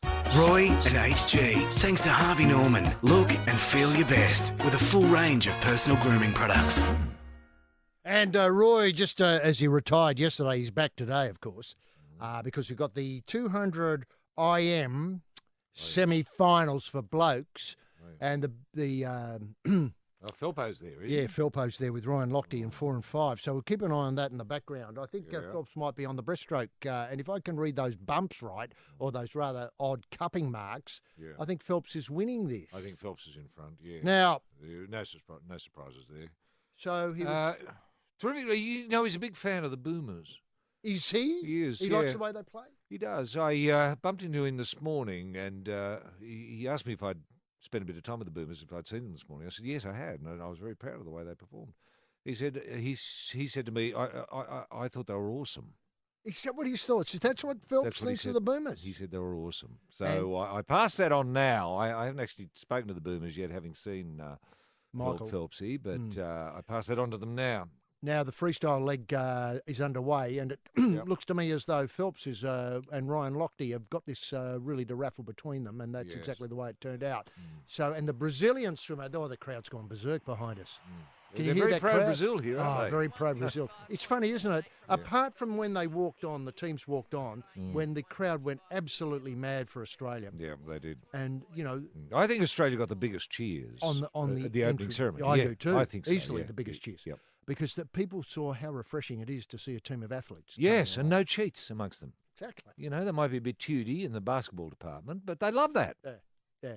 And Brazil, just imagine if the Brazilian swimmer could take this 200 IM, it'd be a Kathy Freeman moment. It for the would be nation for in Brazil. The pool Yeah, here it at the would. Murray Rose Pool. Yeah, now, certainly wouldn't. There wouldn't be an Aussie who would begrudge them that win. I think you're absolutely right. Yeah. Now, Because Aussies are fair. I'll say that. We're a fair people. and I know you've been roaming around a lot here in Rio, and the original comments where people were friendly and they told you where to go in the nicest possible way and all that sort of stuff. Yeah. Is that still stuck? That's still there. Once they know you're Australian, it's a real hand across the water, reach out and touch, support each other. Brazil, Australia, can we get closer together? And I say, yeah. If the swimmer here who's finished third in this, what would I call it, the 200 IM, as we can see in picture now, if you've got that monitor that we've got. Oh, yeah. Look, could he be supported by the Australians next time out? Yes. The Australian swimming team? Yep. I'm sure Kitty Chiller will send a message on behalf of the Australian Olympic team to the Brazilian Olympic team saying, good luck. Go, bro. Now, speaking of Kitty Chiller, Australia's Olympic squad has been warned not to dwell on the international doping furor that has dogged the Games, so it does not affect their performances. Now, Were they dwelling on it? Well, Thiago Pereira is the Brazilian who's the honorary Australian in this event now. Yep. So keep an eye on Thiago. Yep. Now, Yep. Well, he might like to come to Australia and swim for us in time. Maybe. Now, Australian Olympic boss Kitty Chiller, the chef de mission, conceded the drug debate, and she said could, as in inverted commas, could distract athletes, but she believed the team was focused. From our point of view, I don't want this to end up a distraction, especially in the pool. Now, what the difficulty is it doesn't seem to be controlled just between Mac Horton and that Yang guy. Yeah, Sun Yang. The Chinese Sun Yang, the Yeah, Chinese swimmer. The cheat, Yeah, well, just seems to go everywhere. Now, swimmers are accused of pissing purple. Sorry, I shouldn't have said that word on this network, which doesn't like that sort of language. What, urinating purple, are they? Urinating purple, Who's, yes. Who's urinating purple? Well, let me it's go to disturbing... my files here in front of me. Yeah. It is disturbing that somebody has been spotted urinating purple. Well, the last time I heard of, and we've referred to it before actually, the last time I heard of someone urinating purple, you'd have to go back to George I, who had porphyritis. It's a key indicator of madness. Now, have we got a charity where people could go to if they wanted to find out more about porphyritis? Yes. Go to porphyritis.com or just Google porphyritis or Google the madness of King George. And could you make a donation there to Yes, help you out could. research? Yes. Because I think it's very underfunded. No, yeah, and I think the jury's out as to whether porphyritis assists you in swimming or not. I don't know. Certainly makes you mad. Now, according irrational. It makes you irrational, HG. True. Now, according to team spokesperson Ian Hansen, I said the team has been advised not to dwell on things. We treat every day like it's day one. Oh no, that can never work. I know. Well, they actually come in and say, listen, everyone, today's day one. You might think, well, what were we doing yesterday? I know. And who's Mac Horton? What did he say about What did he say? Anyway, that's been the approach to distraction this time. Hansen added the team had also a psychologist who checked in on the athletes multiple times a day. Oh, you'd love that, wouldn't you? Here he is, psychologist. Hello. Swinging watch. Swinging the watch. Come on, just lie down. Yeah, just pretend. Tell me about it. Pretend you're a wall. Yeah, I'm a wall. Yeah, how do you feel? Cold. Okay. All right, in 3 seconds' time, I'm going to snap my fingers and you're going to poo your pants. 1, 2, 3, plop. This is the Rio Rumba. A sultry swiveling of the hips on the Mardi Gras of medals. With H.G. Nelson and rampaging Roy Slaven. Yes, I should have been able to get this earlier, but Camille Lacourte, the French swimmer, has taken a swipe at controversial... a Chinese swimmer, Sun Yang, she says he pisses purple. Can I ask, how does she know? Good point. Do you know what I mean? Yeah. Did anyone follow it up? Any of the journos? Is it what I worry about here is there's a bit of a old-fashioned piss-off happening at the village. It's getting a bit nasty, isn't it? It is. It's getting. Yes, that's true. Well, I hope there are not riots or anything like that in the village. Well, one thing I've noticed that the Brazilian laws have been changed while the games have been on, so people can protest inside venues, and this is going to start to really get silly. Is that right? And I think that might be a very broad interpretation of the change of the law. Okay. But what worries me is how will Coates and Kitty Chiller and Chef de Michon and, even further up, Lord Gosper contain this because they're seen as old fuds, if I can use that word. Yeah. They're not with it. Yeah. They're seen as squares, because let's face it, people on the coalface, and we're just seeing the presentation for the earlier race where we got silver. These are the people who know. Yeah. The people who are bagging the medals. Yeah, that's true. Now, having said that, there's going to be... Well, there were some demonstrations, I think, at Copacabana Beach the other night, and they got a bit willing. It did, but that would seem to be more... That wasn't about drugs, I don't think. No, that was political, I think. Yeah, political. So why were we spending all There's this some money? disappointment with the president and that sort of stuff. Yeah, that surprised me. Yeah. Now, look... Corruption, I think, is an issue. Is that I find it hard to believe. There's no This has been the cheapest games ever. I know. I mean, look at the opening ceremony. I haven't had to receive a receipt for anything. It's just a little bit of cash here. It's fine. Now, according to the IOC boss of communications, they're hoping to carry out, wait for it, 5,500 anti-doping tests carried out on the 5,500 athletes. In these games, 4,500 urine samples and 1,000 of blood. This means, can I do the maths here? That 5,000 athletes aren't going to be tested at all. That's right. 5,000 cheats are going to get away with it. Is that what you're suggesting? That's what it sounds like to me. 5,000 cheats robbing Aussie kids of gold. That's right. Why shouldn't everyone be tested every day? Every hour. I mean, rather than just have a psychologist come in and get in your face, why not have someone come in with a syringe? Now, listen. Say, bend over. I know, we went through all that yesterday. It was a frightening image you drew of your own, drug test. What I'm worried about more is if you've got a psychologist knocking on the door several times a day, asking about your walls and your stoolage. Yeah. I mean, how far behind where we are, that's the Australian team is the IOC and the drugs. Yeah, I know. Several times a day. Yeah. Under control. Yeah. Well, if you're going to be serious about drugs, I think you have to test, because some of these peptides they're using these days, they're only in your system for sometimes up to 35 seconds. I mean, you've got to test them while they're in there. I know. Well, they get away with it. You've got to be on a drip, some sort of drip that puts out what you're got in you and putting in you every minute of the day unless you're completing or in jail. Now, the other thing is, he says, this is the same bloke, Mark Adams, I think we have a pretty good system. We have also very much a very good pre-testing system. Pre-testing system. We got together a task force between the International Federation, the National Olympic Committees, WADA, and ourselves to target... Oh, Lord, imagine no, this. it's too cumbersome, isn't it? It's too cumbersome. You need a sort of drug squad, a sort of hit squad, like any time. Any moment. 35 seconds. In they come. Yeah. The needle guys. Yeah. Here they are. Now... no warning. They target you could be just sitting down having your breakfast and you've just gone to have your first dump of the day. Kaboom! Through they come. More! Right, come on, bend over. Pop it out! While you're at it. Yeah. Give us one for us. Now, they thought they were going to target people. And all stools should be trapped. Oh, yeah, that's right. Trapped. Yeah, I know. And all urine. So if you do send one away that's questionable, it'll come back. Don't you? Yeah, now, they thought they'd test people at risk and, sports that are known to be at it, and people from at-risk countries and people at risk. Oh, yeah. And they've targeted 700 off the top of my head before the games check that they're clean. And that's a hell of a thing to remember. 700 names of athletes who are at it off the top of his head. There's 10,000 athletes here. That's 1 in 10 are hot. Yeah. It's a weird. That's why we need a hit squad. That's just the tip of the iceberg. Iceberg. God, what happened to Bjorn Borg? Was he at it? The romance of Rio continues with the Carnival of the Rings. on the Mardi Gras of medals. Roy and HG.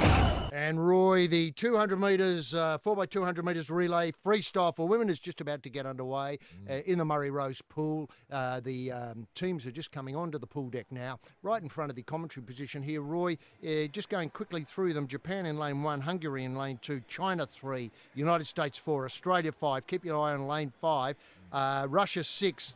Canada 7, Sweden 8. So it's a very hot field. It is. We've got pole position, really, haven't we? We've got lane 5. That's your champion lane. And we've got McKeon, Barrett, McKeon, Cook, yep. And we're not sure the 4th Australian swimmer. Right. They can name these teams very late. Yeah. But it's going to be an exciting race, and obviously the fastest qualifier was the United States, and the second fastest was Australia. So there's a chance of medals coming up in this 2 Oh, well, definitely medal. It just depends on what colour. You know, I just hope we don't pull a dung. Yeah, that's true. I'd forgotten that. We'll definitely medal. Yeah. But it would be sad to be walking away from the Murray today with a dung in the last dung, event. Yeah. Well, that sort of But takes at least you can say, you know, years to come, you'll be able to say, well, grandparents. At least I got a dung. And a lot of swimmers went there and didn't even get dung. Now, except now, Roy, we're back tomorrow. Yes. Obviously, the first Friday of the games. It's going to be a very I exciting. always love the first Friday of the games. It's a very special day. Very special day. We hope to get an interview with Bruce McAvaney and just see how he's getting on with this. Yes, apparently Bruce has been talking to Hamish McLaughlin each night, I think, back home. Yeah, well, obviously we're missing it here. We just don't get a somebody could send that through. I wonder where Bruce was disappearing for that 15 minutes every day. You know, we thought, oh, gee, Bruce is a man of mystery. What's he doing? Because he's off talking to Hamish. I know, it's fantastic. Yeah. Anyway, the Mardi Gras medals continues right here tomorrow. Join us at midday. Roy and HG. Thanks to Harvey Norman. Look and feel your best with a full range of personal grooming products.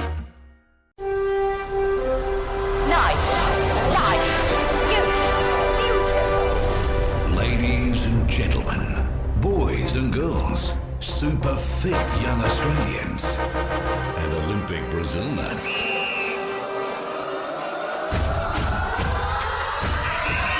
It's that time again.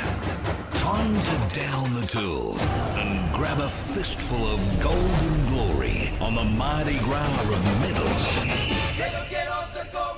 With those 2 champions of the podium, rampaging Roy Slaven and H.G. Nelson. HG. Yes, thanks very much indeed. Jumpin' Jai, the centimetre guy in the network's soundproof booth. Welcome to Rio. Welcome to the Murray Rose Pool for day 6 of competition. Day 6, traditionally Dawn Fraser Day at every Olympics game since 1896. Today, of course, golf returned to the Olympics at the highest level, and in a minute or two, the bloke with the death stare will be going for his 22nd gold medal. I refer, of course, to rampaging Roy Slaven. Roy, welcome to the Rose again. The highlights just keep on coming here in Rio. It's quite a ride, isn't it?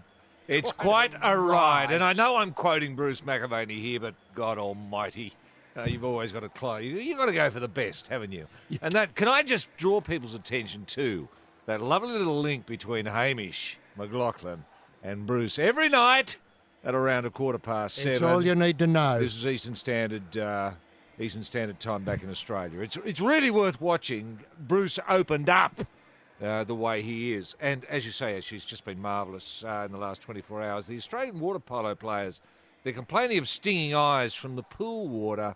I can fully understand what's going on. As far as I'm concerned, as far as I know, my intelligence gathering has led me to believe that the Chinese in particular and the Russians, to a slightly less extent, are urinating in the pool. Mm-hmm. It's a cultural thing, but it is affecting the eyes. Can I point out your suspicions also are that this is drug-assisted urine? Of course it's drug-assisted urine. Mm-hmm. Of course it is. And they're unloading in the pool to take unfair advantage? To take advantage. Because they're used to those conditions and we're not. We're used to clean pools. Now, the US media, HG, no one's talking about the US media, but we are. The US media are talking nothing but boomers at the moment. It's all boomers, boomers, boomers. And why not? With the prospect of a gold medal rematch being talked about. A rematch. It'll be a grudge match too. Mm-hmm. Who can forget Charles Barkley and Hammer Heel? That's where it all started. That's where the dynamite was made back in 2000.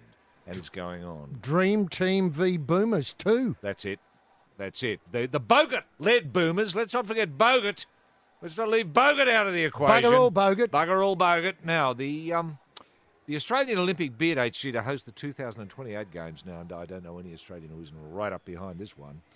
Now, we're having trouble finding corporate sponsors. Now, South East Queensland has put its hand up to be the host for the 2028 Games, and I would ask Fortescue Metals, any of them, to put their hand up and say, yes, I want to be part of 2028, the Olympic Games back in Australia. I'd love to see one of those coal miners who are buggering the reef to put their hand up and say, yes, we'll do it. Adani. Well, I suppose Adani. The Indian firm. That's right. They'd love to be part of the Australian 2028 Olympic Games. Of course they would. That'd be soft Fortescue power. Metals, Adani.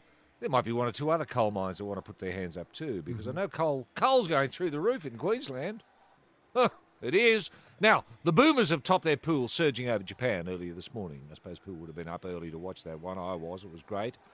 And the new awesome foursome keep the spirit alive with silver. Mm-hmm. And there is talk of a revival, HG, of the very famous Goulburn Valley fruits ads. You might recall that the Just take us through some of remember those the original ads. awesome foursome? Yes. Drew Ginn and all James that Tompkins James and Tompkins, all that. lot. They were disembodied heads There were floating heads around. floating around amongst the fruit. Did it work as an ad? I loved it. I don't know if Goulburn Valley Fruit is still going, but wouldn't it be good to see the firm come back together again, bung out some fruit, and have some silver awesome heads floating around. 200 men's IM final up, and can he take it to the, uncharted level? He's taken it to uncharted level before, but he may be able to do it again. That's Phelps in the 200 IM coming up on the Mardi Gras of medals.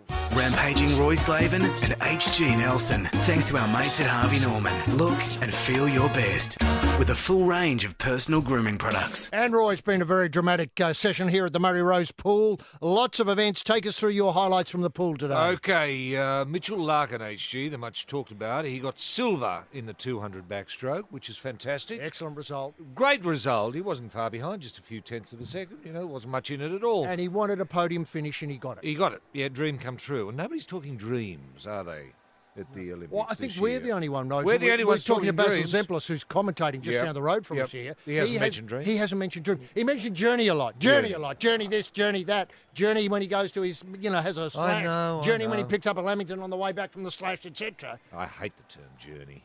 I prefer dream. Now, speaking of dreams, Taylor McKee on HG, she got wood in the breaststroke.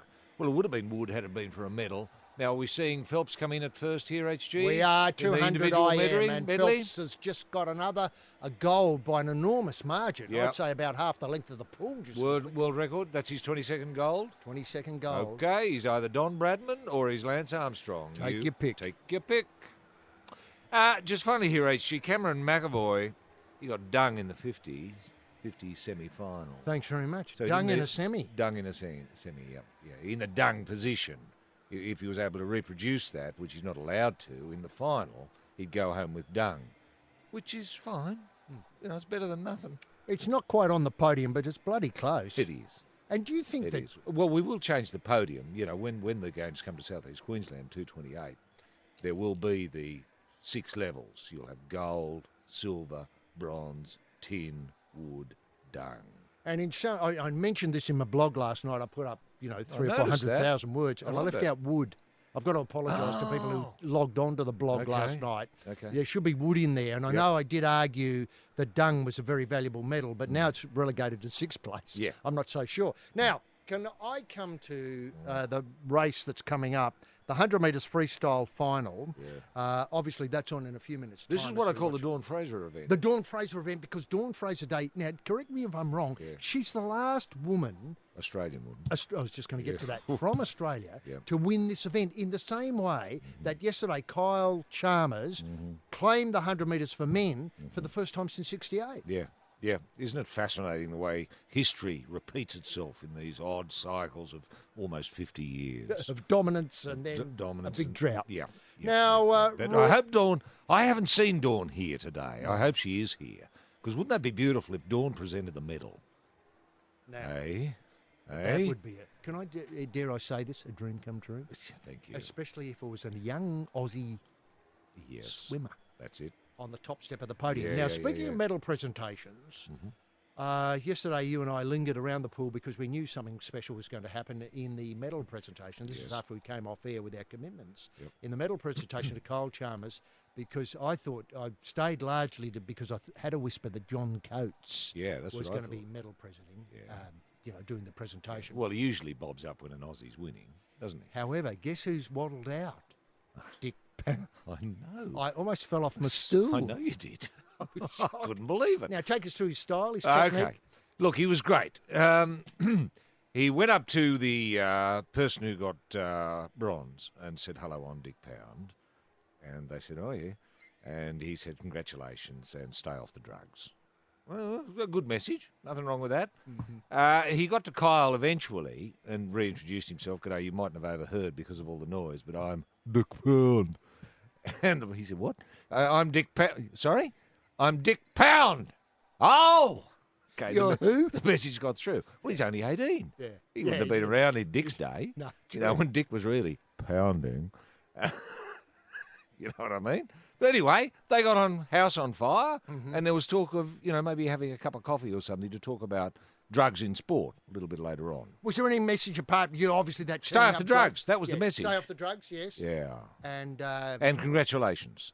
And I'm Dick Pound. They seem to be the three dot points on the pound pad. Higher, faster, longer. That's the secret of golden success on the Mardi Gras of medals. Roy and HG. yes, look, we were lucky enough to hook up with Kyle Chalmers last night. It was terrific to get his thoughts on Dick Pound and the medal presentation, sure. which you've just relayed. Obviously, Isn't he refreshingly down to earth? Amazingly down to earth, and to think that could be a loss to swimming if he wants to play AFL footy. I heard that. And the great thing, of course, he comes from Port Lincoln, echoing the great work of Dean Lucan all those years ago. He learnt to swim in the leisure centre there. And What I found amazing, you'd never heard of Dean Lucan. that is amazing. It is amazing, isn't it? You'd think think- small town, word would get out. Who's that bloke? What's Chef de Throwing the Michon salmon about? What's his name? with the gold round his neck? Yeah. Chef de Michon surely should be teaching these kids of the history of, obviously. Yeah, well, kids aren't that interested in history anymore. No, that's true. That's true. And the medal presentation underway here, just alongside of us. If the cameras sweep round, don't be surprised if you catch the card table with the bunting on it.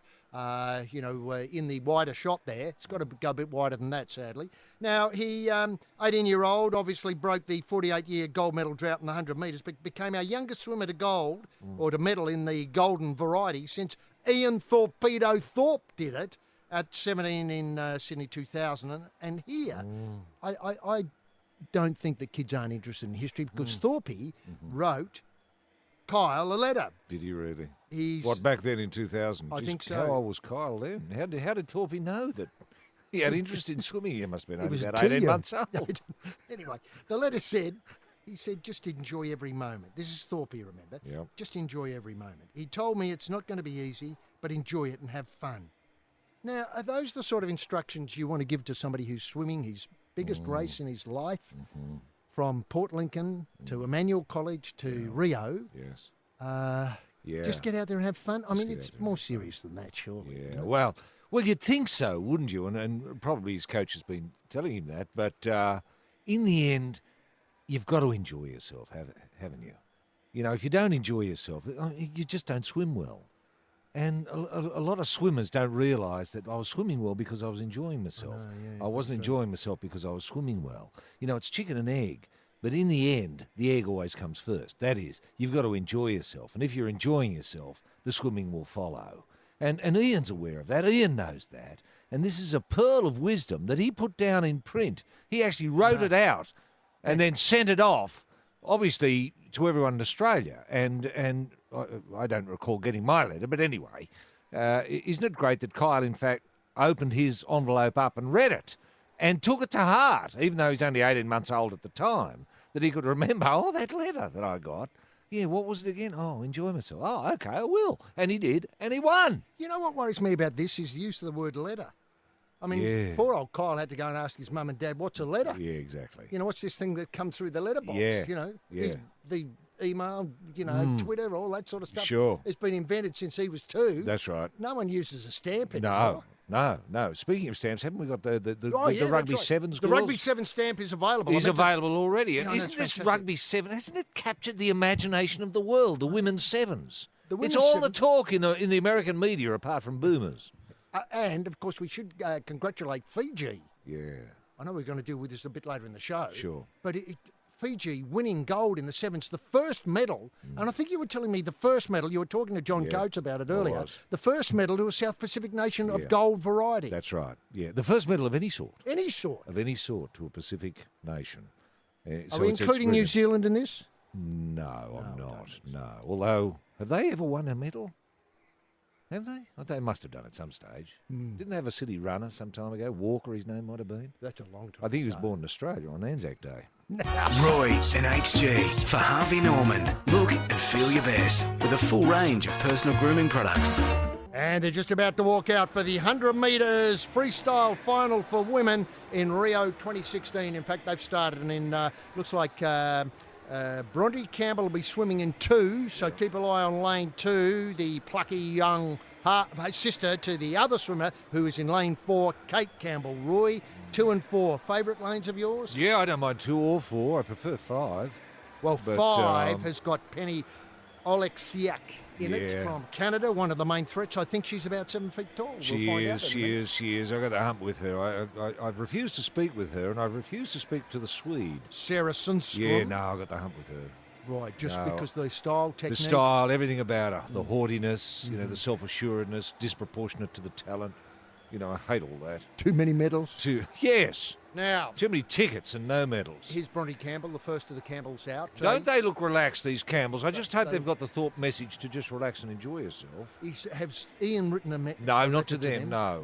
No. Why didn't they get I it? don't know why they didn't get the message from Ian. Now, Roy, just speaking of the war of words, which mercifully is absent from this race, Yes. the war of words concerning drugs, as we wait for the team to assemble. Yeah. Or the HG, field to do we know assemble. if these pictures are going live into Australia? We hope so. We hope people are, let's face it, what time would it be in Australia? Eastern Standard Time, it'd be about 12:30. Would it? Okay. So people will be on their lunch break, gathered around television, Yes. listening to you and me, and of course, in the background we'll hear Basil and Gian Rooney calling Yes. the race as well, because they're commentating just down the road from Yeah. us. As you can hear in the pool probably now. There's the favourite, I assume, for the Kate Campbell and Penny Oleksiak. Oh, here comes Kate Campbell. Yes. Yeah. Now- in case people are watching at home, she's the one dressed in the gold and the green of Australia, with the name Campbell.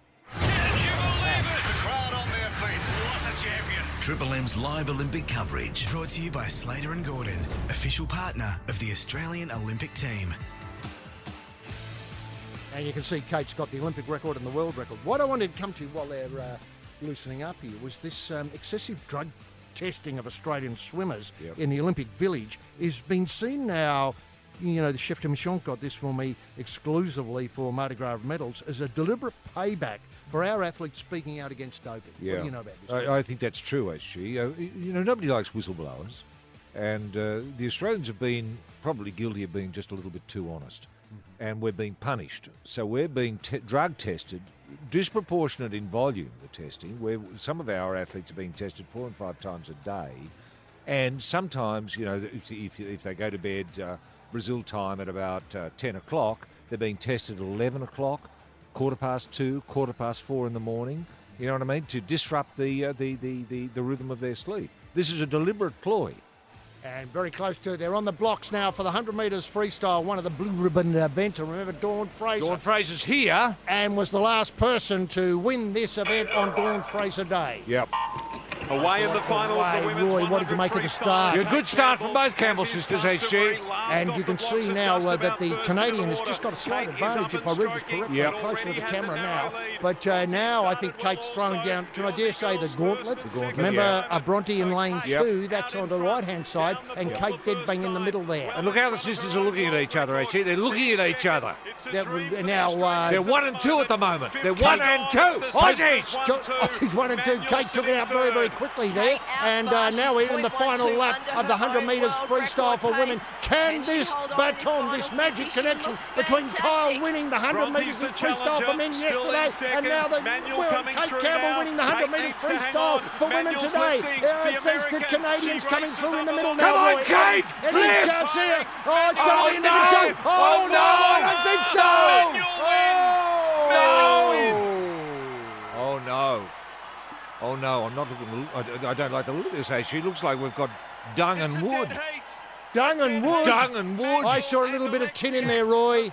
We've got to wait now until we see the official thing. It's not official yet. Canada, America, and Sweden look to me like the placings, Yes. 1, 2, and 3. Yes. This is a boil-over. An absolute boil-over. There'll The have to be Olympic an record- inquiry, a probe, a royal commission. A royal commission, you call The it? Prime Minister is calling for a royal commission. Already? Already. Wow, that was incredible because we were just so confident. I was confident when they hit the flags. I thought we're there. That race changed complexion entirely in the last 5 metres. It did. It did. We had it won until the end, Well, didn't we? until they had to touch the wall. I mean, had it been, I don't know, a lap and a half, we'd have, honestly, we'd have gone 1-2. We would have. Roy, Yes. you've been very critical of our turns in this whole meet. Yeah. I know in the past you've called for a tumble turn coach. Yes, I have. You resolved from that today. No, I and don't the other resolve. thing is your blog last night on why are we going out so fast. That had me thinking. Yes. Every race, Yes. we hit the wall at the turn, we're in front. Yes, yes, yes. As if, Apart from in young our Kyle minds, the event is only half as long as it should be. Yeah. You know what I mean? If that had been a 50 metre, we'd have won. Now, that's not the headspace to have. I mean, sure, enjoy yourself, Thorpe style, but to enjoy yourself, you've got to win. Win first, enjoy yourself second. Rampaging Roy Slaven with H.G. Nielsen riding shotgun. Limber up and get on board the Mardi Gras of medals. Well, I think I can speak for all Australia from the Murray Rose Pool, the card table, the Triple M card table at the Murray Rose Pool. We're in shock. We are. We're gutted. We need to go back and just gather our thoughts for a minute here behind the card table on Dawn Fraser Day. Yeah. Penny Oleksiak won the 200 free. Sorry, the 100 free. Yeah. Simone Manuel from the United States was second, and Sarah Sundstrom, our nemesis, was third. Yeah. Bronte Campbell was fourth, and Kate Campbell, who I think is both the Olympic record holder and world record holder, is sixth. Dung. Now, so we got tin and dung. do we have to go back to the drawing board? You know, do we have to really think about this now and say, well, we could dwell on how great Dawn Fraser was. how 50 great years was Dawn? ago. You know, when she brought it home, that was such a great swim. Sure, it was slow by today's standards, but in a day, she was so electric in the water. Did she enjoy her swimming? She loved her swimming, but she always put the chicken before the egg. She always felt you had to do the work first and then enjoy yourself later, unlike what Thorpe's been trying to put into polluting these kids' minds by saying, enjoy yourself and then the wins will come. Well, I'm sorry, Ian, the world doesn't work that way. You know, much as you might like to colour it, you forget how hard you had to work yourself. You know? It wasn't all beer and Skittles for Thorpe. No. He had to work his bloody arse off. And he had the big feet. He had the huge feet, that sort of advantage. Could never find shoes to fit him. That's how big they were. I know. Now, you know, I still think we go out too hard. We do. And our We tumble turns are shameful. Shameful. You know, you watched Australian swimming for a very long time. I have. Roy. Is this the worst turning you've This is seen? the worst team of Collective. tumble turners I've ever seen. Have we employed a tumble turn coach? No, ever? we never have. We never have. And I don't know why. Forbes Carlyle, rest his soul, the great We Australian just coach. tried recently before he saw this. I know, but debacle. I'm glad he didn't see this. He was all for getting a specialised tumble turn coach in, but at that stage, there wasn't a tumble turn coach in the world. No. You know, as it is, there's only a handful. You know, once you get past, Graham Kelly, Mick Norburn, well, it gets pretty thin after that. Neil Rogers. Neil Rogers, in terms of your tumble turn coaches. There aren't many. And Neil, unfortunately, he's lost to the Masters. I know. I mean, he's doing great work with seniors, but he has to come back to have a Yeah. look at... Well, it's hard to make a living as a tumble turn coach. You can't. I know. You can't. Could they get a sponsorship? You know, one of those coal What, companies? Fortescue Metals or something like that? exactly right. Now, but on the good news, Roy, today, golf. Golf is back. Oh, yeah. Now, See, that's the beauty of the Olympics. There's so much disappointment. But you can always bounce back, can't you, and look at something else. two things about the golf today. Is the great Marcus Heaney is leading the field with 8 under. Marcus Fraser. Sorry, Marcus Fraser. Marcus Sorry. Fraser. Yeah. I'd never heard of Marcus Fraser. He's come out of nowhere. Where has he been hiding? I know, absolutely nowhere. And the other thing is the great work of the British golfer. Yeah. I want to say Justin Rose. But Justin Rose, yeah. Yes, hole in one. Yeah. Now, this has brought the golfing community together and has enabled the sport to go beyond the constraints and the criticism. Yes. Roy, the first time in 112 years golf is here. I know you were very critical about it being part of the Olympics, and I said I wouldn't say anything about it. I've broken that rule. No, you are. You're breaking that rule Yeah, now. I know. I'm only going to say a few words about it. Are you pleased that it's back, and do you think it has a future? Look, I do. I thought the golfers would look uncomfortable in the context of the Olympic Games, but they don't. And I agree with Arnold Palmer. Arnie never considered golf as being an Olympic sport, but now he's seen it in context. He loves it. And I agree with him. I think it's brought something really interesting to the Olympic movement. Now, Roy, all sports in the Olympics in particular are traced back to the skills of war. So as you have the pole vault, getting over the battlements, you have pistol shooting, shotgun shooting, obviously, speaks for itself. Bow and arrow. That's right. Now, golf, Yeah. what's its origins in terms of, say, warfare? Is it a hunting thing, as in you try and ping off a capybara with a sure flight? Yeah. Or is it something to do with more like a tactical, maybe sending messages Well, from one camp to another? My understanding is, HG, for example, William Wallace, it was a Scottish thing, that you would use a golf club, it was made of timber in those days, it was nothing like it is today, to lob little stones onto the heads of your enemy. And you could do it over a great distance, just to, especially at night, when they weren't expecting it, when they were sitting around their campfires telling their stories, all of a sudden, oh, whack, what was that? I don't know. And they keep going on with their story. Oh, whack, someone else gets hit. It's only, 300 or 400 little stones being lobbed on you. You wouldn't sleep very well, and if it got you in the right spot, you might lose an eye or have your nose broken or something like that. Yeah, put you off. Yeah. So it was just a tactic. It was a genuine tactic of warfare back in the 12th, 13th, 14th centuries. And of course, this course, much criticism about this course especially from the local people who moved on to make way for it, and of course the nature itself, which is in a bit of trouble in the area. Yes. The capybaras, these rather big wombat-like rodents that roam around. Yeah. Course hazard or fair game? Fair game, I think. Yes. I know a lot of the players have enjoyed, using them as target practice. You wouldn't get away with it in Australia because the RSPCA and blanket laws, especially Different when it sensibilities. I know that. You've only got to look what's happened to the greyhounds, for example. Here in Brazil, they love their greyhounds. They love eating them.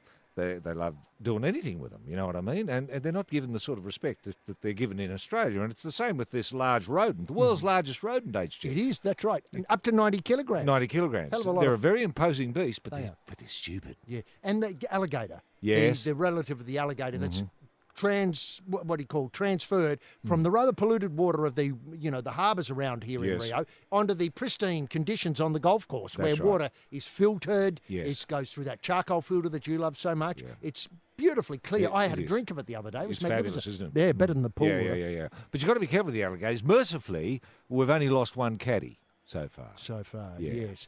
And Roy, can you see it kicking on? Yes, I Golf? can. Yes. Yeah. And I can see if we can get the prize money up high enough, Yeah. we might get some more golfers And playing at the Olympic level. Because the prize money's nothing. You get gold, silver, bronze, tin, wood, dung, and that's it. I know in a blog before the Olympics started, you suggested a prize purse of $1 billion. Yes, I thought Do $1 you think billion. They would take it seriously. That would get the likes of Fuzzy Zeller, Yeah. Duffy Waldorf. That's it. You put them Davis all, Love the Third. Yeah, get them all out of the way. Yeah, Jason Day, or the Aussie heroes. Adam Scott. Adam Scott. You get them there. Yeah. Would Shark turn up for $1 billion? For $1 billion, I think he would. Rampaging Roy Slaven and HG Nelson. Thanks to our mates at Harvey Norman. Look and feel your best with a full range of personal grooming products. And the 100 metres men's fly semi-final is underway just in front of us here at the Murray Rose Pool. And, of course, he's back. He's back in the water, and this is an incredible... If he makes this, this will be... Oh, whoever's going to beat him. He's on his way to 24 medals. Yeah. Let's just take it down to the tape here, Roy. Yeah, it's a semi-final, isn't it? Semi-final. Yeah, He'll turn off as soon as he realises he's made the final, Yeah. and he comes in second. Second, yeah, that's all you've got to do. That is remarkable. Yeah, there's a lesson there for our younger swimmers, isn't there? Did you think he's enjoying his swimming now? I mean, he's done everything. He doesn't have to prove anything to anybody. I suppose he doesn't, but he doesn't appear to enjoy himself doing anything, does he? No. He's always doer out of the water, and he's doer in the water. He's got the death stare happening He's out. got the death stare out. I mean, what's he going to do once swimming leaves him. Yeah. Yeah, it's not worth thinking about, is it? Just a bit of housekeeping before we go on. Obviously, we make the show Monday to Friday, and so over the weekend, you'll just have to live the life on the podcasts. And we'll but be Channel back. 7 will still be... Oh, 7 will still keep going. Yeah. And we'll make sure Bruce is front and centre. Yeah, okay. Next week, obviously, we'll be moving to the track and field venue with taking the card table over there. Yep. And looking forward to enormously a great week of Aussie success there.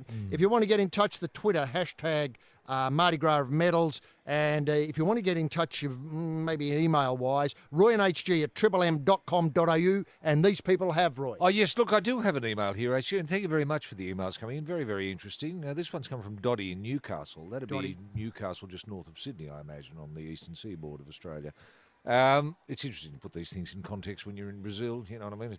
Anyway, he says, in watching the games on Seven's brilliant coverage, oh, he's right there, and he says, how good is Hamish? Exclamation mark. Well, we've noticed this. This is Hamish McLaughlin, and that terrific handover with Mel McLaughlin, which I think happens around 9 o'clock. That's worth watching, as is the grilling of Bruce every night. And It's first class. It's first class. Thank you very much, HG. Anyway, I've noticed there's not much crowds at the venues, he goes on to say. What can be done to get Brazilians to turn up and support the people's games? Very good question. I know there's talk of getting the military involved to round up people under threat of gunfire and get them into the venues. But I take your point. That used to work in London, where there were a lot of similar teething problems in the first week, and same in Sochi. Yep. But people here have a different relationship to gunfire than in that those. sure doesn't seem to frighten them as much as others, does it? No, you're right there. No, you're right there, and that might have something to do with it. And maybe next week. I'm expecting the Brazilian week. In the bigger venues. You know, the swimming's very boutique. He says here, P.S. And while I'm at it, where does Hamish, that is Hamish McLaughlin, on Channel 7, keep getting his stats from? He keeps talking about how water polo players, quote, swim up to 5 kilometres in a game, unquote. And yet if they swam as quickly as the kiddie Kyle Chalmers for the 32 minutes of a game, that is 4 times 8-minute quarters, they wouldn't get anywhere near 5 kilometres. So it's an interesting thing, isn't it? I think the suggestion here is that Hamish might be making up his stats. That's excellent, though, isn't it? I mean, you and I make up stats. Yeah, we do. But they're stats that no one else knows about. No, that's true. Capybara cited today in round 1 of the golf. We haven't got a clue, but 44 were. Right. Do you know what I mean? And that sets it in some sort of context. People realise that golfers are being monstered by these 90-kilogram rodents. It's just terrific out there. Yeah. And especially the early tee-off. They haven't settled down for the day. Well, that's right. No, you can look. I take my hat off to Hamish. I mean, it takes courage to make up your own stats. And you could say like, this is the eighth Olympic Games I've watched with Hamish as a host. That's great. It's the confidence with which you say do them. With confidence. It's the same with pronouncing names. Yeah. I often have the trouble with the term Campbell. Oh, but yes. I try and do it with confidence so as people won't notice that I'm actually fudging and, in trouble, CA, etc. Yeah, you want to call them, the Bronte sisters? I do. Or the Yeah, Barretts. I wish they'd change their name to Barrett and make it so less embarrassing. Now, speaking of disappointment, and we might end with a rather sad note, is that a few days into the Games, the British judo champion Ashley Mackenzie was knocked out of the Games. He retreated to the back corridors of the judo arena and collapsed into tears on the floor behind a bin, a wheelie bin. Yeah. Mackenzie lost by a point. Well, you can actually only lose by a point in judo, but that's neither here nor there. Under the 60-kilogram category, the world champ. Yeah. A similar scenario was played out in London. He lost to the same bloke in the same category, etc., 4 years down the drain. Now, is that the worst you've seen here? It is pretty much. People cope with disappointment in different ways, don't they? Some people tear their hair out and scream. Other people just vomit. Others get gastric. And some people just throw themselves into a rubbish bin and hope that someone comes along and tips them out in the dump. And they're forgotten about. And I hope the Bronte sisters, to whom you were referring earlier as Campbells, I hope they're not in that category today, HG. I hope they can put their heads high and say, OK, we've got wood and dung. A lot of people haven't.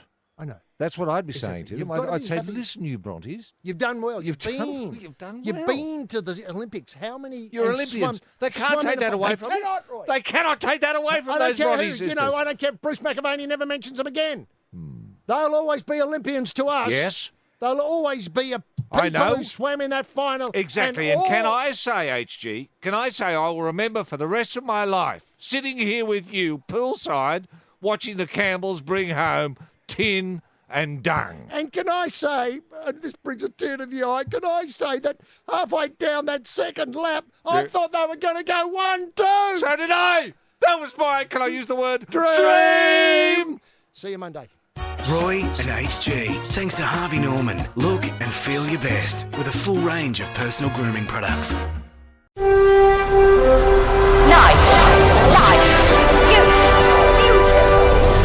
Ladies and gentlemen, boys and girls, super fit young Australians, and Olympic Brazil nuts.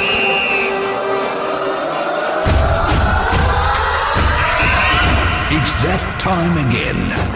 Time to down the tools and grab a fistful of golden glory on the Mardi Gras of medals. With those two champions of the podium, rampaging Roy Slaven and H.G. Nelson. HG. Yes, thanks very much once again. The ceremony guy in the soundproof booth here at, Herb Elliott Arena we've moved to because the swimming's over. We set up the card table just behind Bruce here at the Herb Elliott, and sometimes you'll be able to hear Bruce feeding into the Mardi Gras of Medals microphones. Welcome again to the Mardi Gras of Medals. Day 9, traditionally known around Olympic movement as Bruce McAvaney Day. BMD, they call it. And wasn't he in superb voice calling the 100 metres just over half an hour ago, local time? I'm joined, as always, on Bruce McAvaney Day in the Herb by my very dear friend, rampaging Roy Slaven. Roy, some of the highlights over the weekend to start the show off again. Thanks very much, H.G. Nelson. There was only one place on earth to be on the weekend, and that was, of course, Rio. What a city, what a town, what a party.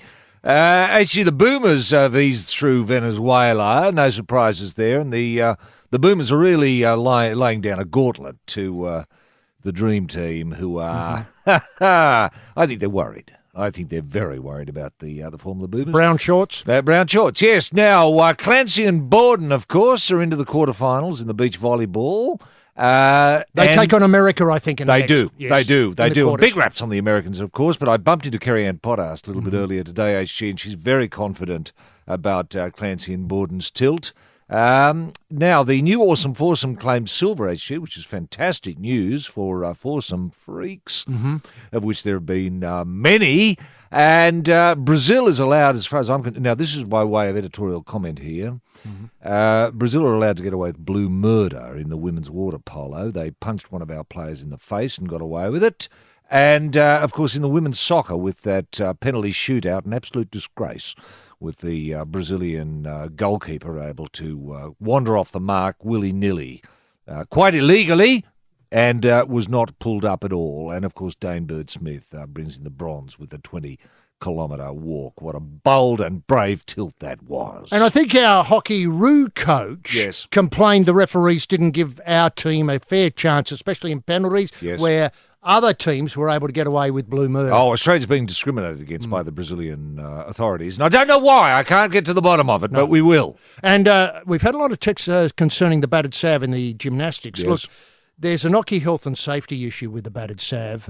In previous years where the salve has been pretty much high on the agenda, people have been dicing with their own lives and their own future. And I think quite rightly the Olympic movement, under the new Dick Pound edict, has banned the salve from the gymnastics. Is that right? Is the flat bag still allowable? The flat bag, I've seen a lot in very nice flat bags. Yes. Date, spinning date, crazy date, they're all there. The Honey I'm Homes have just improved out of the side. Great. The Dutch Wink, of course, very popular still. Yep. And the battered salve seems to have been mercifully sidelined, and more can I dare say, dangerous manoeuvres have been in place. We may go back to the Sav in the future. All right. I haven't really had much of a chance to put an eye over it, but I will this week. Is the Hello Boy still there? The Hello Boys It's beautiful. there. This is the Mardi Gras of medals.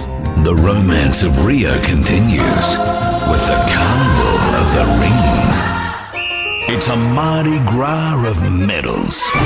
Well, Roy, of course, a very dramatic morning of athletics in the Herb this morning. Yeah. We have just been witnessing some magnificent events. Yeah. Can you take us through your highlights? Yeah. Look, just away from the stadium for a moment, actually, Andy Murray has won the gold in the tennis, which probably hasn't surprised all that many people. But what a great shot in the arm for Team GB. By golly, what's happening? What's happening with Great Britain? Can I say I'm sick of Team GB? Are you? I was sick at the London Olympics. Yes. I know you struggled with me in the London Olympics because of my know, abhorrence of Team GB. Mm-hmm. But it seems to have stuck. They seem to be using it, and bloody hell, it's working. Because I think Team GB might find themselves third on the... Indeed, third, and sometimes second, depending on how the medals go with China. Yeah, okay. In the arena HG, we had Wade Van Niekerk. Yes. Now, I don't like seeing the name Van Niekerk associated with gold, but today we've got to accept it for South Africa. He won the 400 metres. And, it's been a while since we've seen the name Van Niekerk associated with the gold medal. But anyway, we've got to live with it. And your top 400 metre runners from South Africa. It's a pretty short list. I know. There's Wade Van Niekerk. There's... I suppose the Blade Runner would be somebody who would be connected with that event, or was he shorter? No, I think he's associated with that event as well, the Blade Runner. But there's Gordon Van Niekerk. There's Brian Van Niekerk. Brian, yes. Brian Van Niekerk, they always regard as the best, the most talented Van Niekerk.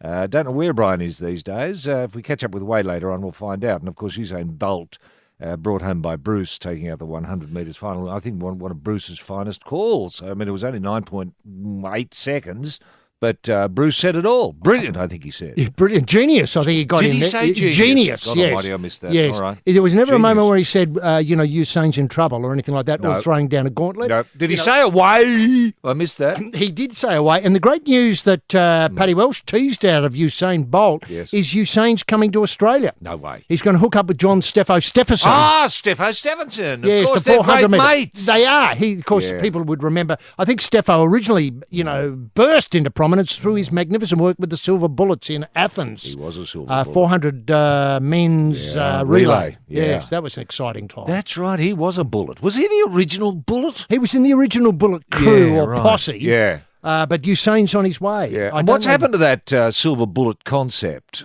Have we got another generation of bullets in the waiting? Look, in the gun, ready to go. Look, I just don't know. Yeah.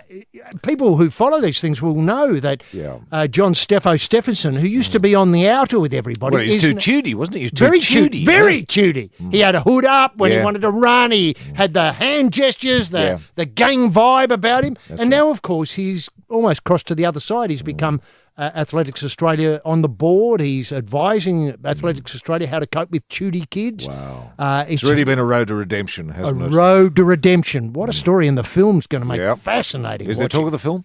There is. The John Stephen story, Road to Redemption. Wow, I like that. Bruce Beresford? I suppose so. I thought you were going to say Bruce McAvaney. Bruce McAvaney directing it? Yeah, Bruce McAvaney. Higher, faster, longer.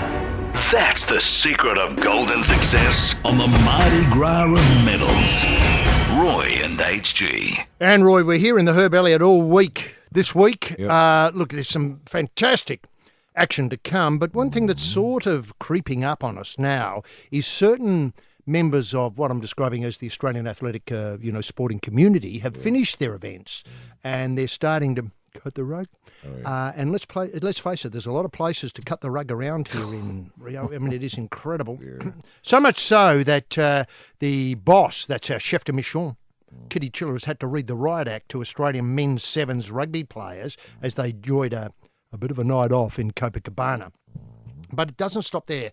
There's suggestions that Australians shouldn't go on to the famous beach after 6 p.m. at night. Yes. They shouldn't wear their uniform and their accreditation. I'm not quite sure what they should do with the accreditation when they go out. Well, you'd put it in your underpants, wouldn't you? I suppose so. Yeah. And I think that this is very sad, the wearing the uniform and the accreditation in areas when the sun goes down. So they have to be in civvies in those areas with, as you point out, the accreditation and the undies. Yeah. Now, before the games got underway, the chef de mission said, I have zero tolerance for disruptive behaviour. Yeah. It's not about alcohol. It's a behaviour as a result of alcohol, of being a bit of a dickhead, of being disrespectful. She doesn't want to be sending someone home every 3 days. No, true. Now, Yep. how have you seen that particular incident, Roy? Just harmless hijinks? Now, are you talking about our rugby players, our rugby sevens the men's players, rugby. The men's rugby, who would have been terribly disappointed. They would have been disappointed with their performances. Yes. They didn't do particularly well. So, rugby players, when they haven't done very well, they want to have a good time. So, can you have a good time around the village? Well, no, it's a bit dull because you've got Ms. Kay Chiller, hanging around, watching what you're up to, and it's hard to have fun with her watching. So they leave the village. Yeah. Fair enough. Yeah. They go to Copacabana Beach, which is great, a lot of fun. Yeah. Especially during the day because you can wear your accreditation and be a star, an Aussie, superstar, an Aussie. That's Locals right. come up and say, "You Australian? Yeah, love your work. What did you do? Rugby sevens." Something they're not as interested, but anyway, you can make up something else and say, I'm a swimmer. Pole vault. Oh, pole vault. Oh, I love your work. Yeah, when are you on? Can I come and watch? You got tickets? Yeah, sure. All of that. And then go on at night, accreditation goes into the undies. You take the gear off and, put the shirt on back to front so it doesn't look like an Aussie shirt anymore. You just look like a normal local. And then you can party your head off. Now, the boys had a few beers. They did. They had a few beers, okay, so they got back to the village legless. Were they affecting anyone? No. Were they disruptive? Did they run through the village, trashing the place or anything? I don't think so. I think they just, collapsed drunk out, in one of the In the squares. foyer. In the foyer. No problems there. Okay, so it happened to be outside Killy Chiller's room. She gets up the next morning to go have breakfast. Trips over them. Trips over a couple of sevens rugby players and got upset. Now, whose fault is it? Whose fault is it? I say to Kitty Chiller, watch where you're walking, dude. Now, sticking with the sevens, the parents of the women's sevens, the Pearls, had a get-together before the team went to Rio, and they all decided if the girls won, or the women won, they'd all get ink. This is the parents. I love that. Now, I'm just wondering if more, sort of, more general tat art would be the go. What about Hamish McLaughlin or something like that? Hamish McLaughlin? Yeah, that'd have been an obscure one, wouldn't it? That's one you'd probably regret the morning after. How about... What have we done? If you've ever had a dream, then you're in the right place. Welcome back, dreamers. This is Roy and HG's Mardi Gras of Medals. And Roy, I just hope that this, obviously inking up on the parents of the, the rugby sevens, women's rugby sevens team, doesn't cause rifts. The sort of thing was you have a few drinks, you think we'll get Hamish done on the front. Yeah. It'll be great. Wake up in the morning and realise that you should... Full of regrets. Yeah. You should have just got mum done on a, Or just a pearl. Oh, what a lovely idea. Or love and hate across the knuckles. Something simple like that. Yeah. Are they all going to the same tat parlour, HG, together? Or is it a job lot? I think you get a discount if 14 or there's more than that, obviously. Have they taken themselves to Rio to have it done there? Or? Oh, I hope so. Well, why wouldn't you? They're all there. Yeah, they're all there with supporting the team. Yeah. Now, you get tats done anywhere, No, I know. You always got someone coming up to you say, oh, you want a tat? You're an Aussie, you want a tat? No matter where you go. Can I ask? Everyone can do it, even the cops. So often cops have come up and said, what are you doing here? I'm just looking for somewhere to party, officer. Do you want a tat? Why are you doing it? Well, no, thanks, mate. I'm a bit tat compliant today, thanks. Can I ask, what's the nature of the artwork here like with tats? Yeah. I mean, you've gotten out a lot more than I have, obviously. I'm a bit stuck at home playing Sergio Mendes and Brazil 66 in my off house, but tats any good here or are they a bit plain? Oh, look, no, I think they're great. You can get whatever you want. I mean, they can reproduce anything. If you can show them the imagery, I don't know. Let's say you wanted to have the Beatles Revolver album done on your bottom. Not a problem. Yeah. You know, Fair they enough. get that, all that, whatever his name was, the German artist. Yeah, the German artist, Klaus, someone or other. That's correct. Yeah, he was great. He- Yeah, you might have some sort of issues vis-a-vis, I don't know whether it's legal to use it or not. Separate problem. Klaus Vormann might Yeah. have been. Yeah. Now, there's been an outbreak of mad dadism, and I love this. The father of Olympic walking bronze medalist Dane Bird Smith has been fined about $3,000 over his run-in with Rio police in an incident his son brushed off as classic dad behaviour. Oh, yeah. Now, the dad, two-time Olympian David Smith, has coached his son. Yeah. Climax of sporting career, finishing third of this, the Dane. Brought it home for the old man. Senior Smith was trackside at the drink station throughout the race where he was able to provide loud and regular encouragement. I'm not sure how many drinks he had or you're allowed to have. I don't know. Then he fell foul of security officials who prevented him from entering the official post-race area to celebrate with his son, escorted away. One thing led to another. Australian team officials confirmed that he'd been charged over the incident, which included an allegation he threw a bag at police when he was refused entry. Roy? Yeah, well, it was a. Did you see it? Yeah, for I a start? did. I was just look. He was obviously, David was excited. His son had just won bronze, and he's his coach. And he felt he had accreditation. He had the thing round his neck that said who he is. I don't think it said coach. I think it just said dad. Now he wanted to go over and congratulate him immediately. And the police took a dim view. They took a different. They didn't know who he was. They thought he might have been a troublemaker. He looked like a troublemaker, i.e. he was Australian. So they took him down and gave him a tat. What did they do? And they charged him $3,000 for the For the privilege. tat, that's right. Yeah. That's Well, right. that's It was fair done by enough. the local, one of the local Local number constables. one. Yeah, he's got a fair reputation. He's pretty good. He did a couple of palm trees, a Yep. capybara, and a nice picture, Yeah. which I thought was a lovely touch, of the Australian golfer who powdered today, so much so that it was Royal Troon all over again in the final. Ah, that's true. Yeah, No, we went backwards in the golf, didn't we? We did very badly. Yeah. Anyway, look, I think Anyway, it's look, it like was disturbing, but it doesn't surprise me because Australians are being victimised, it seems to me. Aussies are being victimised by officials, and this victimisation is percolated through to the police force. It doesn't matter where you go in Rio at the moment. If there's anything about you that's Australian, i.e. you have a confident manner, or you're respectful, or, all those attributes of Aussies that we love, here it gets you pinged. It gets you pinged, and I've had it out with them. I've been taken to the police station half a dozen times, and I've had to say to them, look, I'm not interested in a tattoo. All I want to do is have a bit of fun and party on with my Aussie mates who happen to be here in the clink with me. Are you going to let us out now, or have we got to get serious and get Kitty Chillard out of here? How do they respond to that, Roy? They let us out. Rampaging Roy Slaven with H.G. Nilsson riding shotgun. Limber up and get on board the Mardi Gras of medals. And just tidying up the Dane Bird Smith result here, he is thrilled to have done his dad proud in the race where he clocked a PB of 1 hour, 19 minutes, 37 seconds to finish third behind the Chinese duo of Wang Zhen and Kai Zilin. Have they been tested yet, HG? I'm the not two, sure. China? I don't say anything about these things, Roy. I just move on. But I do agree when we come to, obviously, the events of the Herb, Elliot, that the long jump's one of my favourite. Oh, it is too. Now, Fabrice Lapierre admitted that he'd just thrown away a gold medal over the weekend when he crashed out of the Olympics managing just one legal jump and not making the final. Fabrice was angry, because he was silver medalist at the Worlds last year, felt as though he's the best jumper out there, couldn't get a legal jump on the board. He said exclusively for the Mardi Gras medals, it sucks.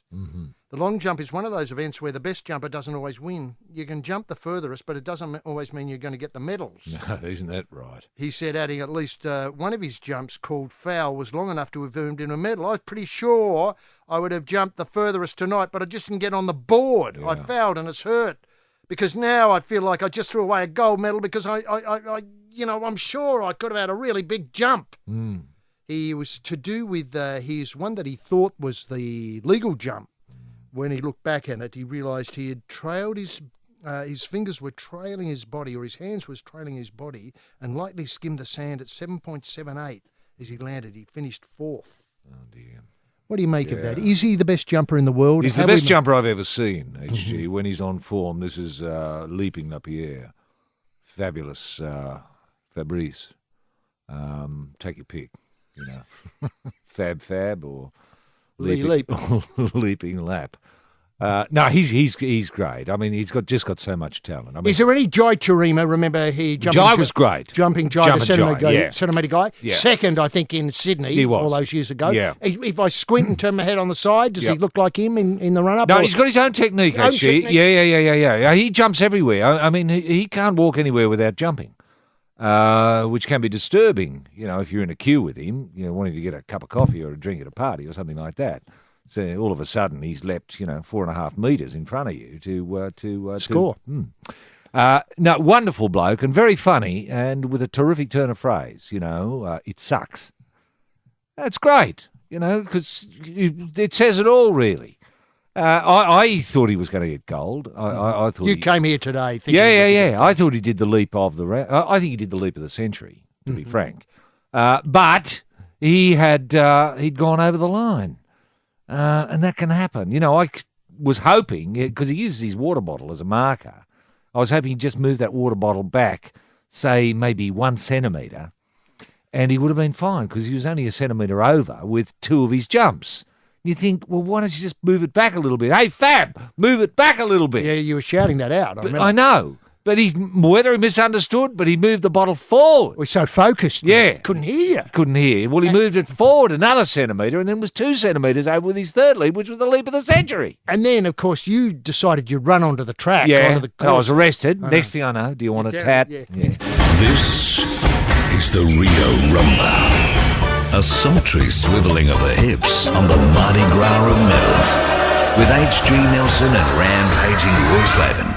Now, Roy, obviously, as this week proceeds in the Herb here, we'll be lifting the gaze and thinking about what might happen in Tokyo. Yes.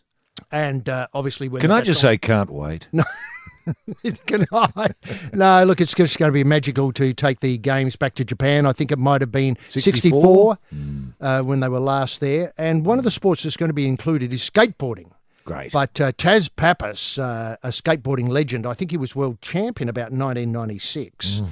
He says an Australian skateboarding, that's Taz, great, has raised doubts over the inclusion of the sport in the 2020 Olympics, saying drug testing could prove a problem. Oh, yeah. The IOC has announced that skateboarding, along with 5 other sports, are going to be included in Tokyo. They think about 80 athletes will turn up. He raised doubts over drug testing and how it might affect athletes' performances. I'm wondering how it's going to work as far as the drug testing is concerned, because some guys skate really well on weed, and if they have to stop smoking for competition at the Olympics, it might affect their performance. Pappas believes the Olympics could turn off a lot of athletes from competing. He said there'll definitely be some skateboarders keen to go, but as a majority, the Olympics will not be a pinnacle of skateboarding. Skateboarding is the pinnacle of skateboarding. You can see where he's coming from? Yeah, you don't need the Olympics giving you gold to tell you they're a champ. Bit like golf. Or tennis. Okay. He says the skate community, it's a really difficult thing to unify as one culture. Right. There's a sort of city v country element of it. He cites that Albany in Western Australia, for instance, has a great skateboarding history. Albany claims to have the second oldest skate park in the world. I didn't know that. The Snake Run. Wow. Which was built in 1976, recently received state heritage listing. Really? Now, this is opening my eyes. 1876 HG? 1876. Wow. Despite its rich history, Pappas said in order to be competitive with Americans, the Australian government needs to start investing in proper skate parks and facilities. Right. And this is the backstory we haven't heard about. No. What's Infrastructure Australia doing when it comes to skate parks? I know they've put one in Young on the southwest slopes of New South Wales, which is very popular amongst, the skateboarding community there, which is very lively, when you can get sense out of them. Now, look, 1876 is a big start. I mean, surely the Snake Run should be a bit of a makeover by now. Maybe smooth out a bit of that concrete stuff. Maybe ask the local government to maybe put in some new specifications. Yeah, right. With a bit more of a pinnacle in it, if that's what you're looking at. Is the Tokyo one going to be based on, a mirror of, or reproduction of the Snake Run HG? Is that the way they're designing it? Is going to be Look, Snake Run 2? Look, can I say that I'm not completely I'm not sure if the skateboarding community has come together and worked out what the event's going to be. No. Is it going to be a high jump? Oh, right. I get Meaning- you, yeah. Down the ramp, Yeah. how much height can you get? Yeah. Is they going for length? Right. What I don't want to see is a subjective judging Artistic. panel. Get that! You've got me now, Roy. Yeah, I don't right. want to see any artistic creeping No. in, elements creeping No. in. No, it's length, it's height, it's speed. Speed, If we're going to right. have the snake run, I don't mind one at a time down the snake run. The fastest wins. Yeah, right. I'm sure. I'm not sure how we go measuring these things, but that's up for the skateboard community to Sure. work out. Is it the nose across the line, the nose of the Yep. board, or the nose of the skater? Yeah, You know, right. I don't care. Okay.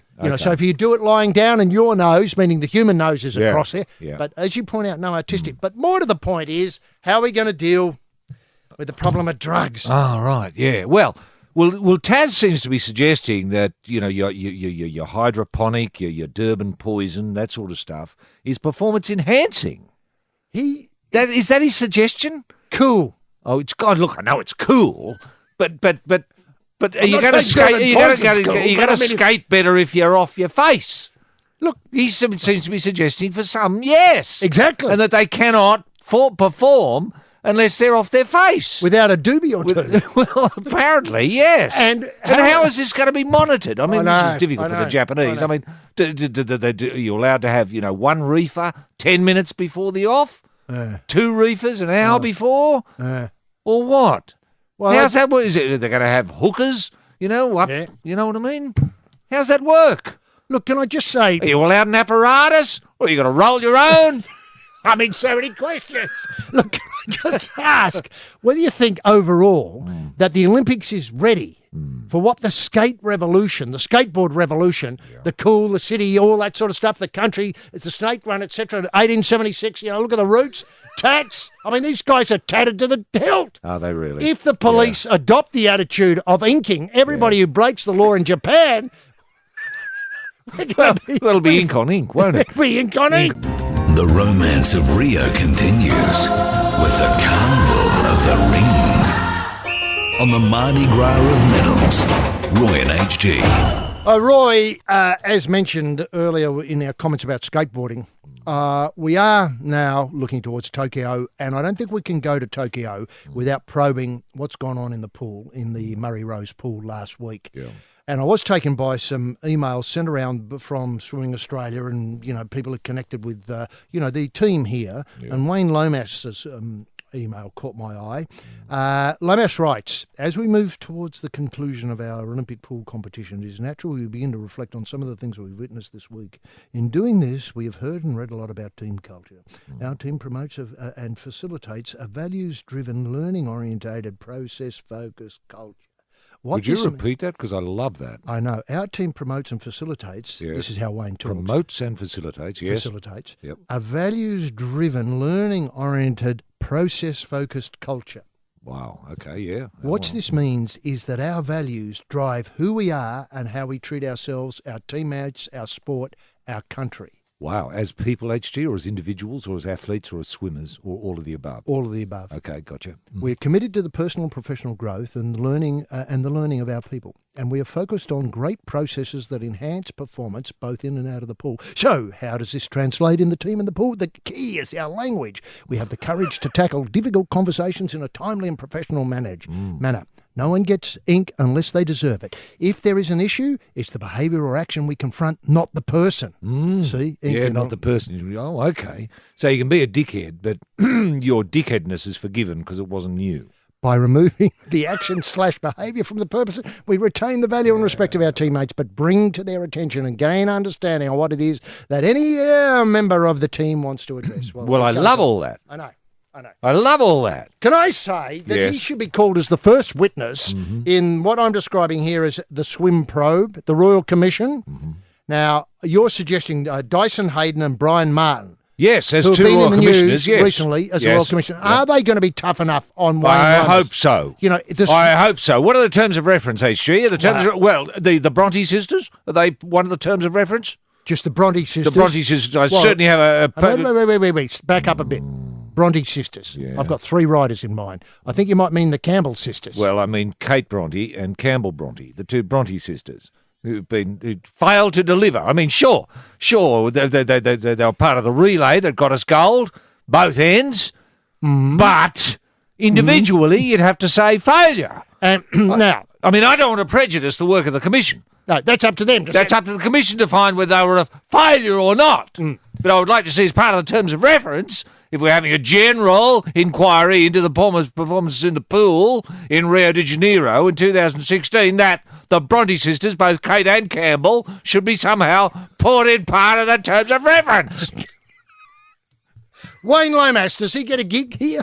Yeah. Do we ask him to step forward and ask, what's this? Is that dribble? the bloke who's put out Wayne this Lomas, crap? Yes, thanks very much. This language that distances people from their own actions? So you can say, yeah, all right, I was a dickhead, I got a big tap from a copper, but it wasn't me. Wasn't me. It was the dickhead in me. That's right. And you've addressed the dickhead in me and it hasn't done me any good. Can you take that dickhead out of me? Oh, because I'd be a so much better swimmer.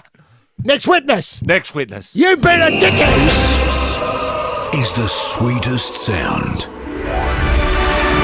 Roy and HG. It's a Mardi Gras of medals. Yes, Roy. Well, sadly, that takes us away for another show on day 9, Bruce McAvaney Day. Bruce, has he called it better? Genius. You said he used that term, genius. He did when he's talking about you. I missed that. How did I miss that? Well, I must go down to the police station and get a tattoo put on my ass. Genius? Genius. And look, we'll be back in the Herb Elliott Arena tomorrow with more action on this wonderful Games of the 31st Olympiad here in Rio on this, the Mardi Gras of medals. See ya. Roy and HG for Harvey Norman. Look and feel your best with a full range of personal grooming products.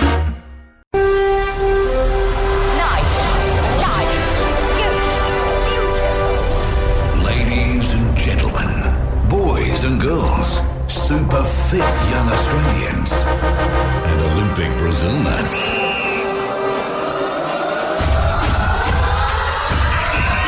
It's that time again. Time to down the tools and grab a fistful of golden glory on the Mardi Gras of medals.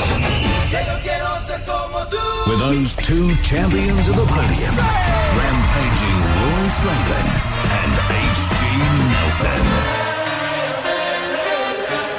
HG. Yes, thanks very much indeed. Jumpin' Jai, the centimetre guy in the soundproof booth. Welcome to day 10 in Rio. Welcome to Silver Bullet Day, and welcome to the Herb Elliott Stadium here, where it's absolutely electric with the women's 400 metres about to be decided. You may hear in our call Bruce and Tamsin, who are sitting alongside us here in the Herb Elliott Stadium, and they may bleed into our coverage. But before I get to that, welcome rampaging Roy Slaven, a day of absolute drama here in Rio. Thunderstorms, bushfires, the downpours, cyclonic winds. It's had everything. Some of your highlights, please, Squire. Yes, thank you very much, HG Nelson. Another wonderful day here in Rio. Couple of things, HG. I noticed a comment of Kate Bronte, one of the Bronte sisters, Campbell's sister. Kate Bronte has said, well, obviously she said, please love me back. Well, it goes without saying. But she went on to say that her performance was the biggest choke in Olympic history, and went on to say that we can't handle the nerves, or she can't, that is Kate Bronte. And I'm wondering if it's time to call in the Great White Shark as an advisor. Couldn't he choke, Roy? Well, no one knows choking like the Great White Shark. He'd be able to spot it. Yeah. He could spot it if it was happening on Mars. I know. No one does choking better than the shark. So I'll just put that out there. And I hope that somebody is listening. Usain Bolt, that is the man they call the greatest. And talk of him being an immortal. More about that later, maybe, but it gets up my nose. I wonder how Changalanglands and the Chook feel about Usain Bolt being considered an immortal.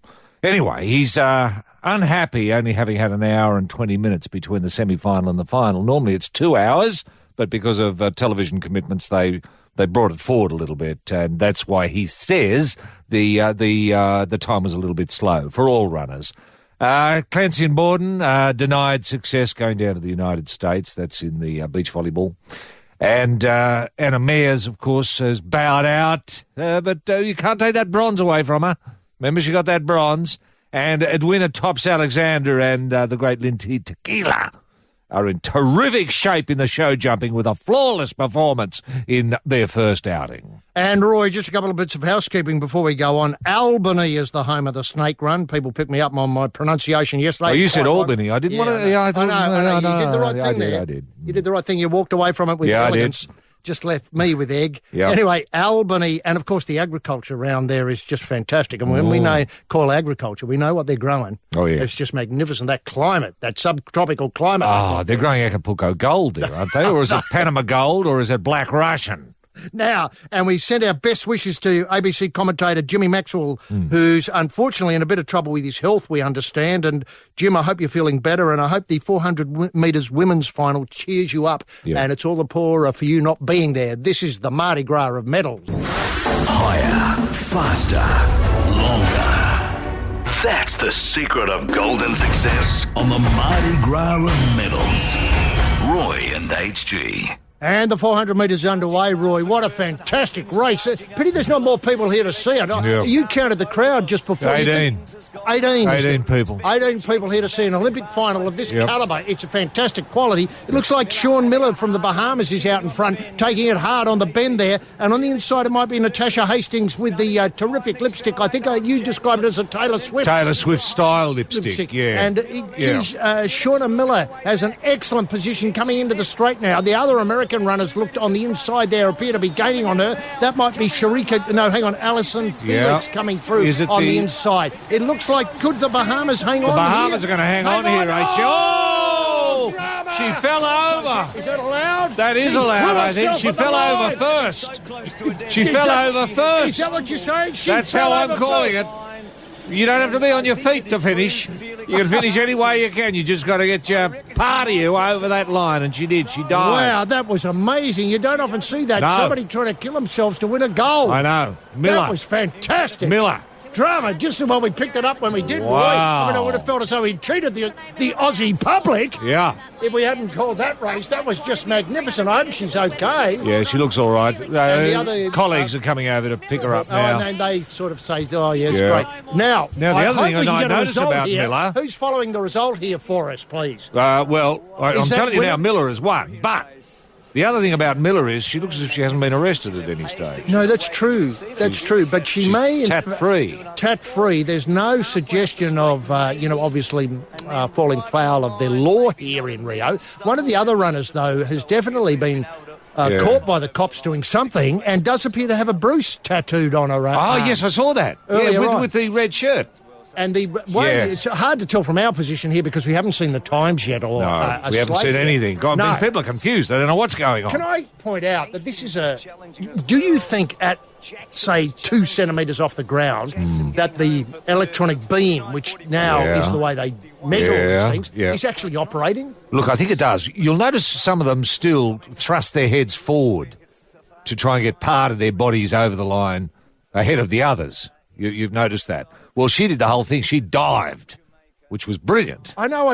She dived. Do you think this is going to be part of it? Well, I hope so. It's an interesting variation of how to finish. We've got a replay here, Roy, which might be worth looking at. We think Bahamas, as called. The Bahamas girl has won, the woman, yes. And we haven't got a time yet. Now they're coming around here. Bahamas well in the lead here. Yeah. It looked to me to be about 53, 54.2, somewhere around there. But outside the world record, which I think is 52.1. She combines 400 metres with a long jump. The first time in history we've seen this happen. America gaining on the inside. Bahamas sees the problem up on the big screen and decides to leap for goal. Now, is the front hand the thing? Front hand is what is the first thing over. It's going to revolutionise running. I know. This running caper. Yep. Aussies will be doing it soon and winning gold. Yep. Leaping for the line as we watch again in replay. This is the most dramatic climax to a 400-metre race I've ever seen in my life. That's right. The American gaining on the inside. The Bahaman Felix runner, is coming Miller down from on Miller. Bahamas, sees the problem and then just leaps. Miles. What a by miles. Yeah. Well, it gave her a victory by well over a metre. How must Felix feel? Felix must feel a goose for not having had the courage to dive. Look at it there in the dramatic indication where the hands are the thing that passes first. Yeah. That is amazing. And she Roy. still hasn't got up, which I like. Roy and HG. Thanks to Harvey Norman. Look and feel your best with a full range of personal grooming products. And so the results in the 400 metres for women in most dramatic fashion. Miller from the Bahamas first. Second was Felix from the United States. And third, Jackson from Jamaica. Roy, you had a word to Bruce during the break. Bruce has never seen a dive like that before, and he does think like Tamsin Lewis, and I agree with Tamsin on this. I mean, no one knows like Tamsin. That diving might actually become might become the way of finishing. Now, you've got to time your dive. You might be able to dive from 5 or 6 metres out.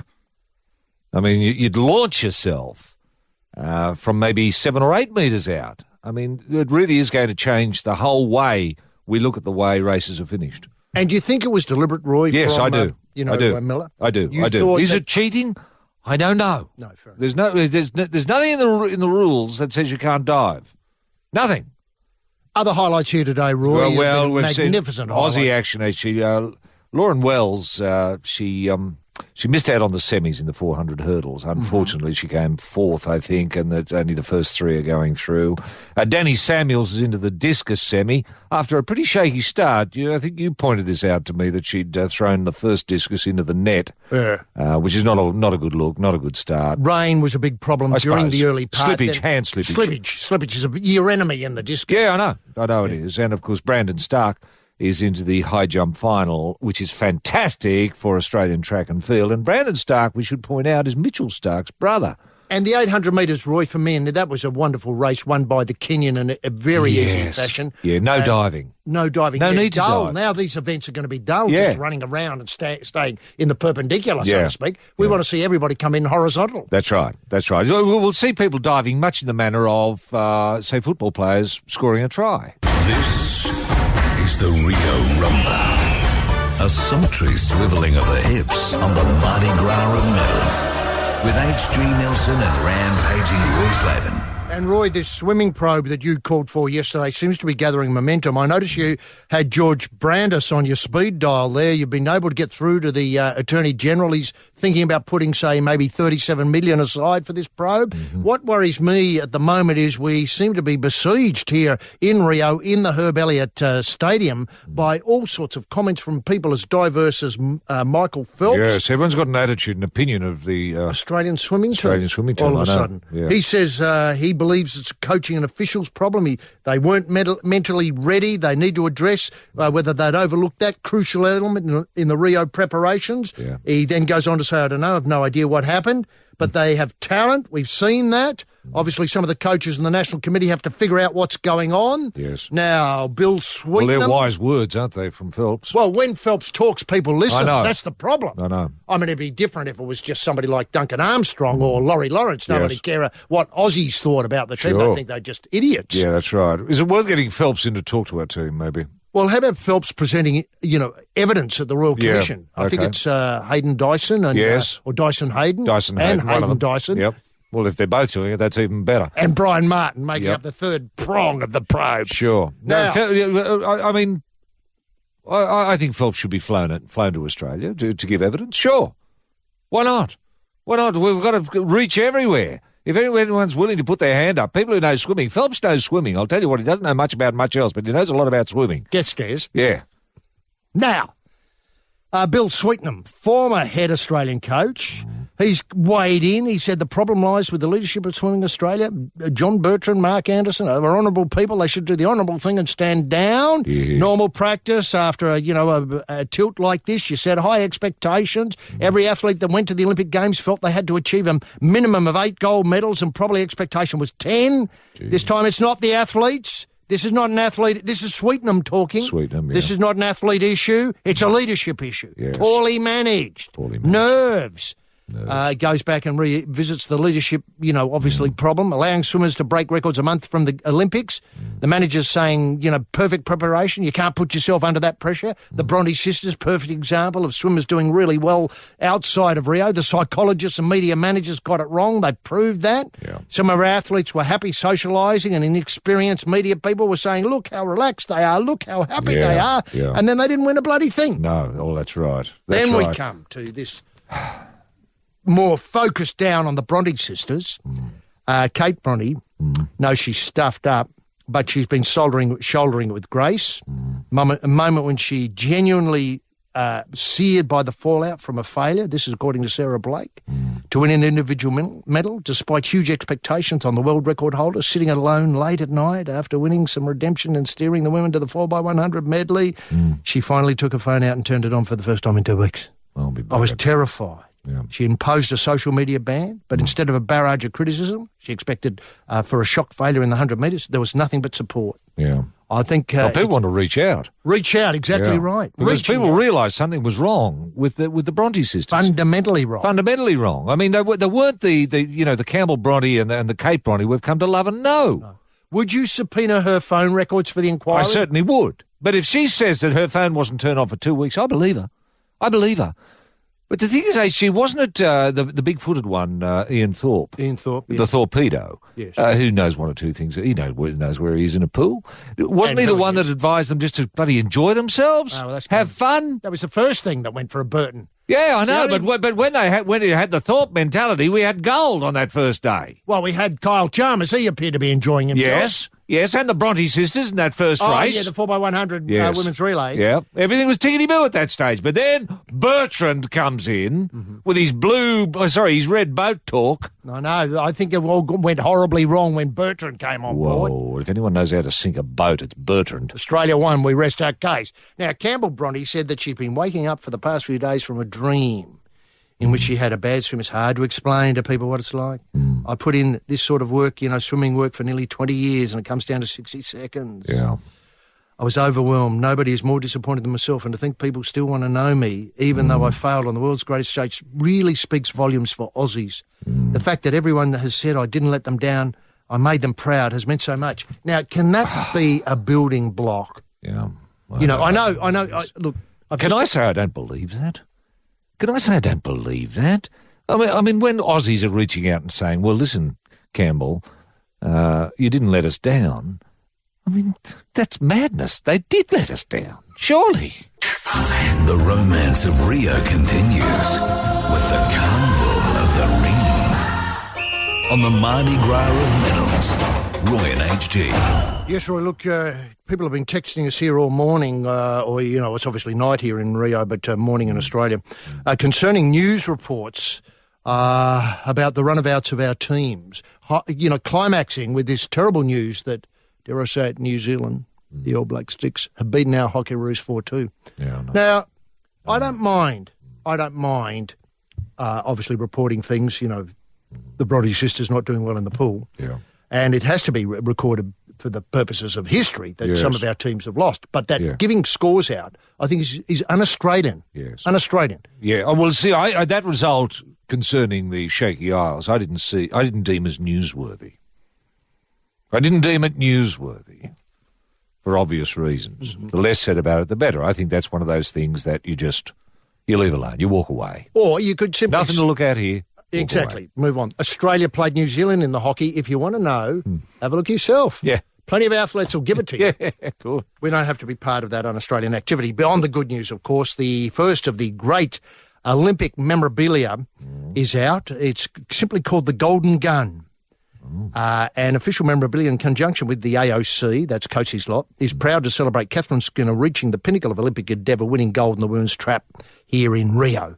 Officially licensed by Coates and independently authenticated by an A-tag, this captures Skinner's historic achievement, a must-have for anybody with the Olympic spirit. Now, let's have a look at what you get. Obviously, it commemorates Skinner's gold, personally signed by Catherine, presented in a deluxe timber frame to archival standards, as seen on Antiques Roadshow. Design incorporates a collection of action and celebratory images of her historic achievement. Wow. There's a bit of gunpowder built into the lithograph. Wow. There's a box of bullets comes with it. The approximate frame dimensions are 8 metres by 5 metres, so you need a sizable games room to have it. Yes. It's officially a license endorsed by John Coates, who signed every one of them on the back, accompanied by the certificate of authenticity with the Antiques Roadshow approval, independently authenticated by A-tag. Roy, Wow. It's a hell of a thing to have. Yeah. Are you getting one? Yeah, well, of course I'm going to get one. How much are they? About $400, something like that? $400. Does that include P&H? Probably not. No, okay. I think the P&H on these is pretty pricey, pretty excellent. Yeah, right. Okay. But on the other hand, if a souvenir of these games, what a great thing to have on your wall. And get this, there's a tiny bit of gold dust in every one. Wow. The bullets, the gold dust, the frame, the authentication. Yeah. Now the bullets, they replication exactly the same as hers. As hers. Yeah. Whoa. You know how all the bullets are built to individual specifications? Yeah. Well, this is an incredible thing. I mean, now, they just don't go into a bloody gun shop service station and get a box of bullets. They don't. They have them specially made. That's right. It'd be madness to do that. Those bullets would be, like you'd be like down at a shooting gallery with ducks going around. Yeah, that's the right. gun. You'd have a much opposite them. No, these are beautifully built with that wide dispersing, etc. Yeah. So you hit Look, is this the thin edge of the wedge? We're going to get a lot of memorabilia. Indeed. When are the Bronte sisters going to put their book out? That's coming out soon, isn't it? Wasn't there talk of, I don't know, Pride and Pool? The colour, the movement, the magic, and a million Portaloos. This is Rio. This is the Mardi Gras of Middles with Roy and HG.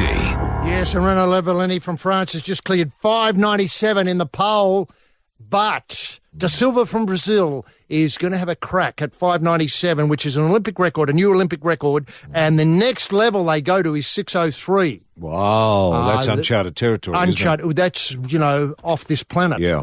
603. Now, Roy, couldn't Steve Hooker, wasn't he our most elegant and successful pole vaulter? Well, he owned the pole for did, a long time. No one could grip a pole like Steve. No. And when he planted it, when he slotted it stayed stuck, didn't it? It did. And it just, the pressure on, I don't know why he wasn't nicknamed Skylab because let's face it, he was really up there. He was right up there, wasn't he? I mean, I don't think he won. I don't think he had any world records, but it was just his style. He looked as if he should have. I'm not saying he didn't give it his best. He did. I bumped into him, HG, in the Edge chill-out zone just last night. Did you? Yes. He's calling here with Paddy Welsh, I think. That's right. He is. Just not far from us. Obviously, we're next to Bruce and Tamsin, and they've packed up for the night, and they've left it to, obviously, Steve and Paddy to bring it home. Yeah. Yep. Terrific teams, aren't they? Yeah. How'd you get on with Steve? Steve, I was great to bump into him because I hadn't seen him since Athens. And he's a grip on the pole? Yeah, he can still grip it. Yeah. He was taking me through his grip last night. It only took about an hour and a half. It was interesting all the way. Sure, I dozed off for a little while, but came back in time to nod and say, that's great. I'll see you in the morning. Now, Roy, speaking of the Edge, the Australian... Well, have you spent much time in the Edge? No, I haven't. The chill-out zone, just for Aussies? Just for Aussies. Look, I haven't, basically because I'm fairly busy here. Yeah, I know. They asked us to go and help fight the fires, which I thought was a bit hard, but I was happy to lend a hand. Yeah. I'm a dab hand with a knapsack spray. Sure. The modern gear leaves me a bit, I'm not up to speed, not ticketed on the pressure hoses and stuff like that. Can drive the truck okay and things like that. So we got it, as I know you did. Yeah. Any idea who might have lit them? No, somebody from the crew, I think. Now, when we come to the Edge, the chill-out zone, it appears that this is a place that our swimmers have been, because let's face it, the swimming's over. Yeah. Nothing to do, so they're off to the rooftop bars, Copacabana VIP shindigs, a lot of, sort of getting a taste of the Brazilian nightlife, the Rio nightlife. They sometimes go out with the US swimmers. Right. A lot to talk about there, disappointment, Pride and Pool, when it'll be out. Show us your medal, that sort of thing. That's right. Low key really is what it is because of this problem with, not being able to go to the beach anymore. For instance, Emily Seebohm's keen equestrian woman was hoping to get along to see some of the dressage. I'd love to go out to Rio, see the sights, and I've heard that the men's basketball is on at 7 p.m, so if I'm standing by tonight, I'd love to get along to see that. Okay. Well, there's no reason why you should go. I mean, that's the thing about those. I mean, when you go to the chill-out zone, you've got that bulletin board there with where all the Aussies are at any time. And tickets. Yeah. Lots of tickets. Yep. Now, today, of course, there's, I think, 2 events, the cross-country for horses and the dressage. Yeah. And I'm always amazed by how much these horses cost. Apparently $100 million of horses will be in action today, including the superstar horse, Vallegro, who will keep company. Did Vallegro make it? I wasn't sure. Yeah, he's here. Vallegro's here. Yeah. And he can keep company with Kevin Durant, as Serena Williams and Rafael Nadal, with an estimated price tag of 30 million Wow. Australian. Wow. Is it a gelding, HG, or? No, I think, No. he's fairly old. It's now. entire? I'm pretty sure he's entire. Good. And Well, I suppose it wouldn't be as valuable if he wasn't entire. he wouldn't.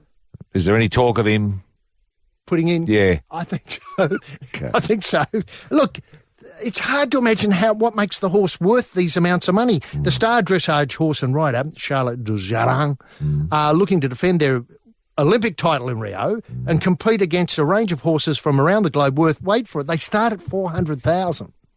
They top out at 15 million, of course, apart from, Vallegro. Vallegro's at 30 million. Top-range show jumping horses at the Olympics range between 700,000 and 15 million. Wow. Australia's champion rider, Edwina Tops Alexander, will compete on Linty Tequila, worth an estimated 7.5 million. Now, who pays for this? I don't know.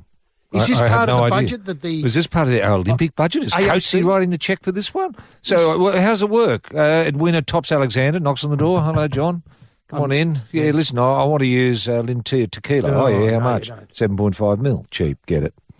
Is that how it works? I suppose so. Sends a text. We'll have it. Yeah. Now, a big concern for the horses in Brazil is the fatal glanders disease. Oh, I hate that. Strict protocols in place to ensure it doesn't, and other diseases don't get into the Olympic venue.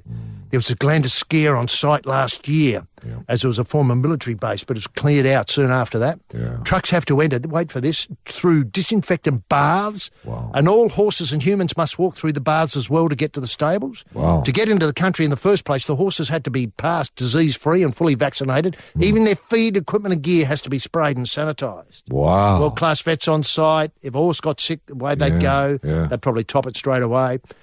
Look, it's too expensive, I think, to believe. Yeah. Now, that glanders disease, have you ever seen a horse with glanders disease? They go weird. They want to drive cars. Is the sweetest sound. Roy and HG. It's a Mardi Gras of medals. And Thiago da Silva has just cleared 6:03, which is halfway to the moon, in the pole vault here in the Herb Elliott Stadium at Rio in the games of the 2016 Olympiad. Roy, that's a great clearance there. I've never seen anything like it. That's the best. And in front of your home crowd, not that there are many here, 18 people, I think we said. But even those 18, they're never going to forget it. They're never going to forget it. And they're up, out of their seats. Yep. And, of course, Renaud Lavalline has hit the 6:03 mark. Yeah. And there is a chance that the pole will go to Brazil. Brazil, yeah. Gold. Now, yeah. Who said the Brazilians could pole vault? I mean, what's that about? I know. This It's is like the the revolution. Dutch swimmers and bloody Italian runners and Or the shotgun world's being gone mad. or shotgun being taught in Korowa High School. It's an education revolution that's fast. Now, Steve Hooker said, though, and this is a fascinating insight into Steve, sure, it's about the grip, but he's got to put more, Lavalline has to put more energy into the pole. Yes. He's Yes, had- he was talking he's had- about this last night at the Edge. About 40 minutes in. Yeah, about 40 minutes in. And once he started talking about, getting energy into the pole, I had to say the science lost me. I just glazed over. That's probably when I dozed off. Not that he noticed. Now, emails, Roy, we've had some fantastic emails. Look, Kirk Parcel has been in touch, actually, with a fascinating email, and one that's really got me thinking. He says, boys, you really got me thinking, which is a nice start. Had to expand the swimming medal table to include wood, tin and dung. Refer to the attached, so he's put the table here. Bottom line is that we, as a swimming nation, won more tin, wood and dung in the pool than we did gold, silver and bronze. Stand up, Australia, and be proud, he says. Exactly. He says, here are the facts. Gold 3, silver 4, bronze 3, total 10. Tin 3, wood 6, dung 4, total 13. Now, he's got the honour roll of tin, Mitch Larkin. Australia got tin in the men's 4x200 metres freestyle relay. And, of course, Campbell Bronte got tin. And Kate Bronte got wood. Mac Halton wood. Belinda Hocking wood. Alicia Coots wood. And in the dung, Thomas Fraser Holmes. I'd forgotten that dung, but it was a good one. We've got Kate Bronte, dung. Bronte Barrett, dung. And Tamsin Cook, dung. So we've got 4 dungers there, which is fantastic. It's a hell of a record and beautifully set out here. That's the way to do an email, isn't it? Yeah. Roy, also, there's a suggestion here from Ian. Yeah. And by the way, before I come to Ian's email, remember, Roy and HG at triplem.com.au. That's Roy and HG at triplem.com.au is your email address. And, of course, Twitter, hashtag Mardi Gras medals, all one word. Now, he's suggesting that people maybe get involved now with the police so as they can get a free tattoo. Well, that's true. That's been happening for years here in Rio, yeah. Now, is the Phelps tattoo going to be the most popular one? Oh, the death stare. The death stare. Everyone's getting the two most popular tattoos at the moment in the village. Now, I got this at the edge, the chill out zone. Everyone was talking about it, apart from Steve Hooker, who was talking about, well, you know what he was talking about. Anyway, the most popular tattoo is the Phelps death stare, followed by the Bruce McAvaney head with shirt. We've seen a few head with shirt. In fact, as I nearly can tell, in the 400 metres women, a head with shirt, McAvaney, I saw that. McAvaney head with shirt was on the right arm. Yeah, I saw that. The gun on the right arm. Yeah, and I thought, well, hello, here's someone who's been arrested. Now, is this Brazil's Kathy Freeman moment here? I'm not sure what else, as in a gold medal in the home. Oh, no, I think he's packed up the pole. Actually, he's won. He's got gold, and it is the Kathy Freeman moment. Yeah. Isn't this great? He's the Brazilian, Thiago da Silva, has won gold in the pole vault, beating the Olympic and former world champion. It's a hell of a jump, 603 metres. Yeah. That is a lot. It is. That is a lot. It is. Well, I think he got to the very edge of the apparatus. He couldn't go any higher because the apparatus doesn't go any higher. So they're going to have to build bigger towers for the apparatus. That's right, in future. This is the Mardi Gras medals. Roy and HG. Now we ride. The Carnival of the Rings has never sounded sweeter. And, of course, we have to pack up shop here, much in the manner the pole vault's been packed up shop as we watch in replay on the monitors here at the Herb Elliott Stadium on, well, a failure between pole, energy, grip, height, anything you like to name, and bar. Yeah, just not enough energy in the pole. That's French failure, isn't it? It is. Now, but we look on to day 11, and there are reasons to be cheerful, Roy. Okay, there's a lot going on. Yeah, Ella Nelson is into the semi, the 200 metres, which is great. Remember, the Opals have got a medal chance. I think they're I think they're going to get a medal, for sure. Just depends on what colour. The Boomers are a good medal chance, if not, at worst, dung. And that's nothing to be... dung, that's right. You can't take that away from them. You can't. No. You can't. And Danny Samuels, HG, is into the discus semi. And Edwina, of course, Tops Alexander is in the show jumping. So she had a perfect round the other night. I watched that with Tamsin Lewis and a few others, and we'd never seen jumping like it. Yeah. And, Roy, the horses themselves, do you think our Australian horses have acclimatised well here in Brazil and they're getting the right sort of chaff and oats and all that sort of stuff? I think so. I'm pretty happy with the way they're looking. Certainly they're trying. You know, they're really putting in, and they've got part of the Olympic spirit. Look, I bumped into a couple of horses at the edge, at the chill-out zone the other night, and they didn't have anything to drink. Not a thing. No.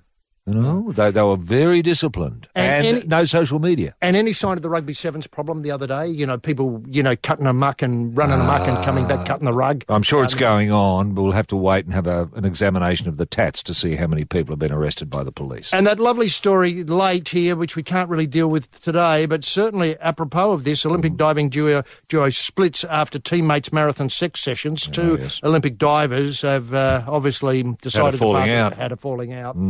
One of them booted the roommate out, so the partner could have late-night romp with another athlete, according to media outlets. Well, that can happen. Well, of course it can happen. I've always said, if you're going to do synchronised swimming, you've got to have synchronised sex. Roy and HG for Harvey Norman. Look and feel your best with a full range of personal grooming products.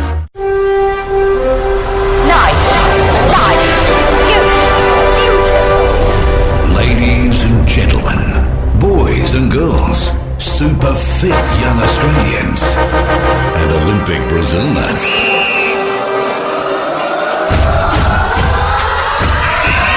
It's that time again. Time to down the tools and grab a fistful of golden glory on the Mardi Gras of medals. With those two champions of the podium, rampaging Roy Slaven and HG Nelson. HG. Yes, thanks very much, Jumpin' Jai, the centimetre guy in the soundproof booth, and welcome to the big stink here in Rio. Yes, that smell you can smell goes on day 11, and day 11, traditionally Commonwealth Games Day at any Olympic big stink, and a lovely, meeting of hands across the water about Commonwealth Games Day. Of course, the Commonwealth Games on the Gold Coast in 2018. So the stink moves from Rio, where we're not going so well, but more of that in a moment, to Gold Coast, where we'll win everything that's up for grabs. Well, of course, always here at the Herb Elliott, my very dear friend and colleague, rampaging Roy Slaven. Roy, some highlights of events overnight. Yes, thanks very much, H.G. Nelson. And, it's a sober day, really, isn't it? The Shawnee Miller of the Bahamas diving controversy continues. It just won't go away. Bruce said he wished it hadn't happened, whereas Tamsin thinks it's fine. Well, good on you, Tamsin, and we've seen other people diving as a result of that dive that we saw yesterday, and we might have called it here. We were the first to call it as an illegal act. More about that later. Brazilian crowds criticised for booing the French pole vaulter. We called that yesterday, and we were embarrassed by the behaviour of the crowds, and I noticed the tennis star, Juan Del Potro, is saying that the Brazilian tennis crowds, quote, don't know how to behave. Unquote. Big call, Roy. Very big call. And of course, in the football, there were complaints about the crowd behaviour as well. Exactly. Now, Aussie discus hero Danny Samuels slams officials who forced her to throw in heavy rain. She said it's very, very dangerous, and it was. We saw what happened. She threw it in the net. It could have bounced back and hit anyone. Could have killed a kiddie. And Floyd Mayweather, I was in the edge. I was in the chill-out zone last night, just... chilling out. And Floyd Mayweather poked his head in, said hello. He's in Rio to support boxing, his boxing team. That's the US boxing team. You can't blame him. It's a terrific thing to do. And made me wonder, where's Choc Mundine or Danny Green or even Jeff Fennick? Why aren't they here? Lending a bit of support to our tilt, which is not going particularly well. And interesting to note, HG, that now professionals allowed in boxing, in Olympic boxing. It's interesting to note that every professional who entered this year lost in the first round to amateurs. Isn't that incredible? There was some stink about that because the IBF, the WBC, the ABC, the IQZ all said that it would be a mismatch, that the professionals would clobber the amateurs. Be a slaughterhouse. A slaughterhouse, exactly right. Yep. It would be completely over in the first 30 seconds. Yep. It wasn't to be. No. And, of course, a big story looming here about the Irish v Russian bout in the heavyweights. Oh, this could go on.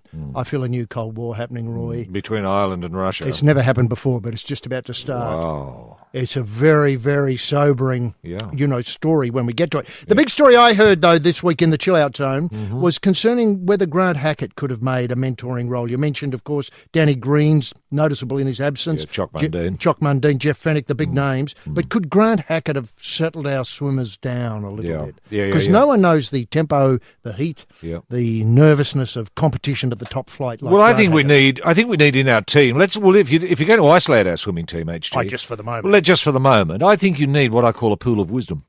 A pool of wisdom? A pool of wisdom that you can access. Let's say we had Dawn Fraser, Grant Hackett. Let's say Kieran Perkins. Just to name three. Jodie Henry, the big-footed one. Thorpe. Yes, Thorpe. The man they knew as the Torpedo. How quickly we forget.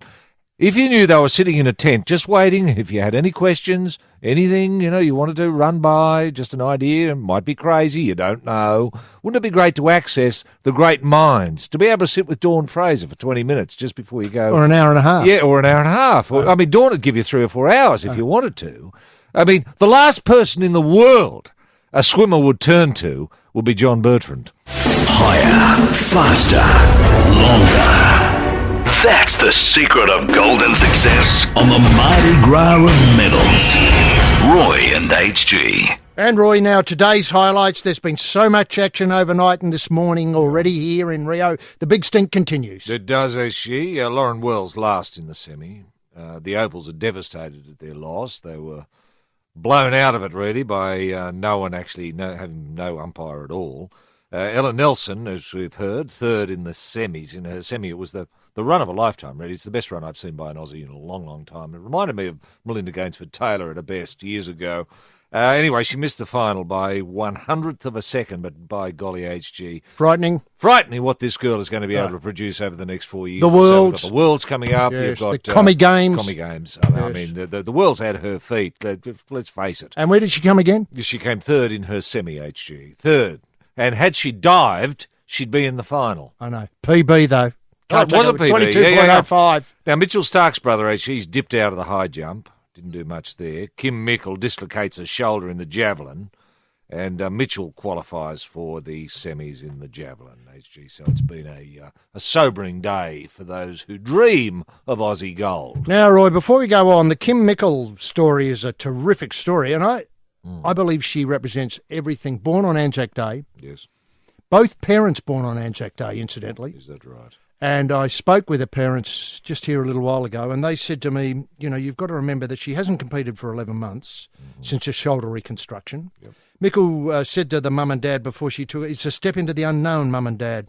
I'm an underdog. This is my season opener, meaning the first time she's competed this since, well, this is the first time she's picked up a javelin in 11 months. 11 months. And it's kind of got that cool element about it as well.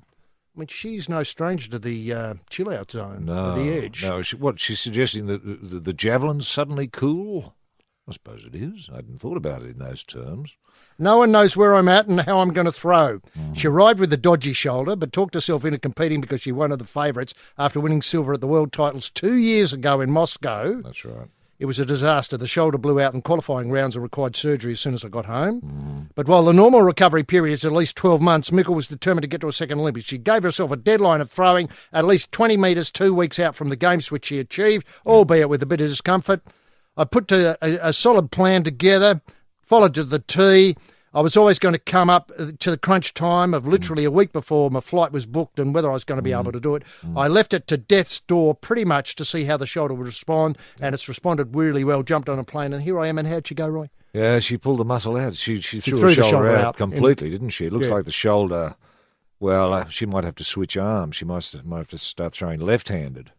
I don't know how good she is. Oh, well, she's an Aussie. She'll be able to do it. If you've ever had a dream, then you're in the right place. Welcome back, dreamers. This is Roy and HG's Mardi Gras of Medals. Now, Roy, this story that we're going to do now, I mean, look, you and I are professional commentators. We have to call it as we see it. We can't resile from these stories. And so I have that as a warning, but there is a real stink about this Team GB cycling tilt, isn't there?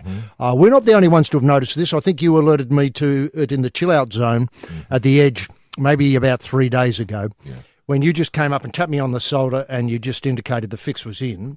The story runs, and let's face it, Germany's Christina Vogel, gold medal winner at the London Games and bronze medal winner in Rio, has said she finds the Great Britain's dominance of the Olympic Games after they perform nowhere near as well at other meetings, such as the World Championships, very questionable.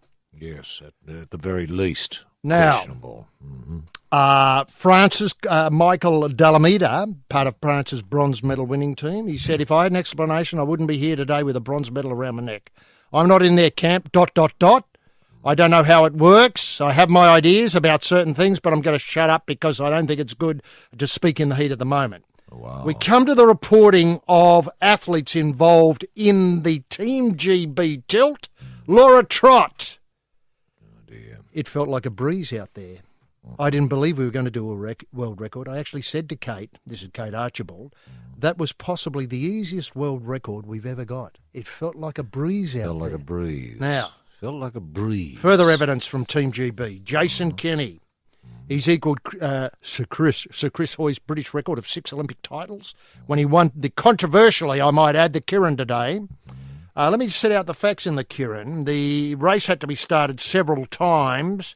As you know, this is the one where they follow the electric bike around and then the bike swerves into the infield and off they go. Very tense in the Rio velodrome. Kenny appeared to hang back as the electric bike slipped aside, perhaps wary of triggering yet another restart. As the rider spun into the final lap, Kenny was still not in the lead, but the world's fastest sprinter found another level and burst clear ahead of the pack on the line. Now, he described his Olympics in this way. It felt like a dream. I guess I'm tired. I was just floating through it. So we have these two eyewitness accounts of people participating in it. One said it felt like a breeze. The other said gold winner, Laura Trott. Then, and can I point out, and I don't like doing this because it does add nothing to the story, that they're romantically involved. Oh, dear. Romantically involved, Jason Kenny and Laura Trott. Anyway, Trotty felt like a breeze. Kenny, JK, I felt as though I was floating through it. Roy, you've been around bikes a very long time. Do you think there's any truth to the matter that it's a hot tilt in Rio as part of the stink? Well, you'd have to think so. You'd have to think that whatever Trott and Kenny are sharing, that's what I'm interested in pursuing. But, of course, there's no avenue to pursue this. No. You know, we can ask these questions till the cows come home. I mean, there's no tribunal, no forum. I mean, there's nothing we can do. All we can do is point the finger and say, look, we think Trott and Kenny are on some sort of gear that's very difficult to detect, but it's illegal and it's giving them an unfair advantage and putting them in a dreamlike state where everything is like a breeze.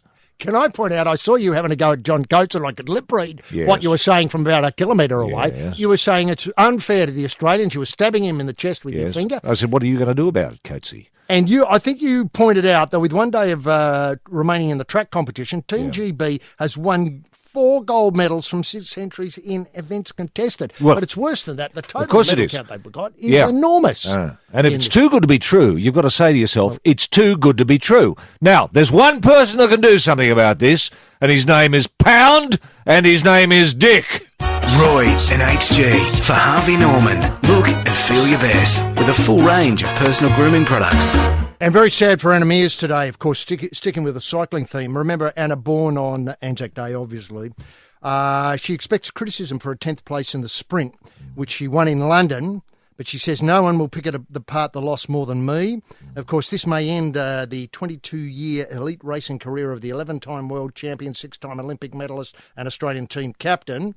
She said there's no one who will criticise it more than me. I knew it was going to be difficult, and I don't think I'd be that far out of the competition, though, meaning finishing 10th. Yeah. Now, my legs gave way for the first time in 22 years, and I just couldn't get anything more out of my body. Now, it's hard to know that she's been beaten by cheats, though. Yeah, I know. It must be doubly difficult, and I know she's not the sort of person who would say that.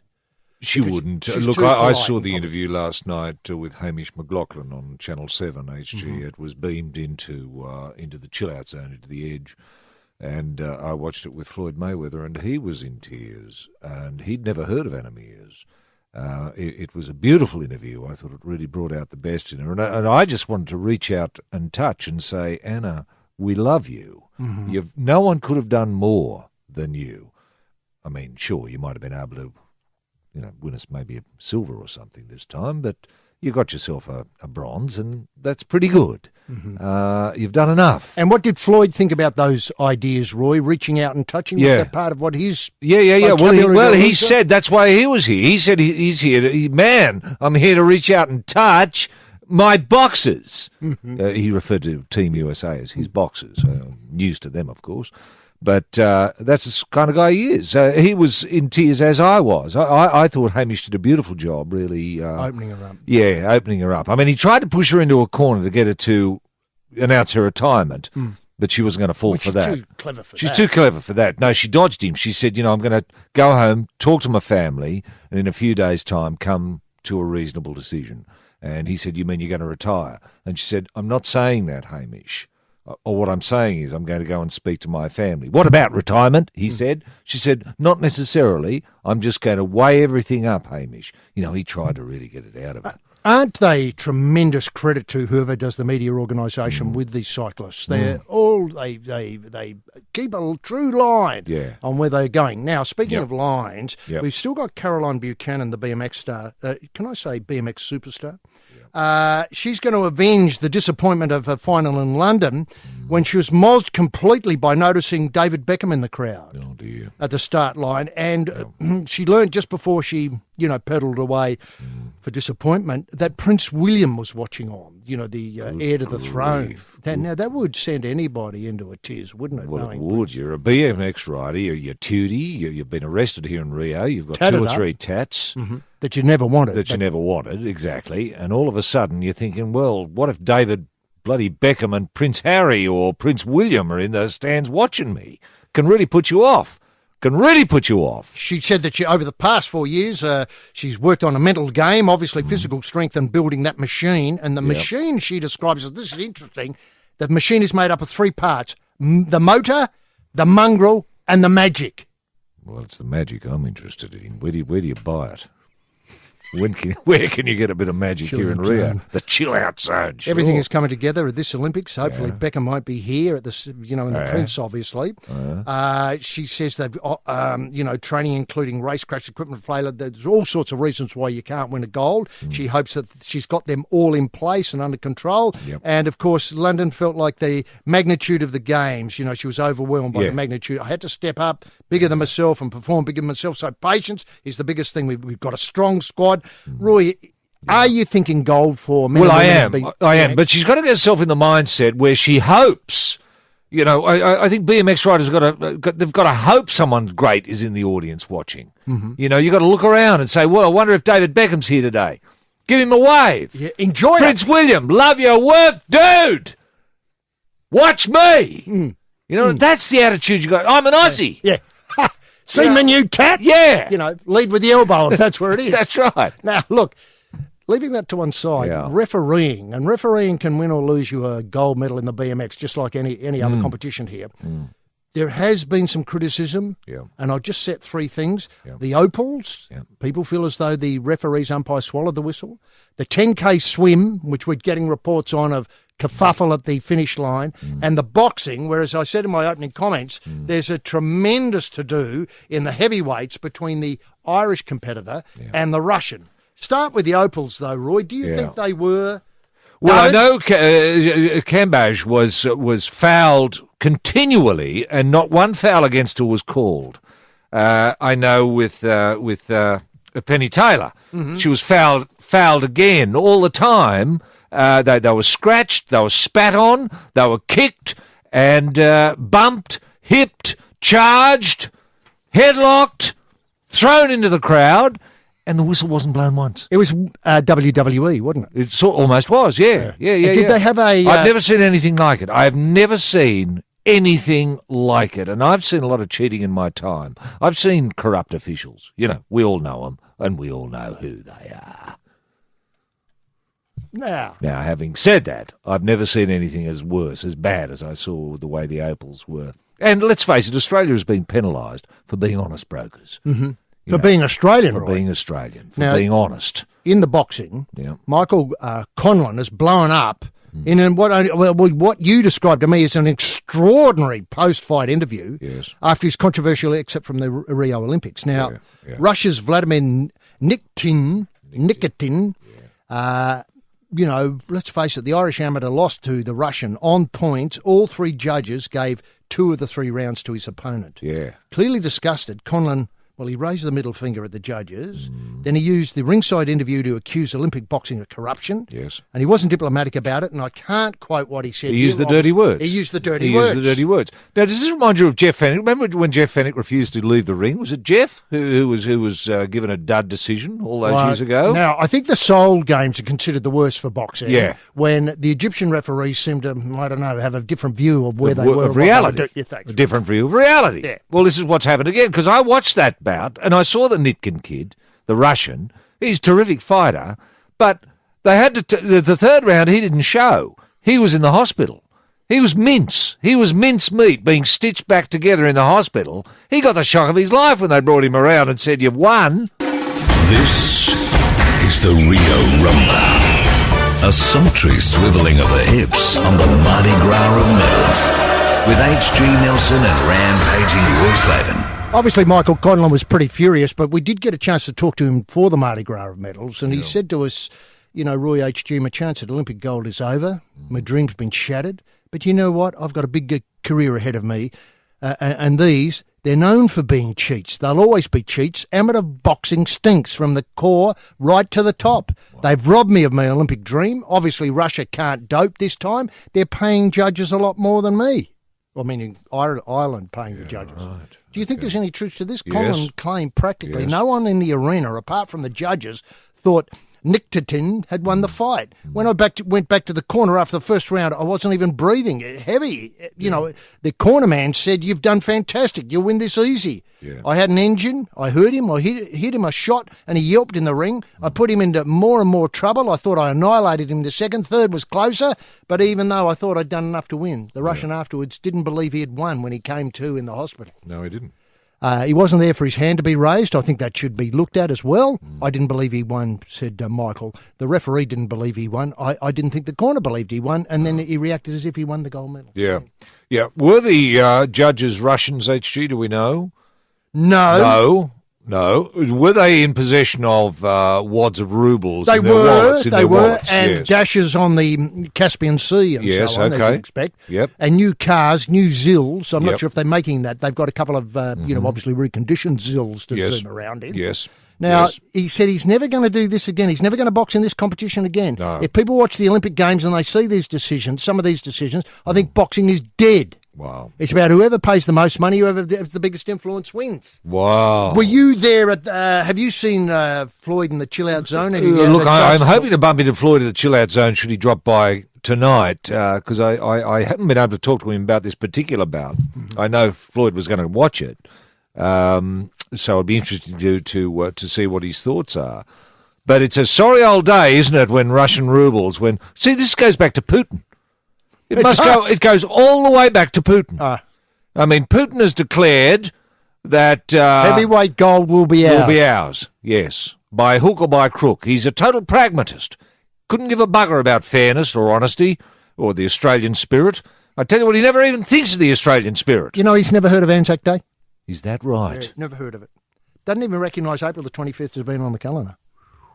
Now, on good news, though, we were lucky enough to get in the chill-out zone when the teams came back. Obviously, we're working, and late at night we hook up with some of the members of the team, Mac Horton and Kyle. He's now known as the Big Tuna Chalmers. Kyle Chalmers, the Big Tuna. The Big Tuna. Isn't that great? Anyway, they've great, because he'll be able to market that, won't he, when he comes back to Australia? Maybe get his own product in the supermarket. Yes. The Kyle Chalmers, the Big Tuna. The Big Tuna, fish. yeah. Wow. Okay. Tight fit. Now, he took advantage of, or both of them did really, of the perfect weather yesterday after the day before, and they got up to Corcovado Mountain, where Christ or as it's known locally, Bruce the Redeemer is. But the statue took second place because the Big Tuna spotted a familiar face in the crowd, NBA star Carmelo Anthony. Oh, wow. He immediately blurted out, "I've got to meet him." Yeah. And pleaded with the Dolphins security staff to talk to the people who are looking after the US team to see if they could chat to the to New York Knicks $25 million man. This might help, said Chalmers, reaching into a pocket and pulling out his gold medal. It did the trick. Wow. Incredible, isn't it? The beautiful photo bobbed up of Mac Horton, the Big Tuna, and Carmelo. Wow. Isn't that great when you see your heroes like that and... You know, that gold medal, pull it out of your pocket, it just opens so many doors. It does, doesn't it? Now, I mean, and when they go back to Australia, if you've got a gold medal, you can just go to the bank, you can get loans, you can go to car yards. Those, do you want another? Do you want a new BMW? Do you want a new Ford Fiesta? Yes, please. You know what I mean? It's just awesome. You just go into a bakery, give us a bun. Are you? Yeah, hold the medal up. You get out of here. Take as many buns as you like. I mean, it just opens doors anywhere. I mean, go to the police station. No, I don't want a tat. Yeah, no worries, mate. You're right. Now, can I ask? I notice John Bertrand's come out and said he's not supposed to be carrying his medal around with him. Oh, that'd be Bertrand, wouldn't it? But Bertrand says, I think Kyle, or the Big Tuna, is just starting to find how many doors the gold medal can open. Well, how would he know? How would Bertrand know? He's never had a gold medal. He wouldn't know what a bloody gold medal looks like. No, true. Bertrand. Now, can I say, after our tremendous discussion of merchandising possibilities yesterday concerning the Golden Gun, oh, yes. Look, the Olympic movement have asked us to promote the double dung. This is a memorabilia celebrating the great work of Kate Campbell and Bronte Barrett. Oh, wow. For the first time. Obviously, it commemorates their double dung, the first time that's been achieved. Personally signed by both, presented in a deluxe timber frame. Beautiful. Design incorporates a collection of action, obviously images of celebrating the girls' work here at the Big Stink. 8 metres by 5 metres, officially licensed by the AOC. There's a certificate of authority. What's interesting is it comes with a little sachet of water from the pool. Oh, wow. And when you open it up, Yes. you get a real sense of the Big Stink. Isn't that fantastic? And has John Bertrand signed the back of it? He has. He has. The romance of Rio continues with the Carnival of the Rings on the Mardi Gras of Medals. Roy and HG. And Roy, people have been contacting us here in Rio at the Herb Elliott Stadium, and they've raised some fascinating questions for us to tackle. And if you do want to get in touch with us, Roy and HG at triplem.com.au or hashtag Mardi Gras of Medals. And who have you got there who's been in touch? Yeah, Dottie's been in touch, HG. He says this was billed as the Pin Olympics. Yeah. I'd forgotten that. But it's true, I guess it was. Was The that Pin- something Coates mentioned in media Yeah, statements? Coates or one of them. Not sure. Anyway, but I haven't heard a word about pins from Hamish. The other McLaughlin, that'd be Mel, I suppose. Well, Mel and Hamish aren't here. They're, of course, back in Sydney. They're doing their work from Sydney, from Redford. Yeah, from the studios there. So it's a bit hard. You can't blame them for not having pins. Well, in the chill-out zone, there's tray after tray mate. of Tom. Yeah. The I lively. love Tom, whatever he is. He's one of those manufactured animals. He's got a bit of everything in him, hasn't he? He's He part has. bird, part alligator. rat, plus part alligator, capybara. Yeah. Anyway, I haven't heard a word about pins from Hamish and the other McLaughlin, that is Mel. Hasn't heard about pins from Bruce, Tamsin, Paddy, that'd be Paddy Welsh, and nothing from us. Please tell us about the swap meets and what are the hottest pins in town. Well, I tell you what, the hottest pin in town won't surprise you. A gold fatso. is that right? Yeah, very hot. Very hot. I saw one the other day. Yeah. I left yeah, it yeah, alone. yeah. Well, there are a lot of pin meets happening sort of spontaneously all over town. Doesn't matter where you can go up to the Redeemer, there's a meet happening there. You know, it's fantastic. I mean, if you do love your pins, and I do, I just can't get enough of them. They're all meaningful, aren't they? I mean, when you look back, HG, I don't know how many Olympics we've done. Let's say we've done 5. You know, remember the first pin you ever bought? Yeah, I do. Look, Yeah. well, it was given. It was a Channel 7 pin. Yeah, that's right. It was worthless. So I know, thought totally worthless. I know, and Yeah, I paid tried to sell $100 for mine. it. Yeah. I know, no one was interested. Now, Sheehan has been in touch. He says, any talk of the Bronte sisters' autobiographies? Well, yes. As far as I know, Pool and Prejudice by Campbell Bronte is available maybe next week. And Pride and Pool, as we mentioned yesterday, by Kate Bronte is coming out. So they're 2 beautiful additions to anyone's library. They are. And look, one thing I says, I think it was Arnott's been in touch. Sheehan Arnott. I've been absolutely fascinated by all the great Olympians born on Anzac Day. Oh, well, who hasn't? As a keen student of Australian history, I thought this strange at first, given the Olympics are slightly older than Anzac Day. It turns out Anzac Day falls on April the 25th, not because the troops landed in Turkey and got wrecked, you know, obviously, by the Turks, amongst others, but because Edwin Flack, the great Edwin Flack, was born on that very day. Wow. The date for the Gallipoli landing, April the 25th, was chosen to commemorate Flack's birthday. Isn't that an interesting take on history, HG? That's fascinating, isn't it? I had no idea. No idea at all. It's weird how it because fits Flack is a magical. Well, Why hasn't there been a film about Edwin Flack? Here is a bloke who just turned up at the Olympics. He didn't know what was going on. He was an Aussie travelling, interested in overseas. Just happened to be there at the time. Thought, oh, well, I'll have a go. I've got a pair of shorts. and a pair of volley OCs. I Yeah, think. something like that. 800 metres, 1,500 metres, Won ran in the everything. marathon, Yeah, went won in the doubles tennis, cleaned up in everything. Cleaned up in everything. He was the template Yes, through which I know. Anzacs Yeah. were forced Uh-huh. before they could go Yeah. to April the 25th He celebration. got something like, what was it, 18, 20 gold medals, something like that? Now, Amazing. finally, here's one for you. Well, it's a bit hard to know. Mel, I think's writing. Mel McLaughlin? No, From Australia? No, Mel McLeod. Oh, okay. Loving the show. 2 things. Have you seen how many BMXers have tattoos? Wow. the McLeod position is obviously a lot of arrests by local police. They highlight, or McLeod highlights, Nick Long from the USA in particular. Mm-hmm. What, few tats? Yeah. Well, I can't say I've seen Nick here. No. He'd be blowing in pretty late. Very tooty, the BMX. You think skateboarders are tooty with their lifestyle and their skateboarding's the pinnacle of skateboarding rave? Wait till you see BMXers in action. They're a completely different bag. Yeah. Do they do better, HG, when they're, you know? The colour, the movement, the magic, and a million portaloos. This is Rio. This is the Mardi Gras of Medals with Roy and HG. Yes, welcome back to day 11 of the Big Stink and the Herb Elliott Stadium here in Rio. And just for those keeping track, look, the medal tally, look, it doesn't make disappointing reading yet, but Australia's got 7 gold, 8 silver and 9 bronze, so it's improving as we go towards the tin dung end of the spectrum. So far we've got 24 medals, and Roy, do you think we're on target to equal the 8 gold and 35 medals that we got in London? No. Do you think we can do that? Yeah, look, I think we can, but we're not going to get anywhere near we were in Sydney. Oh, well, no, we'll never achieve that. But isn't that our ambition? Don't we want to get better? Aren't Aussies better than that? Well, I think Aussies... Don't we reach for the stars? But look... Paradua ad Astra, all of that? Look at the look at the lead in the saddlebags. We've got Bertrand weighing down on the swimming team. We've got this judging and boxing, opals, read all about it, the swim where the kid's in front and then all of a sudden he's, 8 behind. The only luck we had was Tommy Burton coming from behind in the sailing. In the sailing. That's in the laser. problem. In the laser, that's right. That's right. Goal.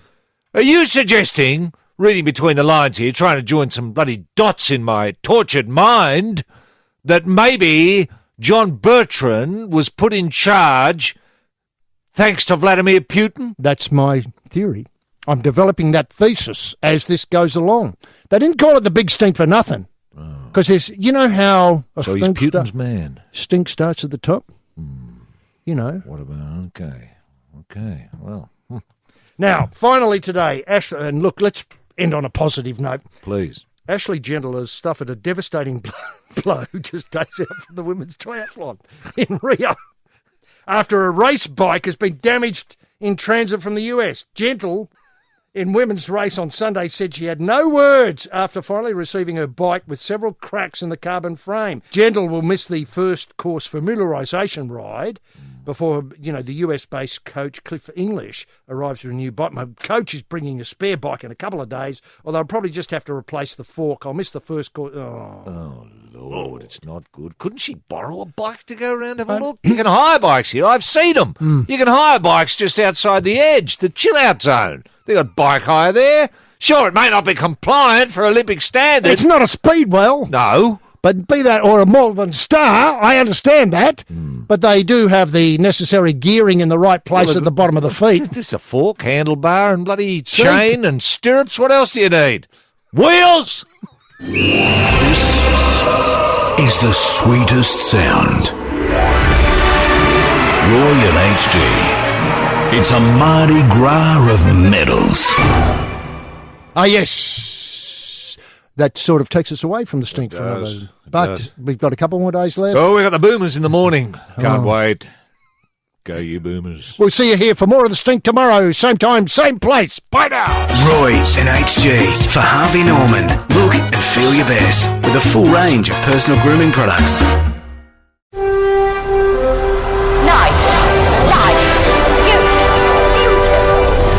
Ladies and gentlemen, boys and girls, super fit young Australians, and Olympic Brazil nuts.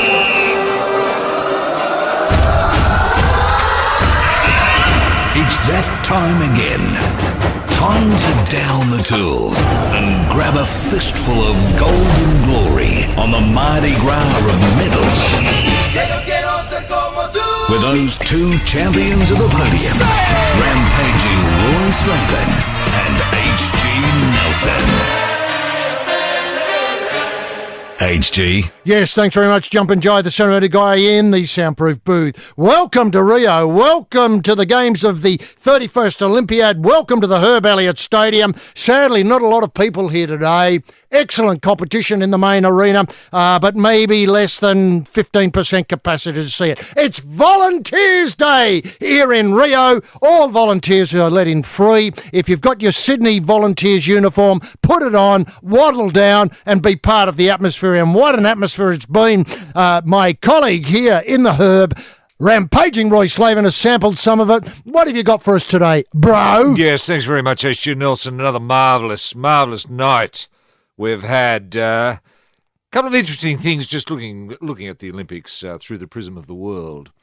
The Chinese media is calling its team the worst since 1984. Now, you've got to remember that that's when China was allowed back into Olympic competition. Now, it's citing its failures in badminton, true, diving, true, and gymnastics, amongst other things. And I'd have to suggest that media outlet that's been calling this team the worst will be facing the firing squad very shortly.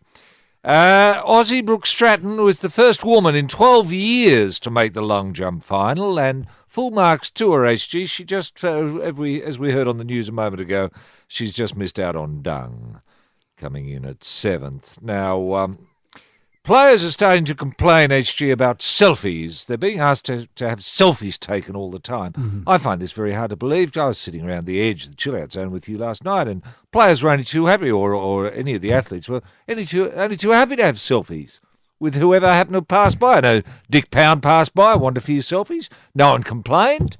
It was all good. So I don't put much store in that report. Now, Rio Olympic volunteers, and it is Volunteers Day, as HG has pointed out, they're quitting due to the long hours and lack of food. 30% of volunteers have failed to show up. Now, there's an inquiry in process. I don't think it's going to get anywhere. And John Bertrand, HG, is suggesting to change the name of the Australian team to Team Australia. You're joking.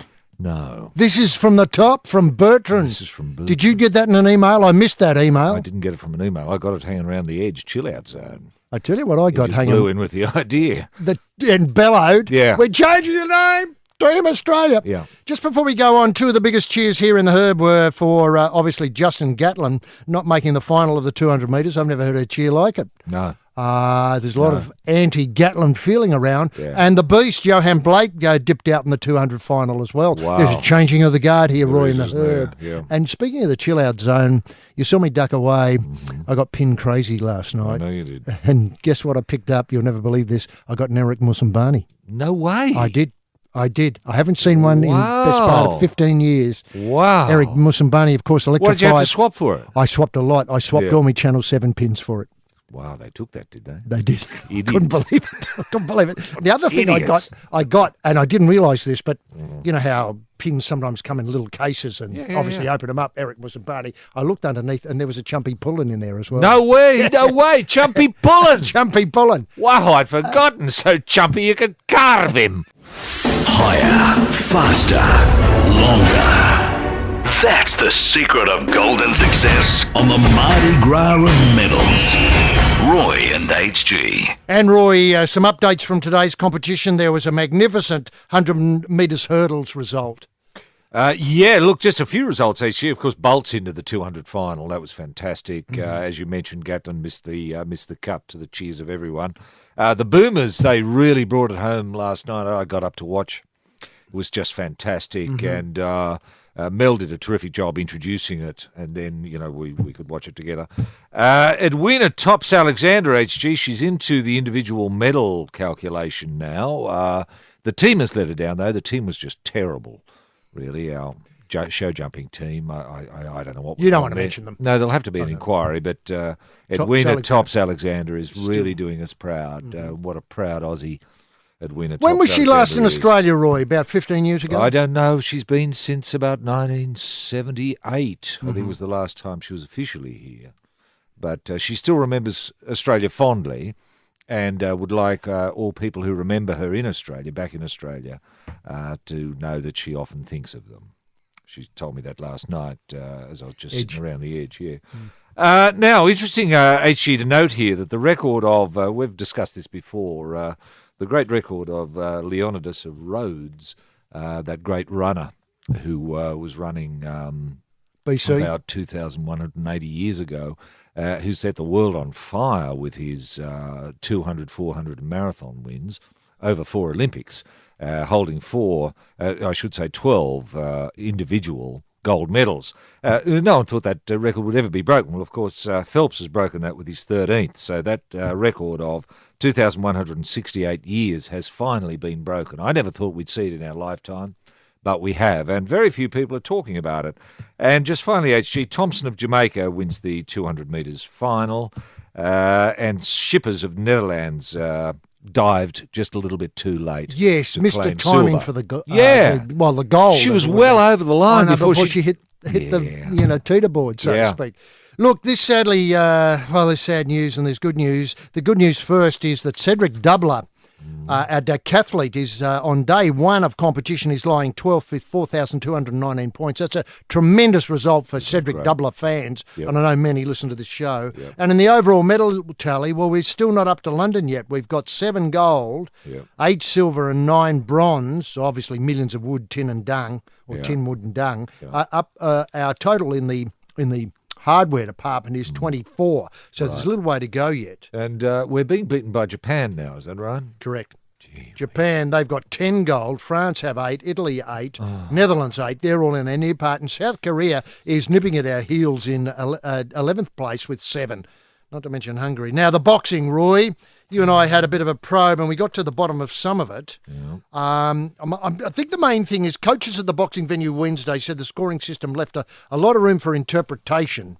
And the judges, although well-trained, were not infallible. They also expressed relief that the issue of inadequate judging was being addressed, although they dismissed the accusations of corruption at the boxing tournament, as they would. Yeah. As they would. Yeah. I mean, if they said, well, it's corrupt, Yeah. good night, nurse, Yeah, so to speak. It's all over. The amateur status of these judges, Roy, I mean, it's all very well to, put out an email to boxing clubs in the Rio area saying if anybody would like a free ticket and a ringside seat, could they come on down, pass a test, and then they would be ticketed as judges. Is that good enough at this level? I don't think it is good enough, and I think it goes back to education, HG. Schools? There's very little, boxing education done in schools. I found this unbelievable, but it's true. And it's not only in Brazil where education is scant in this regard. It's all over the world. All over the world. I think it's only Russia that takes their boxing judging seriously at the early grades of education. And you realise that there's a relationship between the ruble and reward, if you know what I mean. And score. And score. Yeah. Can I ask, how difficult is it? Surely if I punch you in the head, that's 1 to me. If you punch me in the head, that's 1. Yeah, but it's open to interpretation. See, you can punch me in the head and I can grin. Now, that's going to give me the point. But if you punch me in the head and I end up on the floor being carried away, you'll get the point. You see what I mean? It's open to interpretation. There are punches to the head and punches to the head, as we well know. Now, I'll give you an idea of how corrupt it is. Yeah.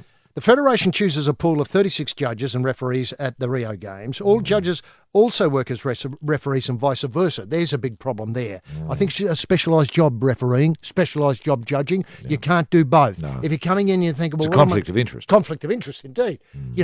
Firstly, you'd think, well, I'm scoring this. Well, hang on a minute, I'm refereeing it. The AIBA, the International Boxing Association, picks 5 judges to work each bout and prohibits judges from a fighter's country or from a country in conflict with a fighter's country from working the bout. Now... Well, hang on. Russia's in conflict with everyone. eh, How could they ever get a judge in? And yet they do. After each fight, a computer program randomly determines which of the 3 of the 5 judges' scorecards will be counted. So they've got 5 judges, only 3 of which are counted. Yeah. The other 2 scorecards are thrown out. Still, questions about judging are as old as the sport itself and will continue. Oh, I hope not. That's a very sad comment from Ken Belson in his report for the New York Times. Yeah. What do you make of those ideas, Roy? 5, 3 is getting too complicated. Yeah. The refereeing vis-a-vis judging, Yes. Turning- Could I suggest that we really only need one judge for each boxing bout, and that judge have 2 qualities. A, be an Australian, and secondly, be a justice of the peace. Roy and HG. Thanks to Harvey Norman. Look and feel your best with a full range of personal grooming products.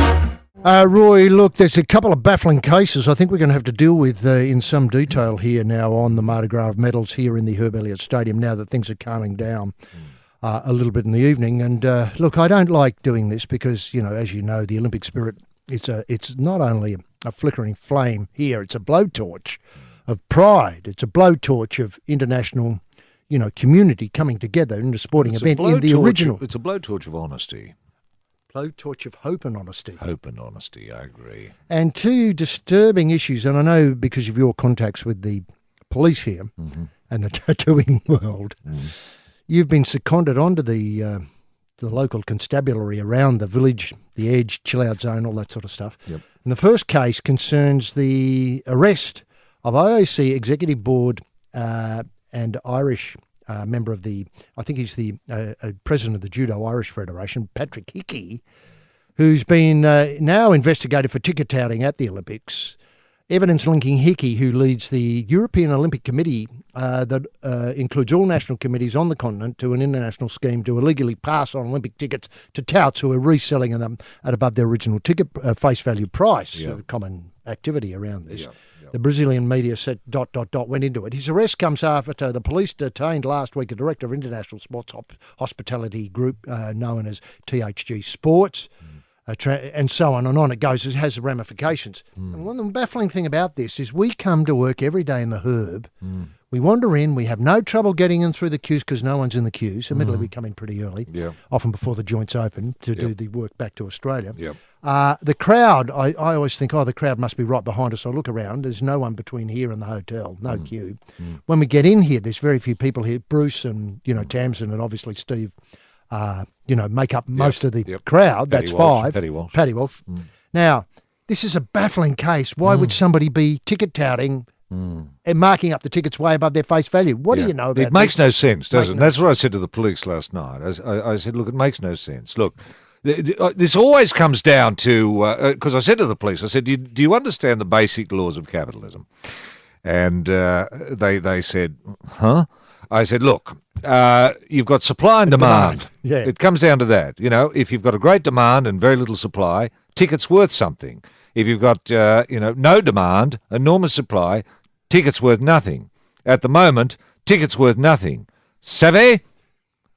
They got through. It got through. They dropped the charges, and Hickey was allowed to go away. I mean, Hickey'd done nothing wrong. I can tell he was trying to give the tickets away for nothing. That was his defence. Yeah. He was trying to encourage an audience to come on into it. Yeah. I mean, sure, the manner he went about it was pretty bold and out front. I mean, it was just sort of like in your face, really. Yeah. And sure, people were asked to, make a donation. Make a donation to his foundation. Yeah. Now, his foundation, as nearly as I can tell, it hasn't really been formally set up yet.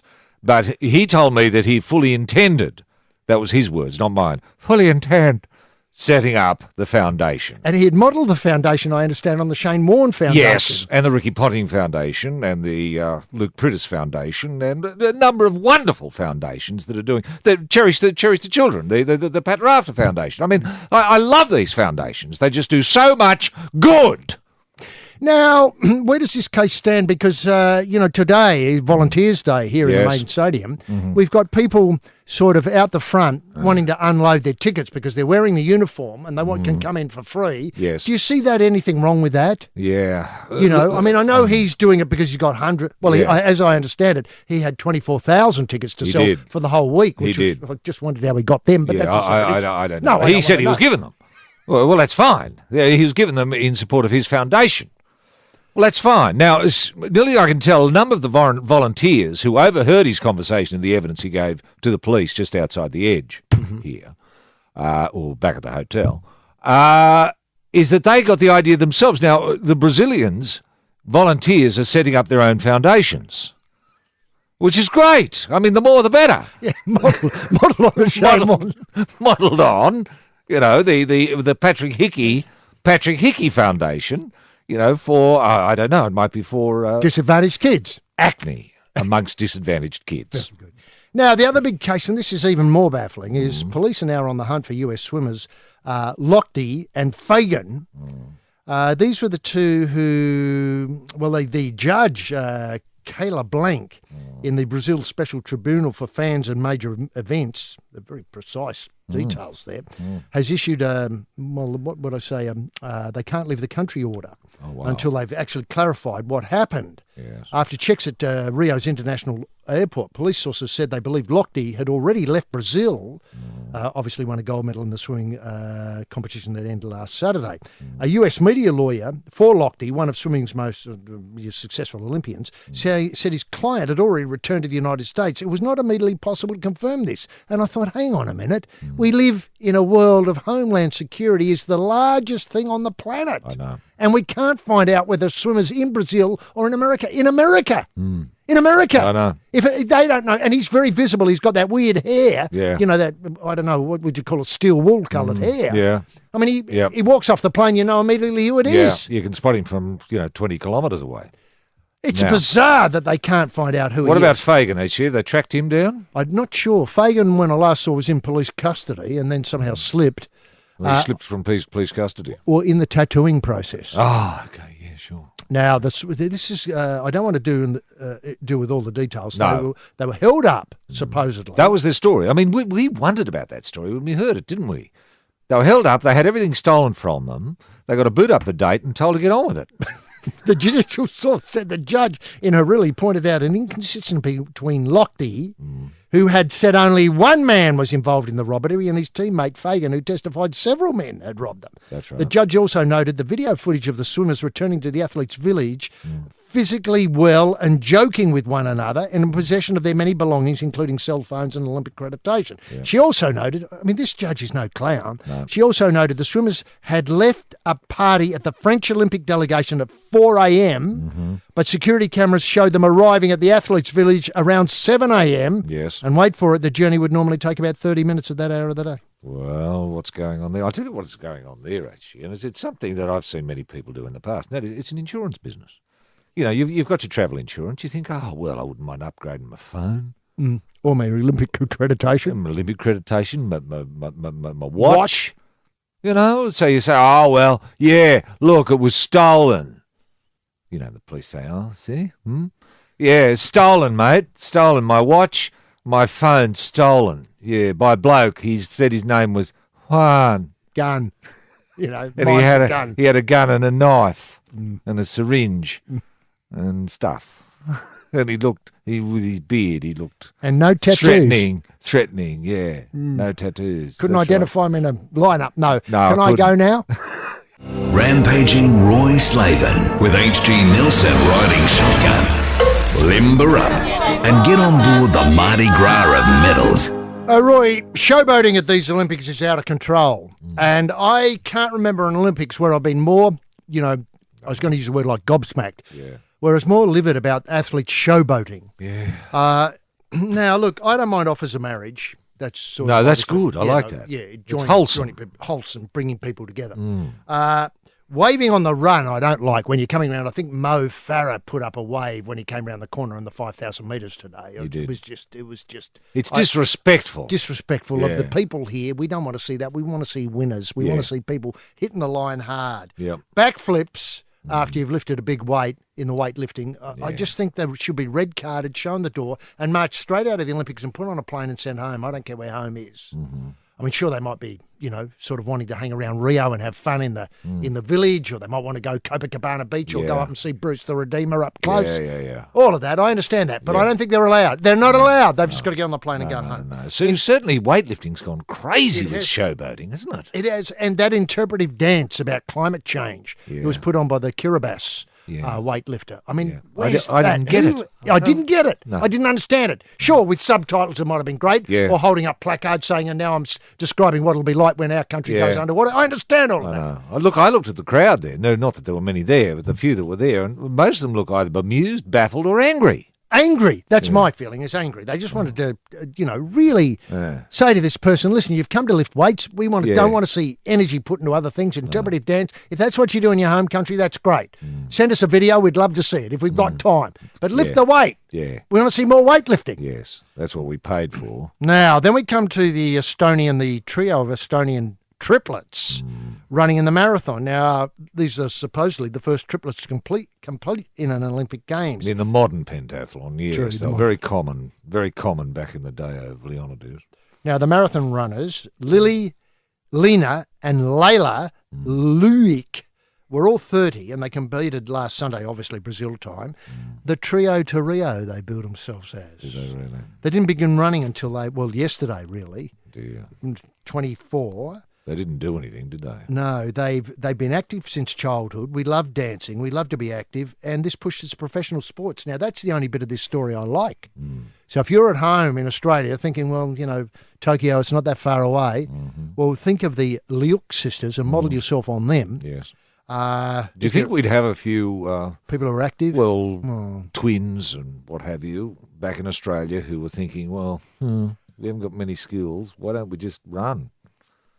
It's possible, isn't it? It is, and this is if you've got a dream. Yes. That comes with it. Now, look, can I just say, what'd be great? Yeah. What'd be great is if you had a dream of representing Australia at the Olympic. You chose a sport that only required training in the ad breaks, say in Home and Away, just to take a thing, or in MasterChef or stuff like that. Or 800 Words, or any of those great shows that are coming up on 7, like that bloody Zumbo show, which I'm not going to watch.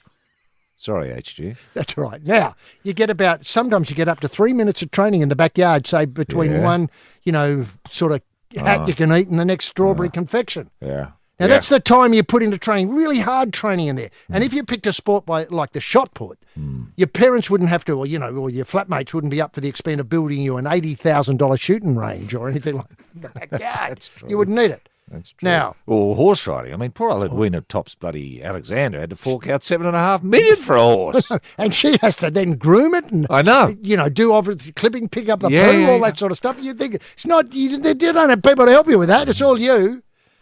We saw after 1 year we had good results in Estonia. We thought we could achieve something good outside Estonia and do some big competitions like Eurovision, European champions and the Olympics. Now, fair enough. Lily was the fastest, finishing, wait for it, in 97th place. Wow. Time, 2 hours 48:29. Then Layla, who ran in 2:54:38 to place 114th, and wait for it, Lena, she didn't finish, DNF maestro. But you can't take that away from her. No. So that what stories those kids will have on the plane on the way home, eh? if only we could have gone better. Yeah. Then, of course, we've got the Hana sisters, Anna and Lisa, who ran also in the marathon. They finished, wait for it, a second apart, crossing the line in 81st and 82nd place. And it must have been a timing error because one ran in 2:45:32, the other ran in 2:45:33. They were holding hands as they went over. The event won by Kenyan Sumgun in the time of 2:24:04. Now, this showboating, Roy, it's got to stop. I know it's got to stop. I mean, it's become a farce. Yeah. Who's the shimmy girl? The one who... yes, I haven't got to her bloody yet. girl. Don't let me start. I mean, that drives me nuts. The only thing I would say about the sisters, having sisters and brothers competing with each other, what a credit those Bronte sisters have been, because they don't... they don't hold hands if they're in the same lane, or side by side in lanes. They act as if they're individuals. Professional. Yes, that's right. And they zoom up and down as fast as they can by themselves. There's no sense, dead heat in this. No. A second apart. None of that. Now, you're speaking about Michelle Jenke. Oh, yeah. Second heat of the 100 metres hurdle. Well, look, what was sad about that is that the performance... this is a bit unfair by Mike Coleman here. The performance in the mixed media zone after the race was a lot more impressive than what she showed on the track. And again, to be fair, technical issues, the program was running late, which meant the crowd couldn't see her jiggling before the big, the jump off on the big screen. It was a bit rushed, the jiggling.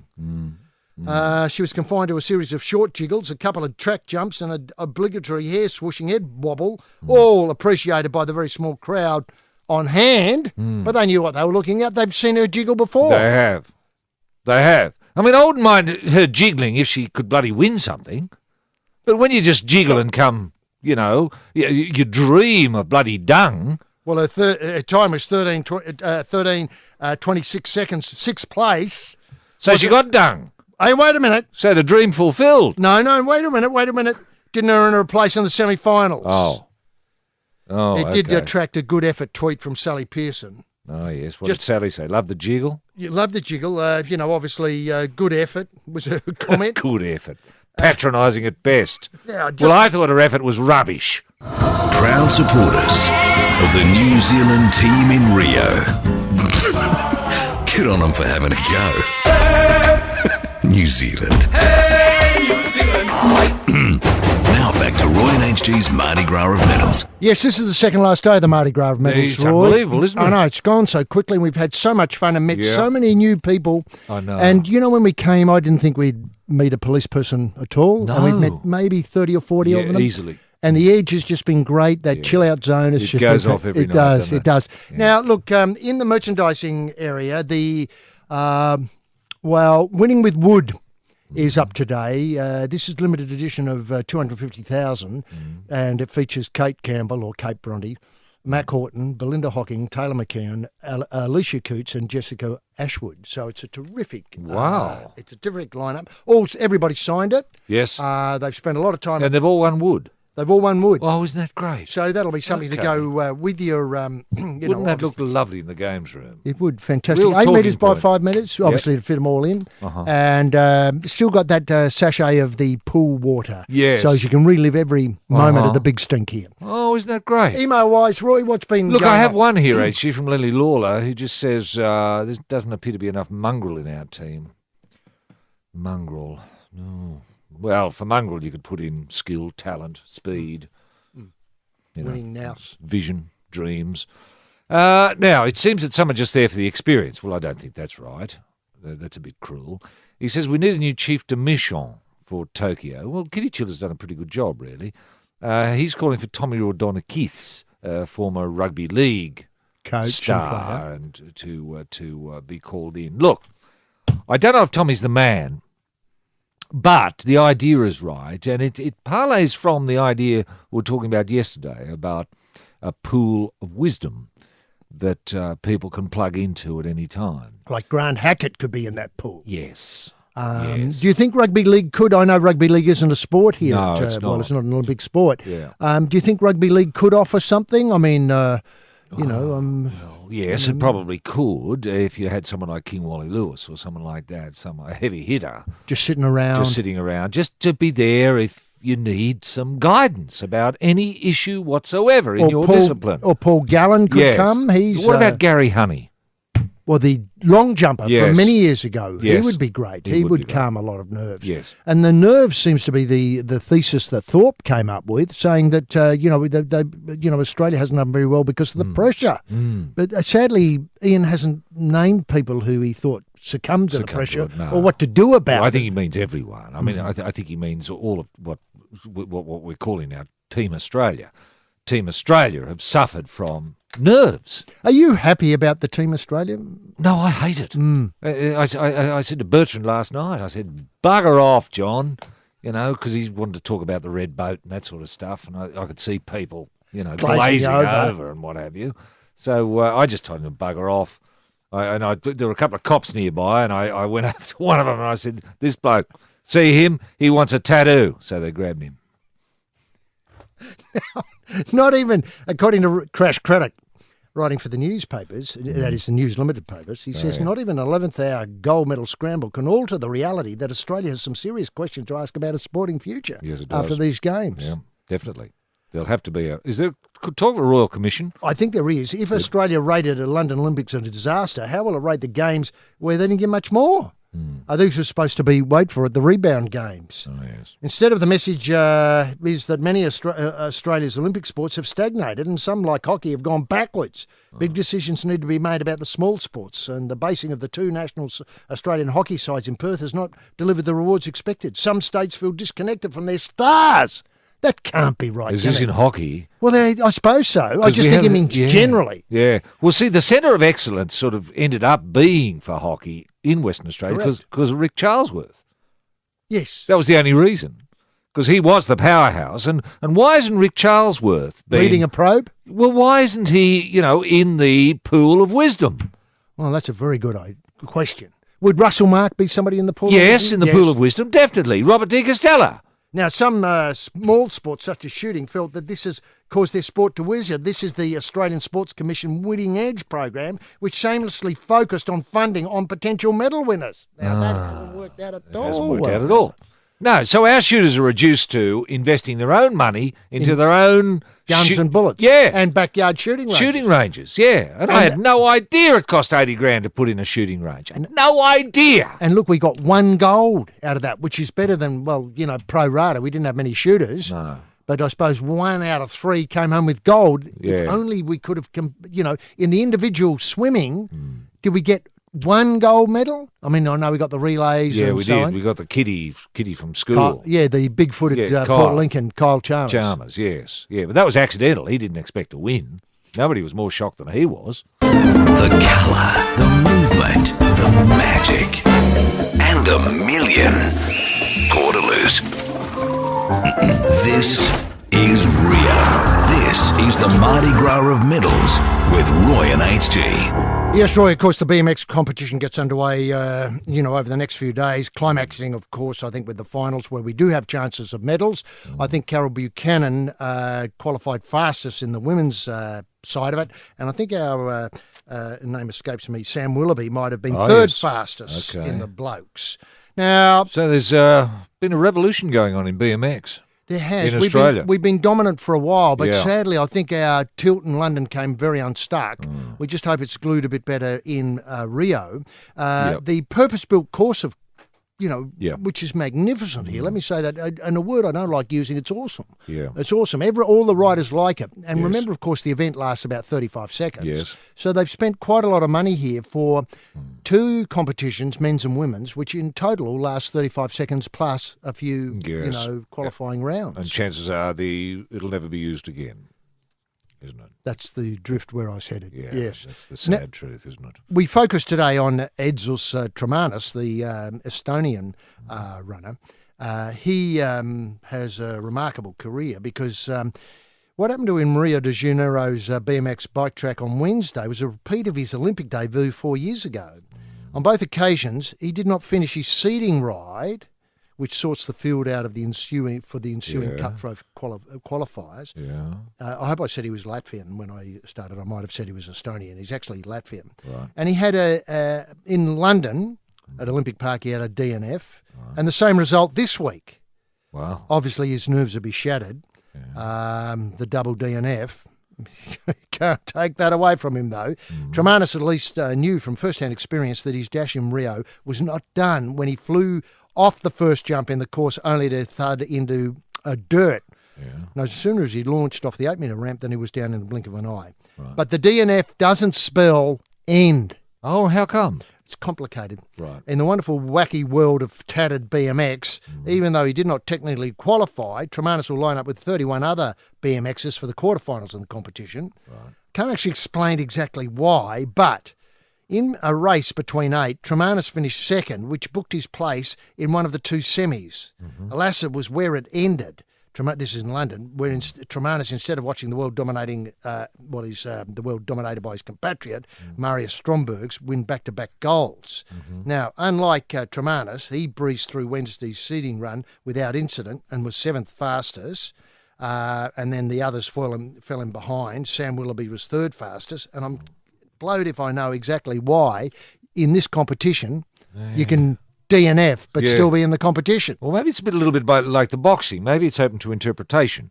And if you do impress before you DNF with your style, your height, all of that, then maybe the judges will view your performance kindly and say, will you come back again? Now, wouldn't that be great in lots of other events? Yes. If we apply that, say, to long jump. Yes. If you could showboat a little, wiggle a bit, jiggle a bit on the big screen, even though, as the crash critic referred to, you might appear like a yellow ant out there. The cameras would catch you, and all of a sudden you've got a name for yourself. Yes. DNFing, but still part of the competition. There's a lot to be said for that. Now, our Aussie tilt is looking pretty good, though. Well, isn't I it? think Carol Buchanan, the 5 times world champion, Yes. Obviously she swaps between BMX and the mountain bike. Yeah, but no stranger to pressure. No stranger. Yeah, look, second fast in the women's seedings. Yeah.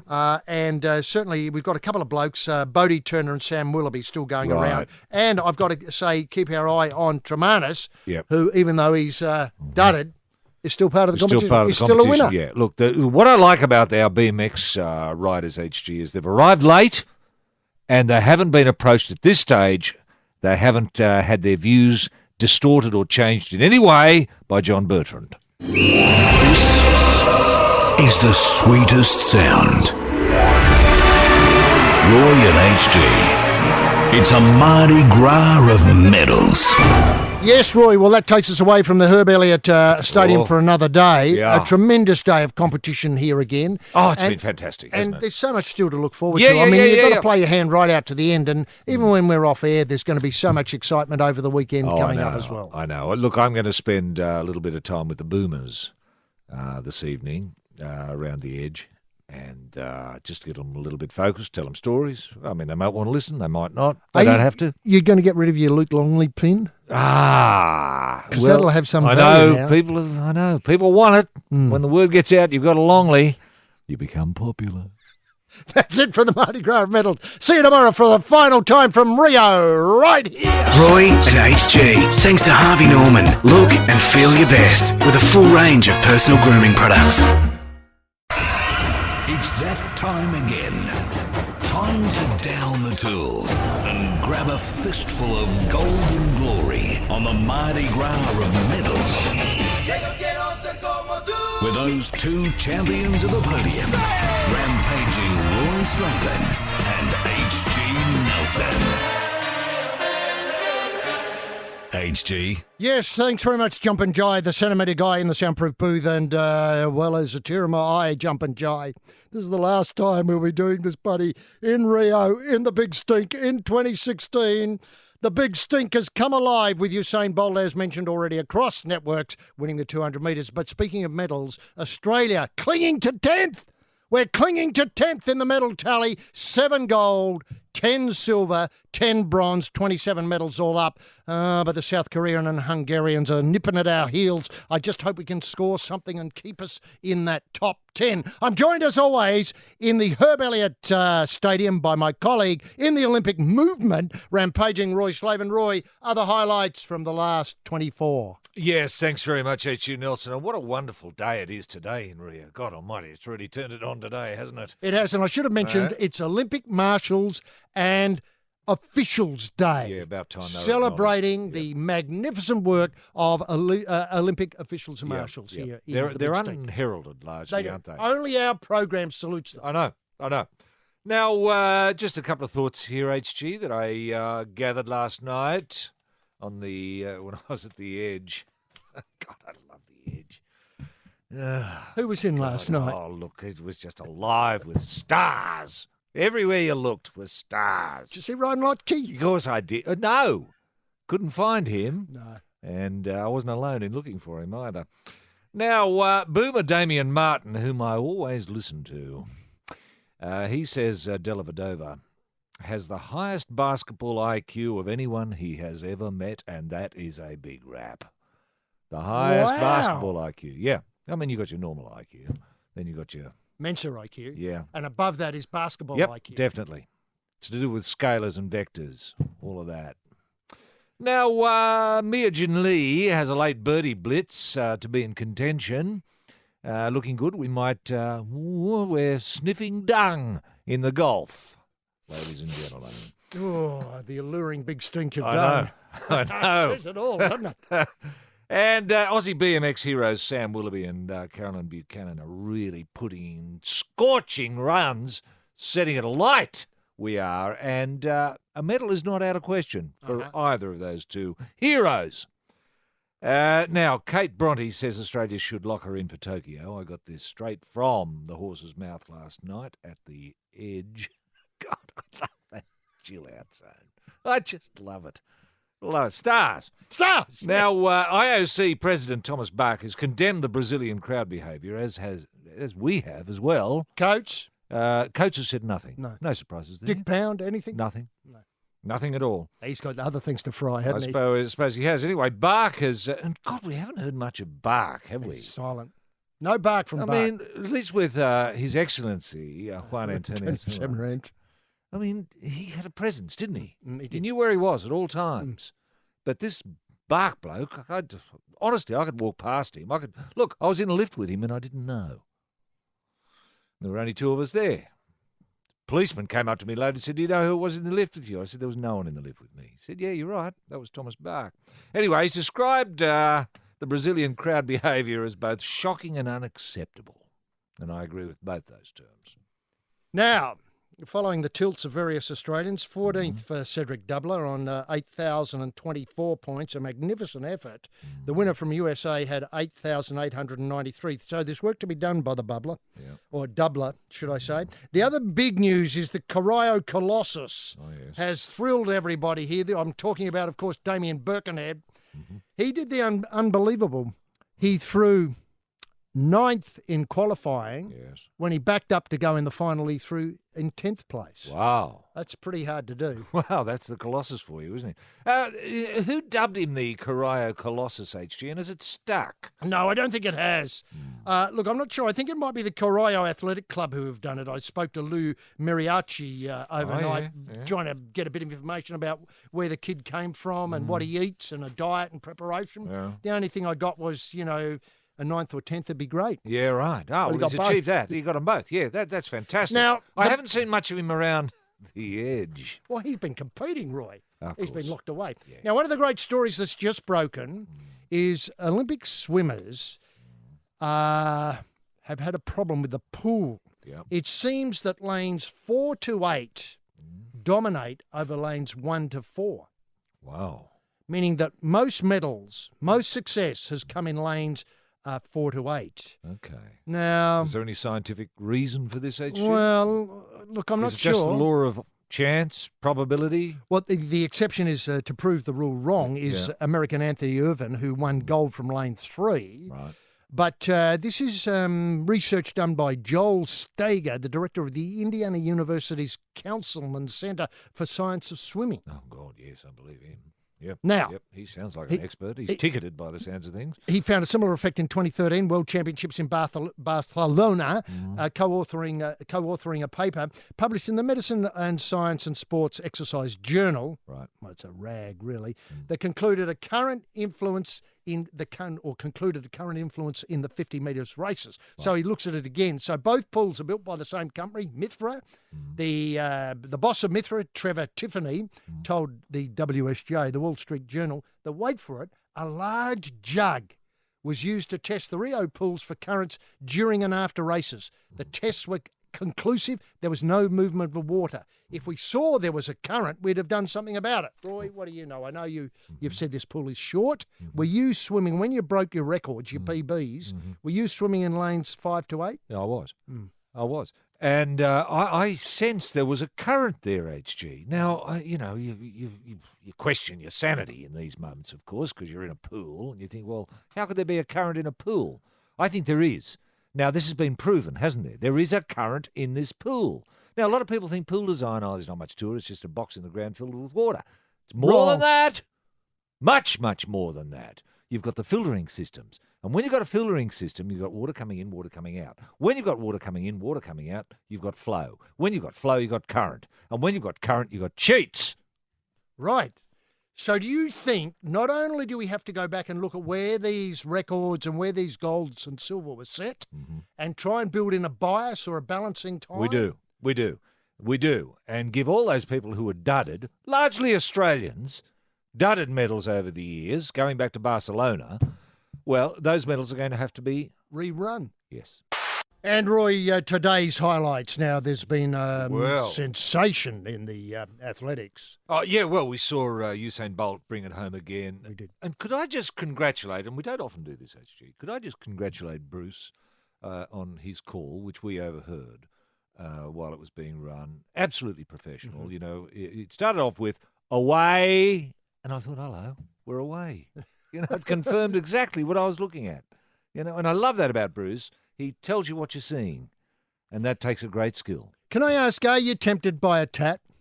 Of Bruce the Redeemer down to the nipple line with the red shirt on, because I was just watching some feeds that we were getting here in the Herb Elliott from what was going to air in Australia, and I'm really tempted. Yeah, I know you are. I don't know how big to get it, though. No. I was thinking on my back. Yeah, I'm thinking life size. Life size. Hey, wouldn't that look good? A life-size Bruce. Life-size Bruce. Tat. Now, HG, What now, else you got? let's see. Wallace and Tame win the K2000 bronze medal. These are the kids from Avoca, which is a small town on the central coast of New Central South Coast, Wales. yes. Yeah, lovely Yeah. town there.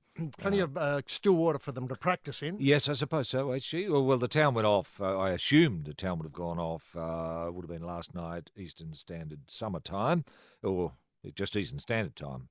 Now, we've won the silver HG in the 470 and the 49er class, so our on-water people are really holding their end up. Now, Karen Mitchell fails to bag dung. She came in, she was within a sniff of dung in the javelin, but it wasn't to be. And as you mentioned, the Cryocolossus, of course, he got 9th in the shot put. So our big hope, HG, of course, still hanging around is Edwina Tops. Yes, Alexander. So Any news from the Tops Alexander camp? no, she's been very quiet, but I know Do you she's been see her- focused. do you I see haven't seen her at an all edge? at the edge. Have you seen a pin?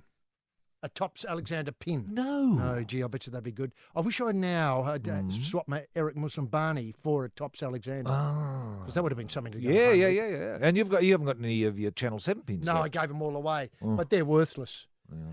Because let's face it, I met somebody who'd never heard of Channel 7. And Oh, really? they- What, is this at the edge? Yeah, not quite the edge. They know Channel Just- 7 at the I edge. know, just off the edge. All Remember, right. I disappeared for a couple of Oh, hours. that's right, you did too. Now, I assumed you were getting a tat or had been arrested or both. look, I was sizing up a tat, but sanity prevailed at 4 a.m. Now, an Olympic fail in the velodrome could see Australian cyclists, this is Samantha Lane got this, could see Australian cyclists sacrifice world titles they have traditionally coveted in a bid to turn the tide on the track in Tokyo in 2020.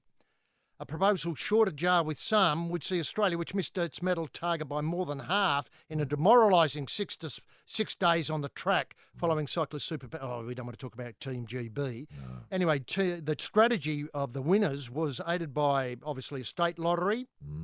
They pumped 50 million into British cycling over the past 4 years. Yes. Every member of Britain's track cycling team has competed in Rio will leave with a medal. Every member. Has that ever been done before? I don't think so. Now, this contrasts with Australia, which led all comers on the track at Athens Olympics 12 years ago, but has dived off the cliff since. Wow. Now, the winning Ed model, obviously. Now, I'm just wondering what you're proposing here, Roy. Obviously, are you thinking a probe into cycling? For a start. And what element what would be the angle? I mean, is the angle funding? Is it simply a matter of funding? I think it is. Do they have better bikes? They have? Yeah, bike technology has fallen behind in Australia. I mean, we used to lead the world in bike technology. Malvern Star or rest my case. Speedwall, of course. I mean, these were tremendous. I mean, back in the day of Oppie, now that is going back sometime early last century, we were number one in the world. And that flame of number one flickered right through until Athens. And after then, something's gone wrong. Something's gone wrong. Now, if it is a funding thing, let's address it. Let's have a national conversation. That's what we've got to have to begin with.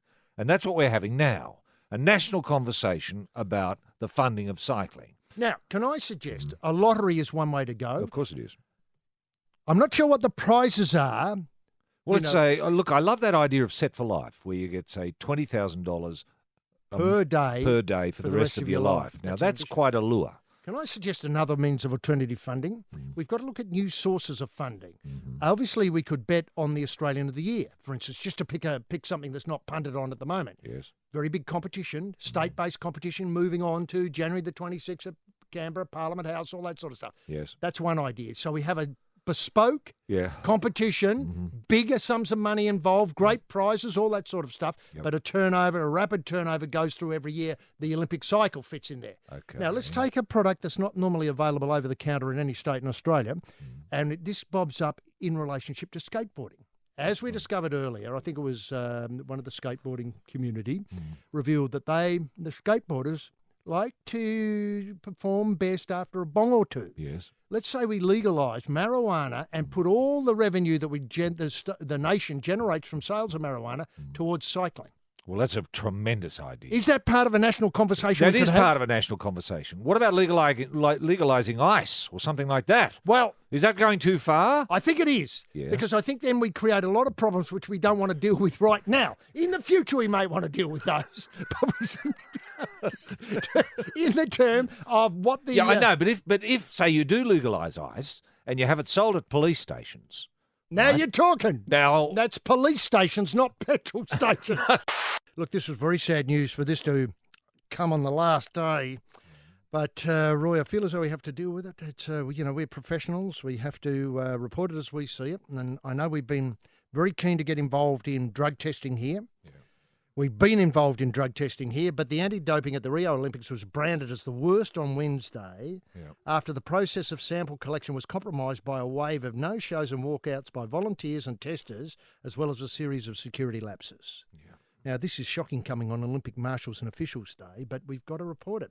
The integrity of the entire process was under threat due to a major staff shortages, with barely half the volunteers recruited to help the run events, reporting for duty, and several doping control officers drafted in from overseas walking out after they'd pushed to the breaking point, trying to fill the void. Organisers also admitted that unauthorised individuals, including Roy Slaven, had gained access to the restricted areas during drug testing, although they denied failing to ensure that anti-doping at the Games was beyond reproach. One senior figure, named later as Dick Pound, in the war, said the war on drugs with experience of major events, said the sample collection system in Rio, this is by far the worst I've seen. That's Pound's comments. Wow, and he's seen some shocking testing over the years. The Rio Games opportunity to restore credibility to the drug testing process, but they've done nothing, according to insiders, which included John Coates and Dick Pound again. One source, Dick Pound again, said large numbers of volunteers had picked up their uniforms at the start of the Games, never to return, with others reporting for duty each day only to walk out after being served a free meal. Dear me. So they're not committed, are they? Committed, no. They're not committed. You've got to be drug testers. You've got to have the commitment, share the vision. I mean, a lot of people think it's hard. Well, it's not that hard. Mm-hmm.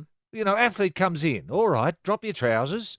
Okay, we in that. Jimmy. Yeah, we in that, and we in that one. Mm-hmm. You call one sample A, one sample B. You mark them up. So if it's a the Corio Colossus, you're going to put on the vial of sample A, Corio Colossus, Australia, Geelong. Yes. So you know where to get it. And you put that in a hermetically sealed box, and it's filed away for years. And later on, people can come and test it. You know, before on this show on the Mardi Gras medals, I've suggested you've been doing a lot of what I thought at the time was amateur work. But I now realise you were at the forefront of drug testing here in Rio.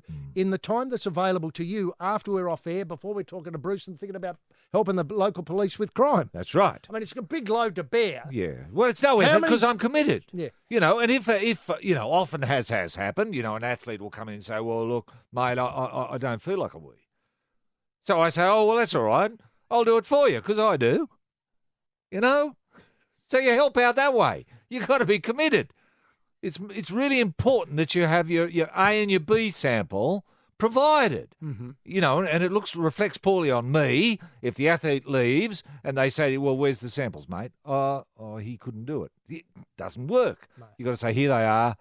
So you always got to be prepared to have a wee yourself.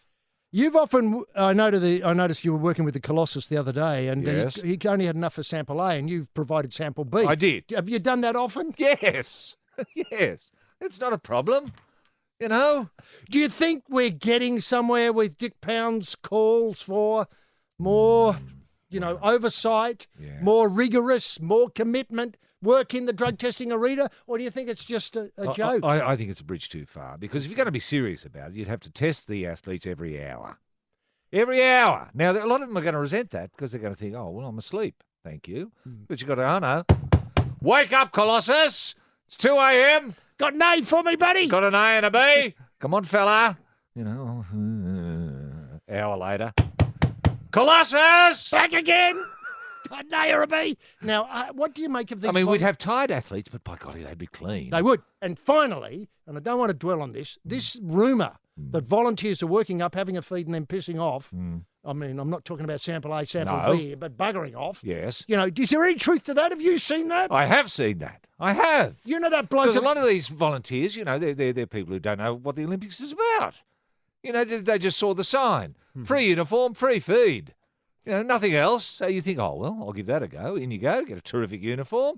You know, you can point Free travel? You can steer people in odd directions if you want to and look official, and you get a free feed. Now, the food's not great. You know, it's just a couple of buns with something dead in it. But, you know. It's food. Can I ask, that bloke at the long jump who holds up the white flag, you got him, as I understand it, out of a queue of people who had come to watch the games. Yeah. Gave him a hat and a coat. Yeah, I said, mean, is that mate, how bad it is? It is. I said, mate, you look good. Would you be prepared to, you know, wave a flag? He said, yeah. I said, have you done a wee lately? He said, no. Do you want to put these in here? Because Usain Bolt needs some wee. New sports in 2020 for Tokyo. And I want to join new sports with the idea of fundraising as part of this national conversation we're having now with regard to how the Olympics are paid for. The lottery idea, I think, is going to have to come in sooner or later. Yes. But I'm just wondering if the new sports, if you had, say, greyhound racing, which I think is timely given the problems in certain states in Australia, if that could step up and fill a gap for punters who knew what they were looking at. I know greyhound racing is very, very popular in certain parts of the world. Yes. I'm thinking motorsport is always an attractive option too, and I know you were thinking of go-karts for the under-6s as a beginning entry-level sport Definitely. that could develop. Yeah. Well, it gets the kids involved, competing at an early age, and I'm all for that. And rodeo, we were just looking at some vision here of the Calgary Rodeo, which I think is an event I've always wanted to go to. Yeah. I'm just wondering if any of those slaved into the idea of lottery, you know, meaning new sports are funded by new forms of income, which the lottery would dovetail in nicely. Yes, it would. I tend to think, though, to get this over the line, because we'd have to go through probably the federal sports minister, which might be Susan Ley, would be, for all monies raised by the lottery, it would have to be a federal lottery, not a state-based lottery. So all money would go into a pool and then would be distributed, I think, to all sports. I think Coates would prefer that the Australian Olympic Committee has the authority to distribute this to the funds where they see fit. But would you then follow through with the winning edge, meaning that, you know, obviously this time in, our shooters and rugby sevens and the women have dominated, so they get the bulk of the funds next time, and we leave the swimmers out of it because they didn't do very well? Yeah, well oh dear, well, see... Well, this is part of the conversation we've got to have. I know. You know? Well, I'm beginning it now. Yeah. So, all right, you could have several lotteries, all right? You could have a lottery for the equestrian to help people like Edwina Tops Alexander, you know, funding horses. They cost millions. We know that. One for swimming, one for cycling, etc. And could I suggest also, HG, in terms of the national conversation, I would raise the GST by, say, 2 or 3%.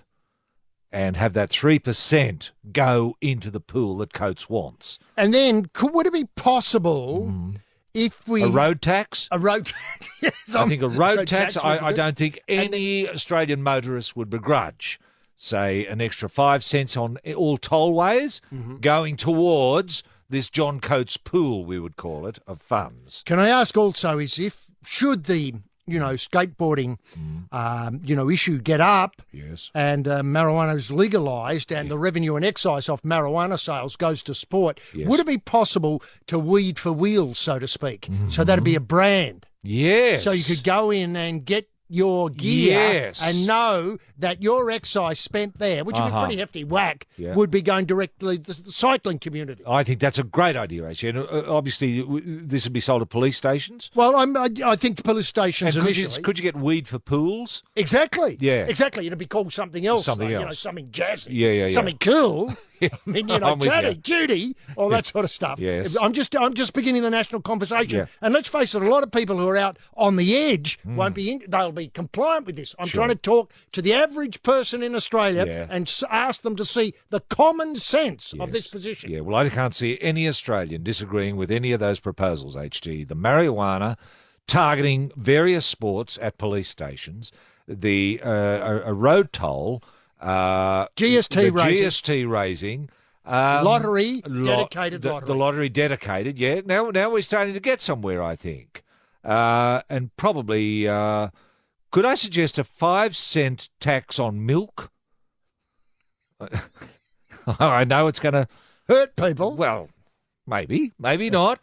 Maybe not, but I don't think anyone would begrudge paying an extra 5 cents if it helps our Olympians. Or a deposit tax on bottles. Yes. So as they might be, let's say it's 10 cents at the moment, I'm not quite sure what it is in South Australia and other parts. Yes. That'll go to 15 cents. Sure. The 5 cents on the return goes to sport. I like that, HG. And what about, with superannuation, let's say 10% of all funds, 10% of all Australian savings goes towards Olympic medals. Can you see also these new sports coming in with a built-in funding model that goes with them? Yeah. For instance, greyhound. Yes. Greyhound racing. Obviously, the betting turnover on the greyhounds goes to fund the sport. Yeah, I love that. I can't see any Australian disagreeing with that at all, actually. What about 5 cents on petrol? Does that go to the motorsport or does that go into the pool? Well, let's say it goes into motorsport to begin with, but as the pool gets large, once we've dominated motorsport, obviously you'd steer it towards something else, involving wheels. It could go to new bikes for all Olympians, even if they don't want to ride them. Roy, the baffling case of Ryan Lochte took a turn overnight. I know you spent a fair bit of time in the police station helping the police with their inquiries, and it seems as though Ryan somehow involved his mum, Yelena Lochte, who then alerted authorities in Brazil that her son had been held up at this petrol station. Yeah. But then it gets weirder than that. Mm-hmm. It seems that obviously the FBI is involved, the Department of Homeland Security is involved, teammates were on planes to fly back to America. They were taken off planes. I'm not sure where it stands at the moment, but we have to backtrack and remember that Ryan Lochte had a reality TV show called What Would Brian Lochte Do, which was very, very popular. Yes, it was. In which he got up to zany actions. And this seems to me a carryover from that. He hasn't realised he's stopped being on television. And do you think he's been spooked by the television coverage of his swims here? Maybe. Look, he's described as goofy, which I like. I like goofy people. They're difficult to predict, and they're out there. They're out there. Well, he is out there now. Obviously, he phoned Mum and said, "Is everything going all right?" And he made up this story because he's goofy. Made up this story. Yeah, Mum, we were held up, by blokes pretending they were cops. Put a gun in my face, and Mum would have been deeply sympathetic and all of that. Jeez. What he didn't realise was that Mum was going to blab because Mum's a bit, media aware. So Mum gets on the talkback radio and says, I'm Ryan's mum, and, did you know he got held up last night by the Brazilian police? Well, hello, the Brazilian police, who aren't completely stupid, were listening to their radios in their cars and heard this story and thought, hello, was it you? No. Do you know who it was? Was it Sergeant, Juan? No. So they start investigating. Suddenly a judge is involved, and the judge is not stupid. The judge pieces together what's gone on, that the blokes had, destroyed a toilet at a petrol station for reasons best known to themselves, and had to pay to have it fixed up, and that's the extent of it. There was no police involved. No one was robbed. No guns produced. The whole thing is fabrication. It embarrassed Brazil. It embarrassed the Olympic movement, and it could cost them 10 years in jail if they can find this bloke, because he's disappeared off the map. Look, he is kooky, as you described, or goofy. Goofy. They describe this incident concerning the Lincoln Memorial reflecting pool. Now, people will have seen this in Washington, I think it is, where there's a great... I Have a Dream. Yeah, I Have a Dream. Yeah. Indeed, the Martin Luther King speech. Now, Ryan says he wants to become the first person to urinate in the pool. Right. Gives you an idea of the mindset. Yeah. So you can that is goofy, isn't it? It is. But given that, I don't know anyone who hasn't. Now, the other thing is it connects the theme of toilets. Obviously, do you get it? I do. Have you destroyed a toilet, say, in Montana? I have. Yeah. Have you destroyed a toilet in Vancouver? I have. Have you destroyed a toilet? It must be some sort of game. I have.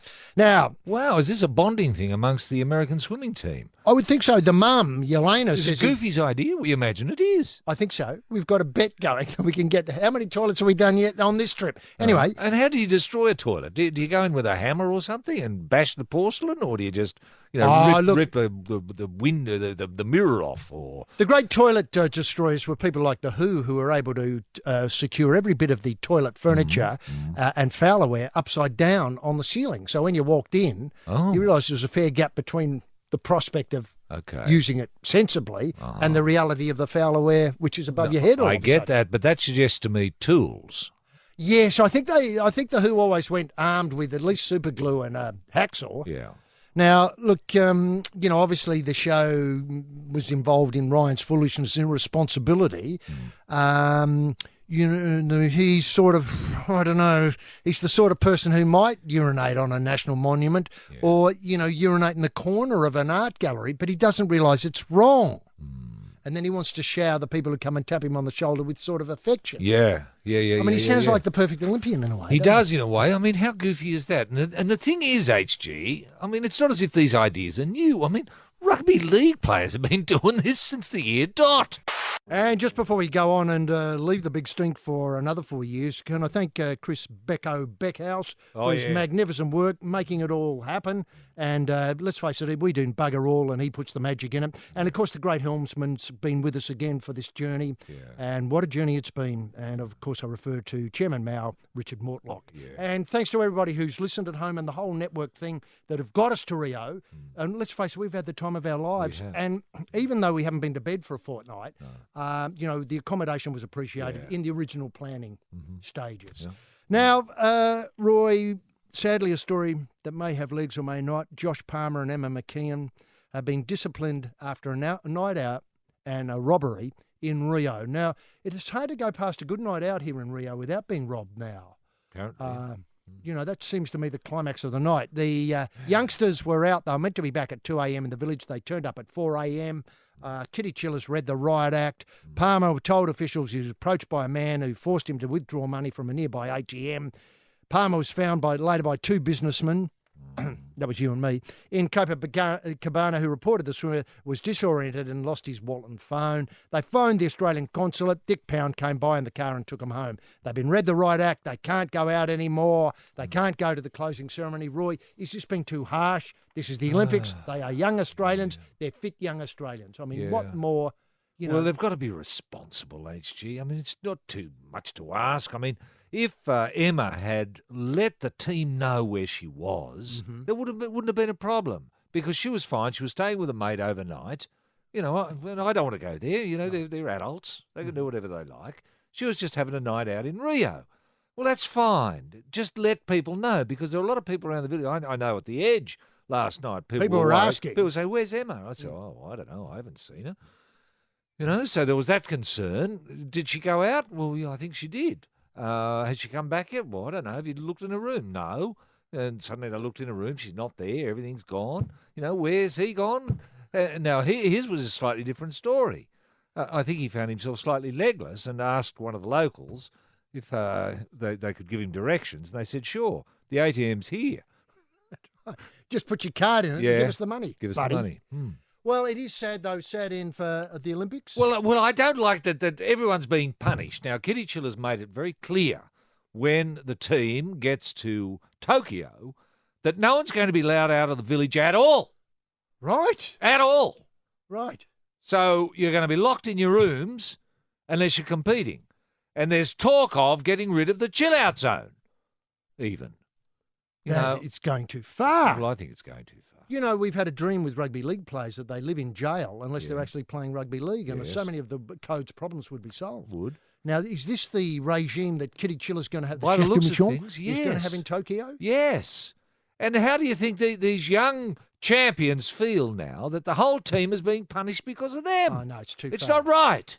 Dick Pound, John Coates have to have an intervention and get involved, maybe with Kitty Chiller and a few people sitting around on lounges and say, what can we do about it? Yes. Maybe get some of the other athletes in, some of the winning athletes in. Catherine Skinner would have a view about it. The rugby sevens, whoever's left from the women's rugby seven. Or turn to the pool of wisdom, Dawn Fraser. Dawn, what would you... Oh, probably...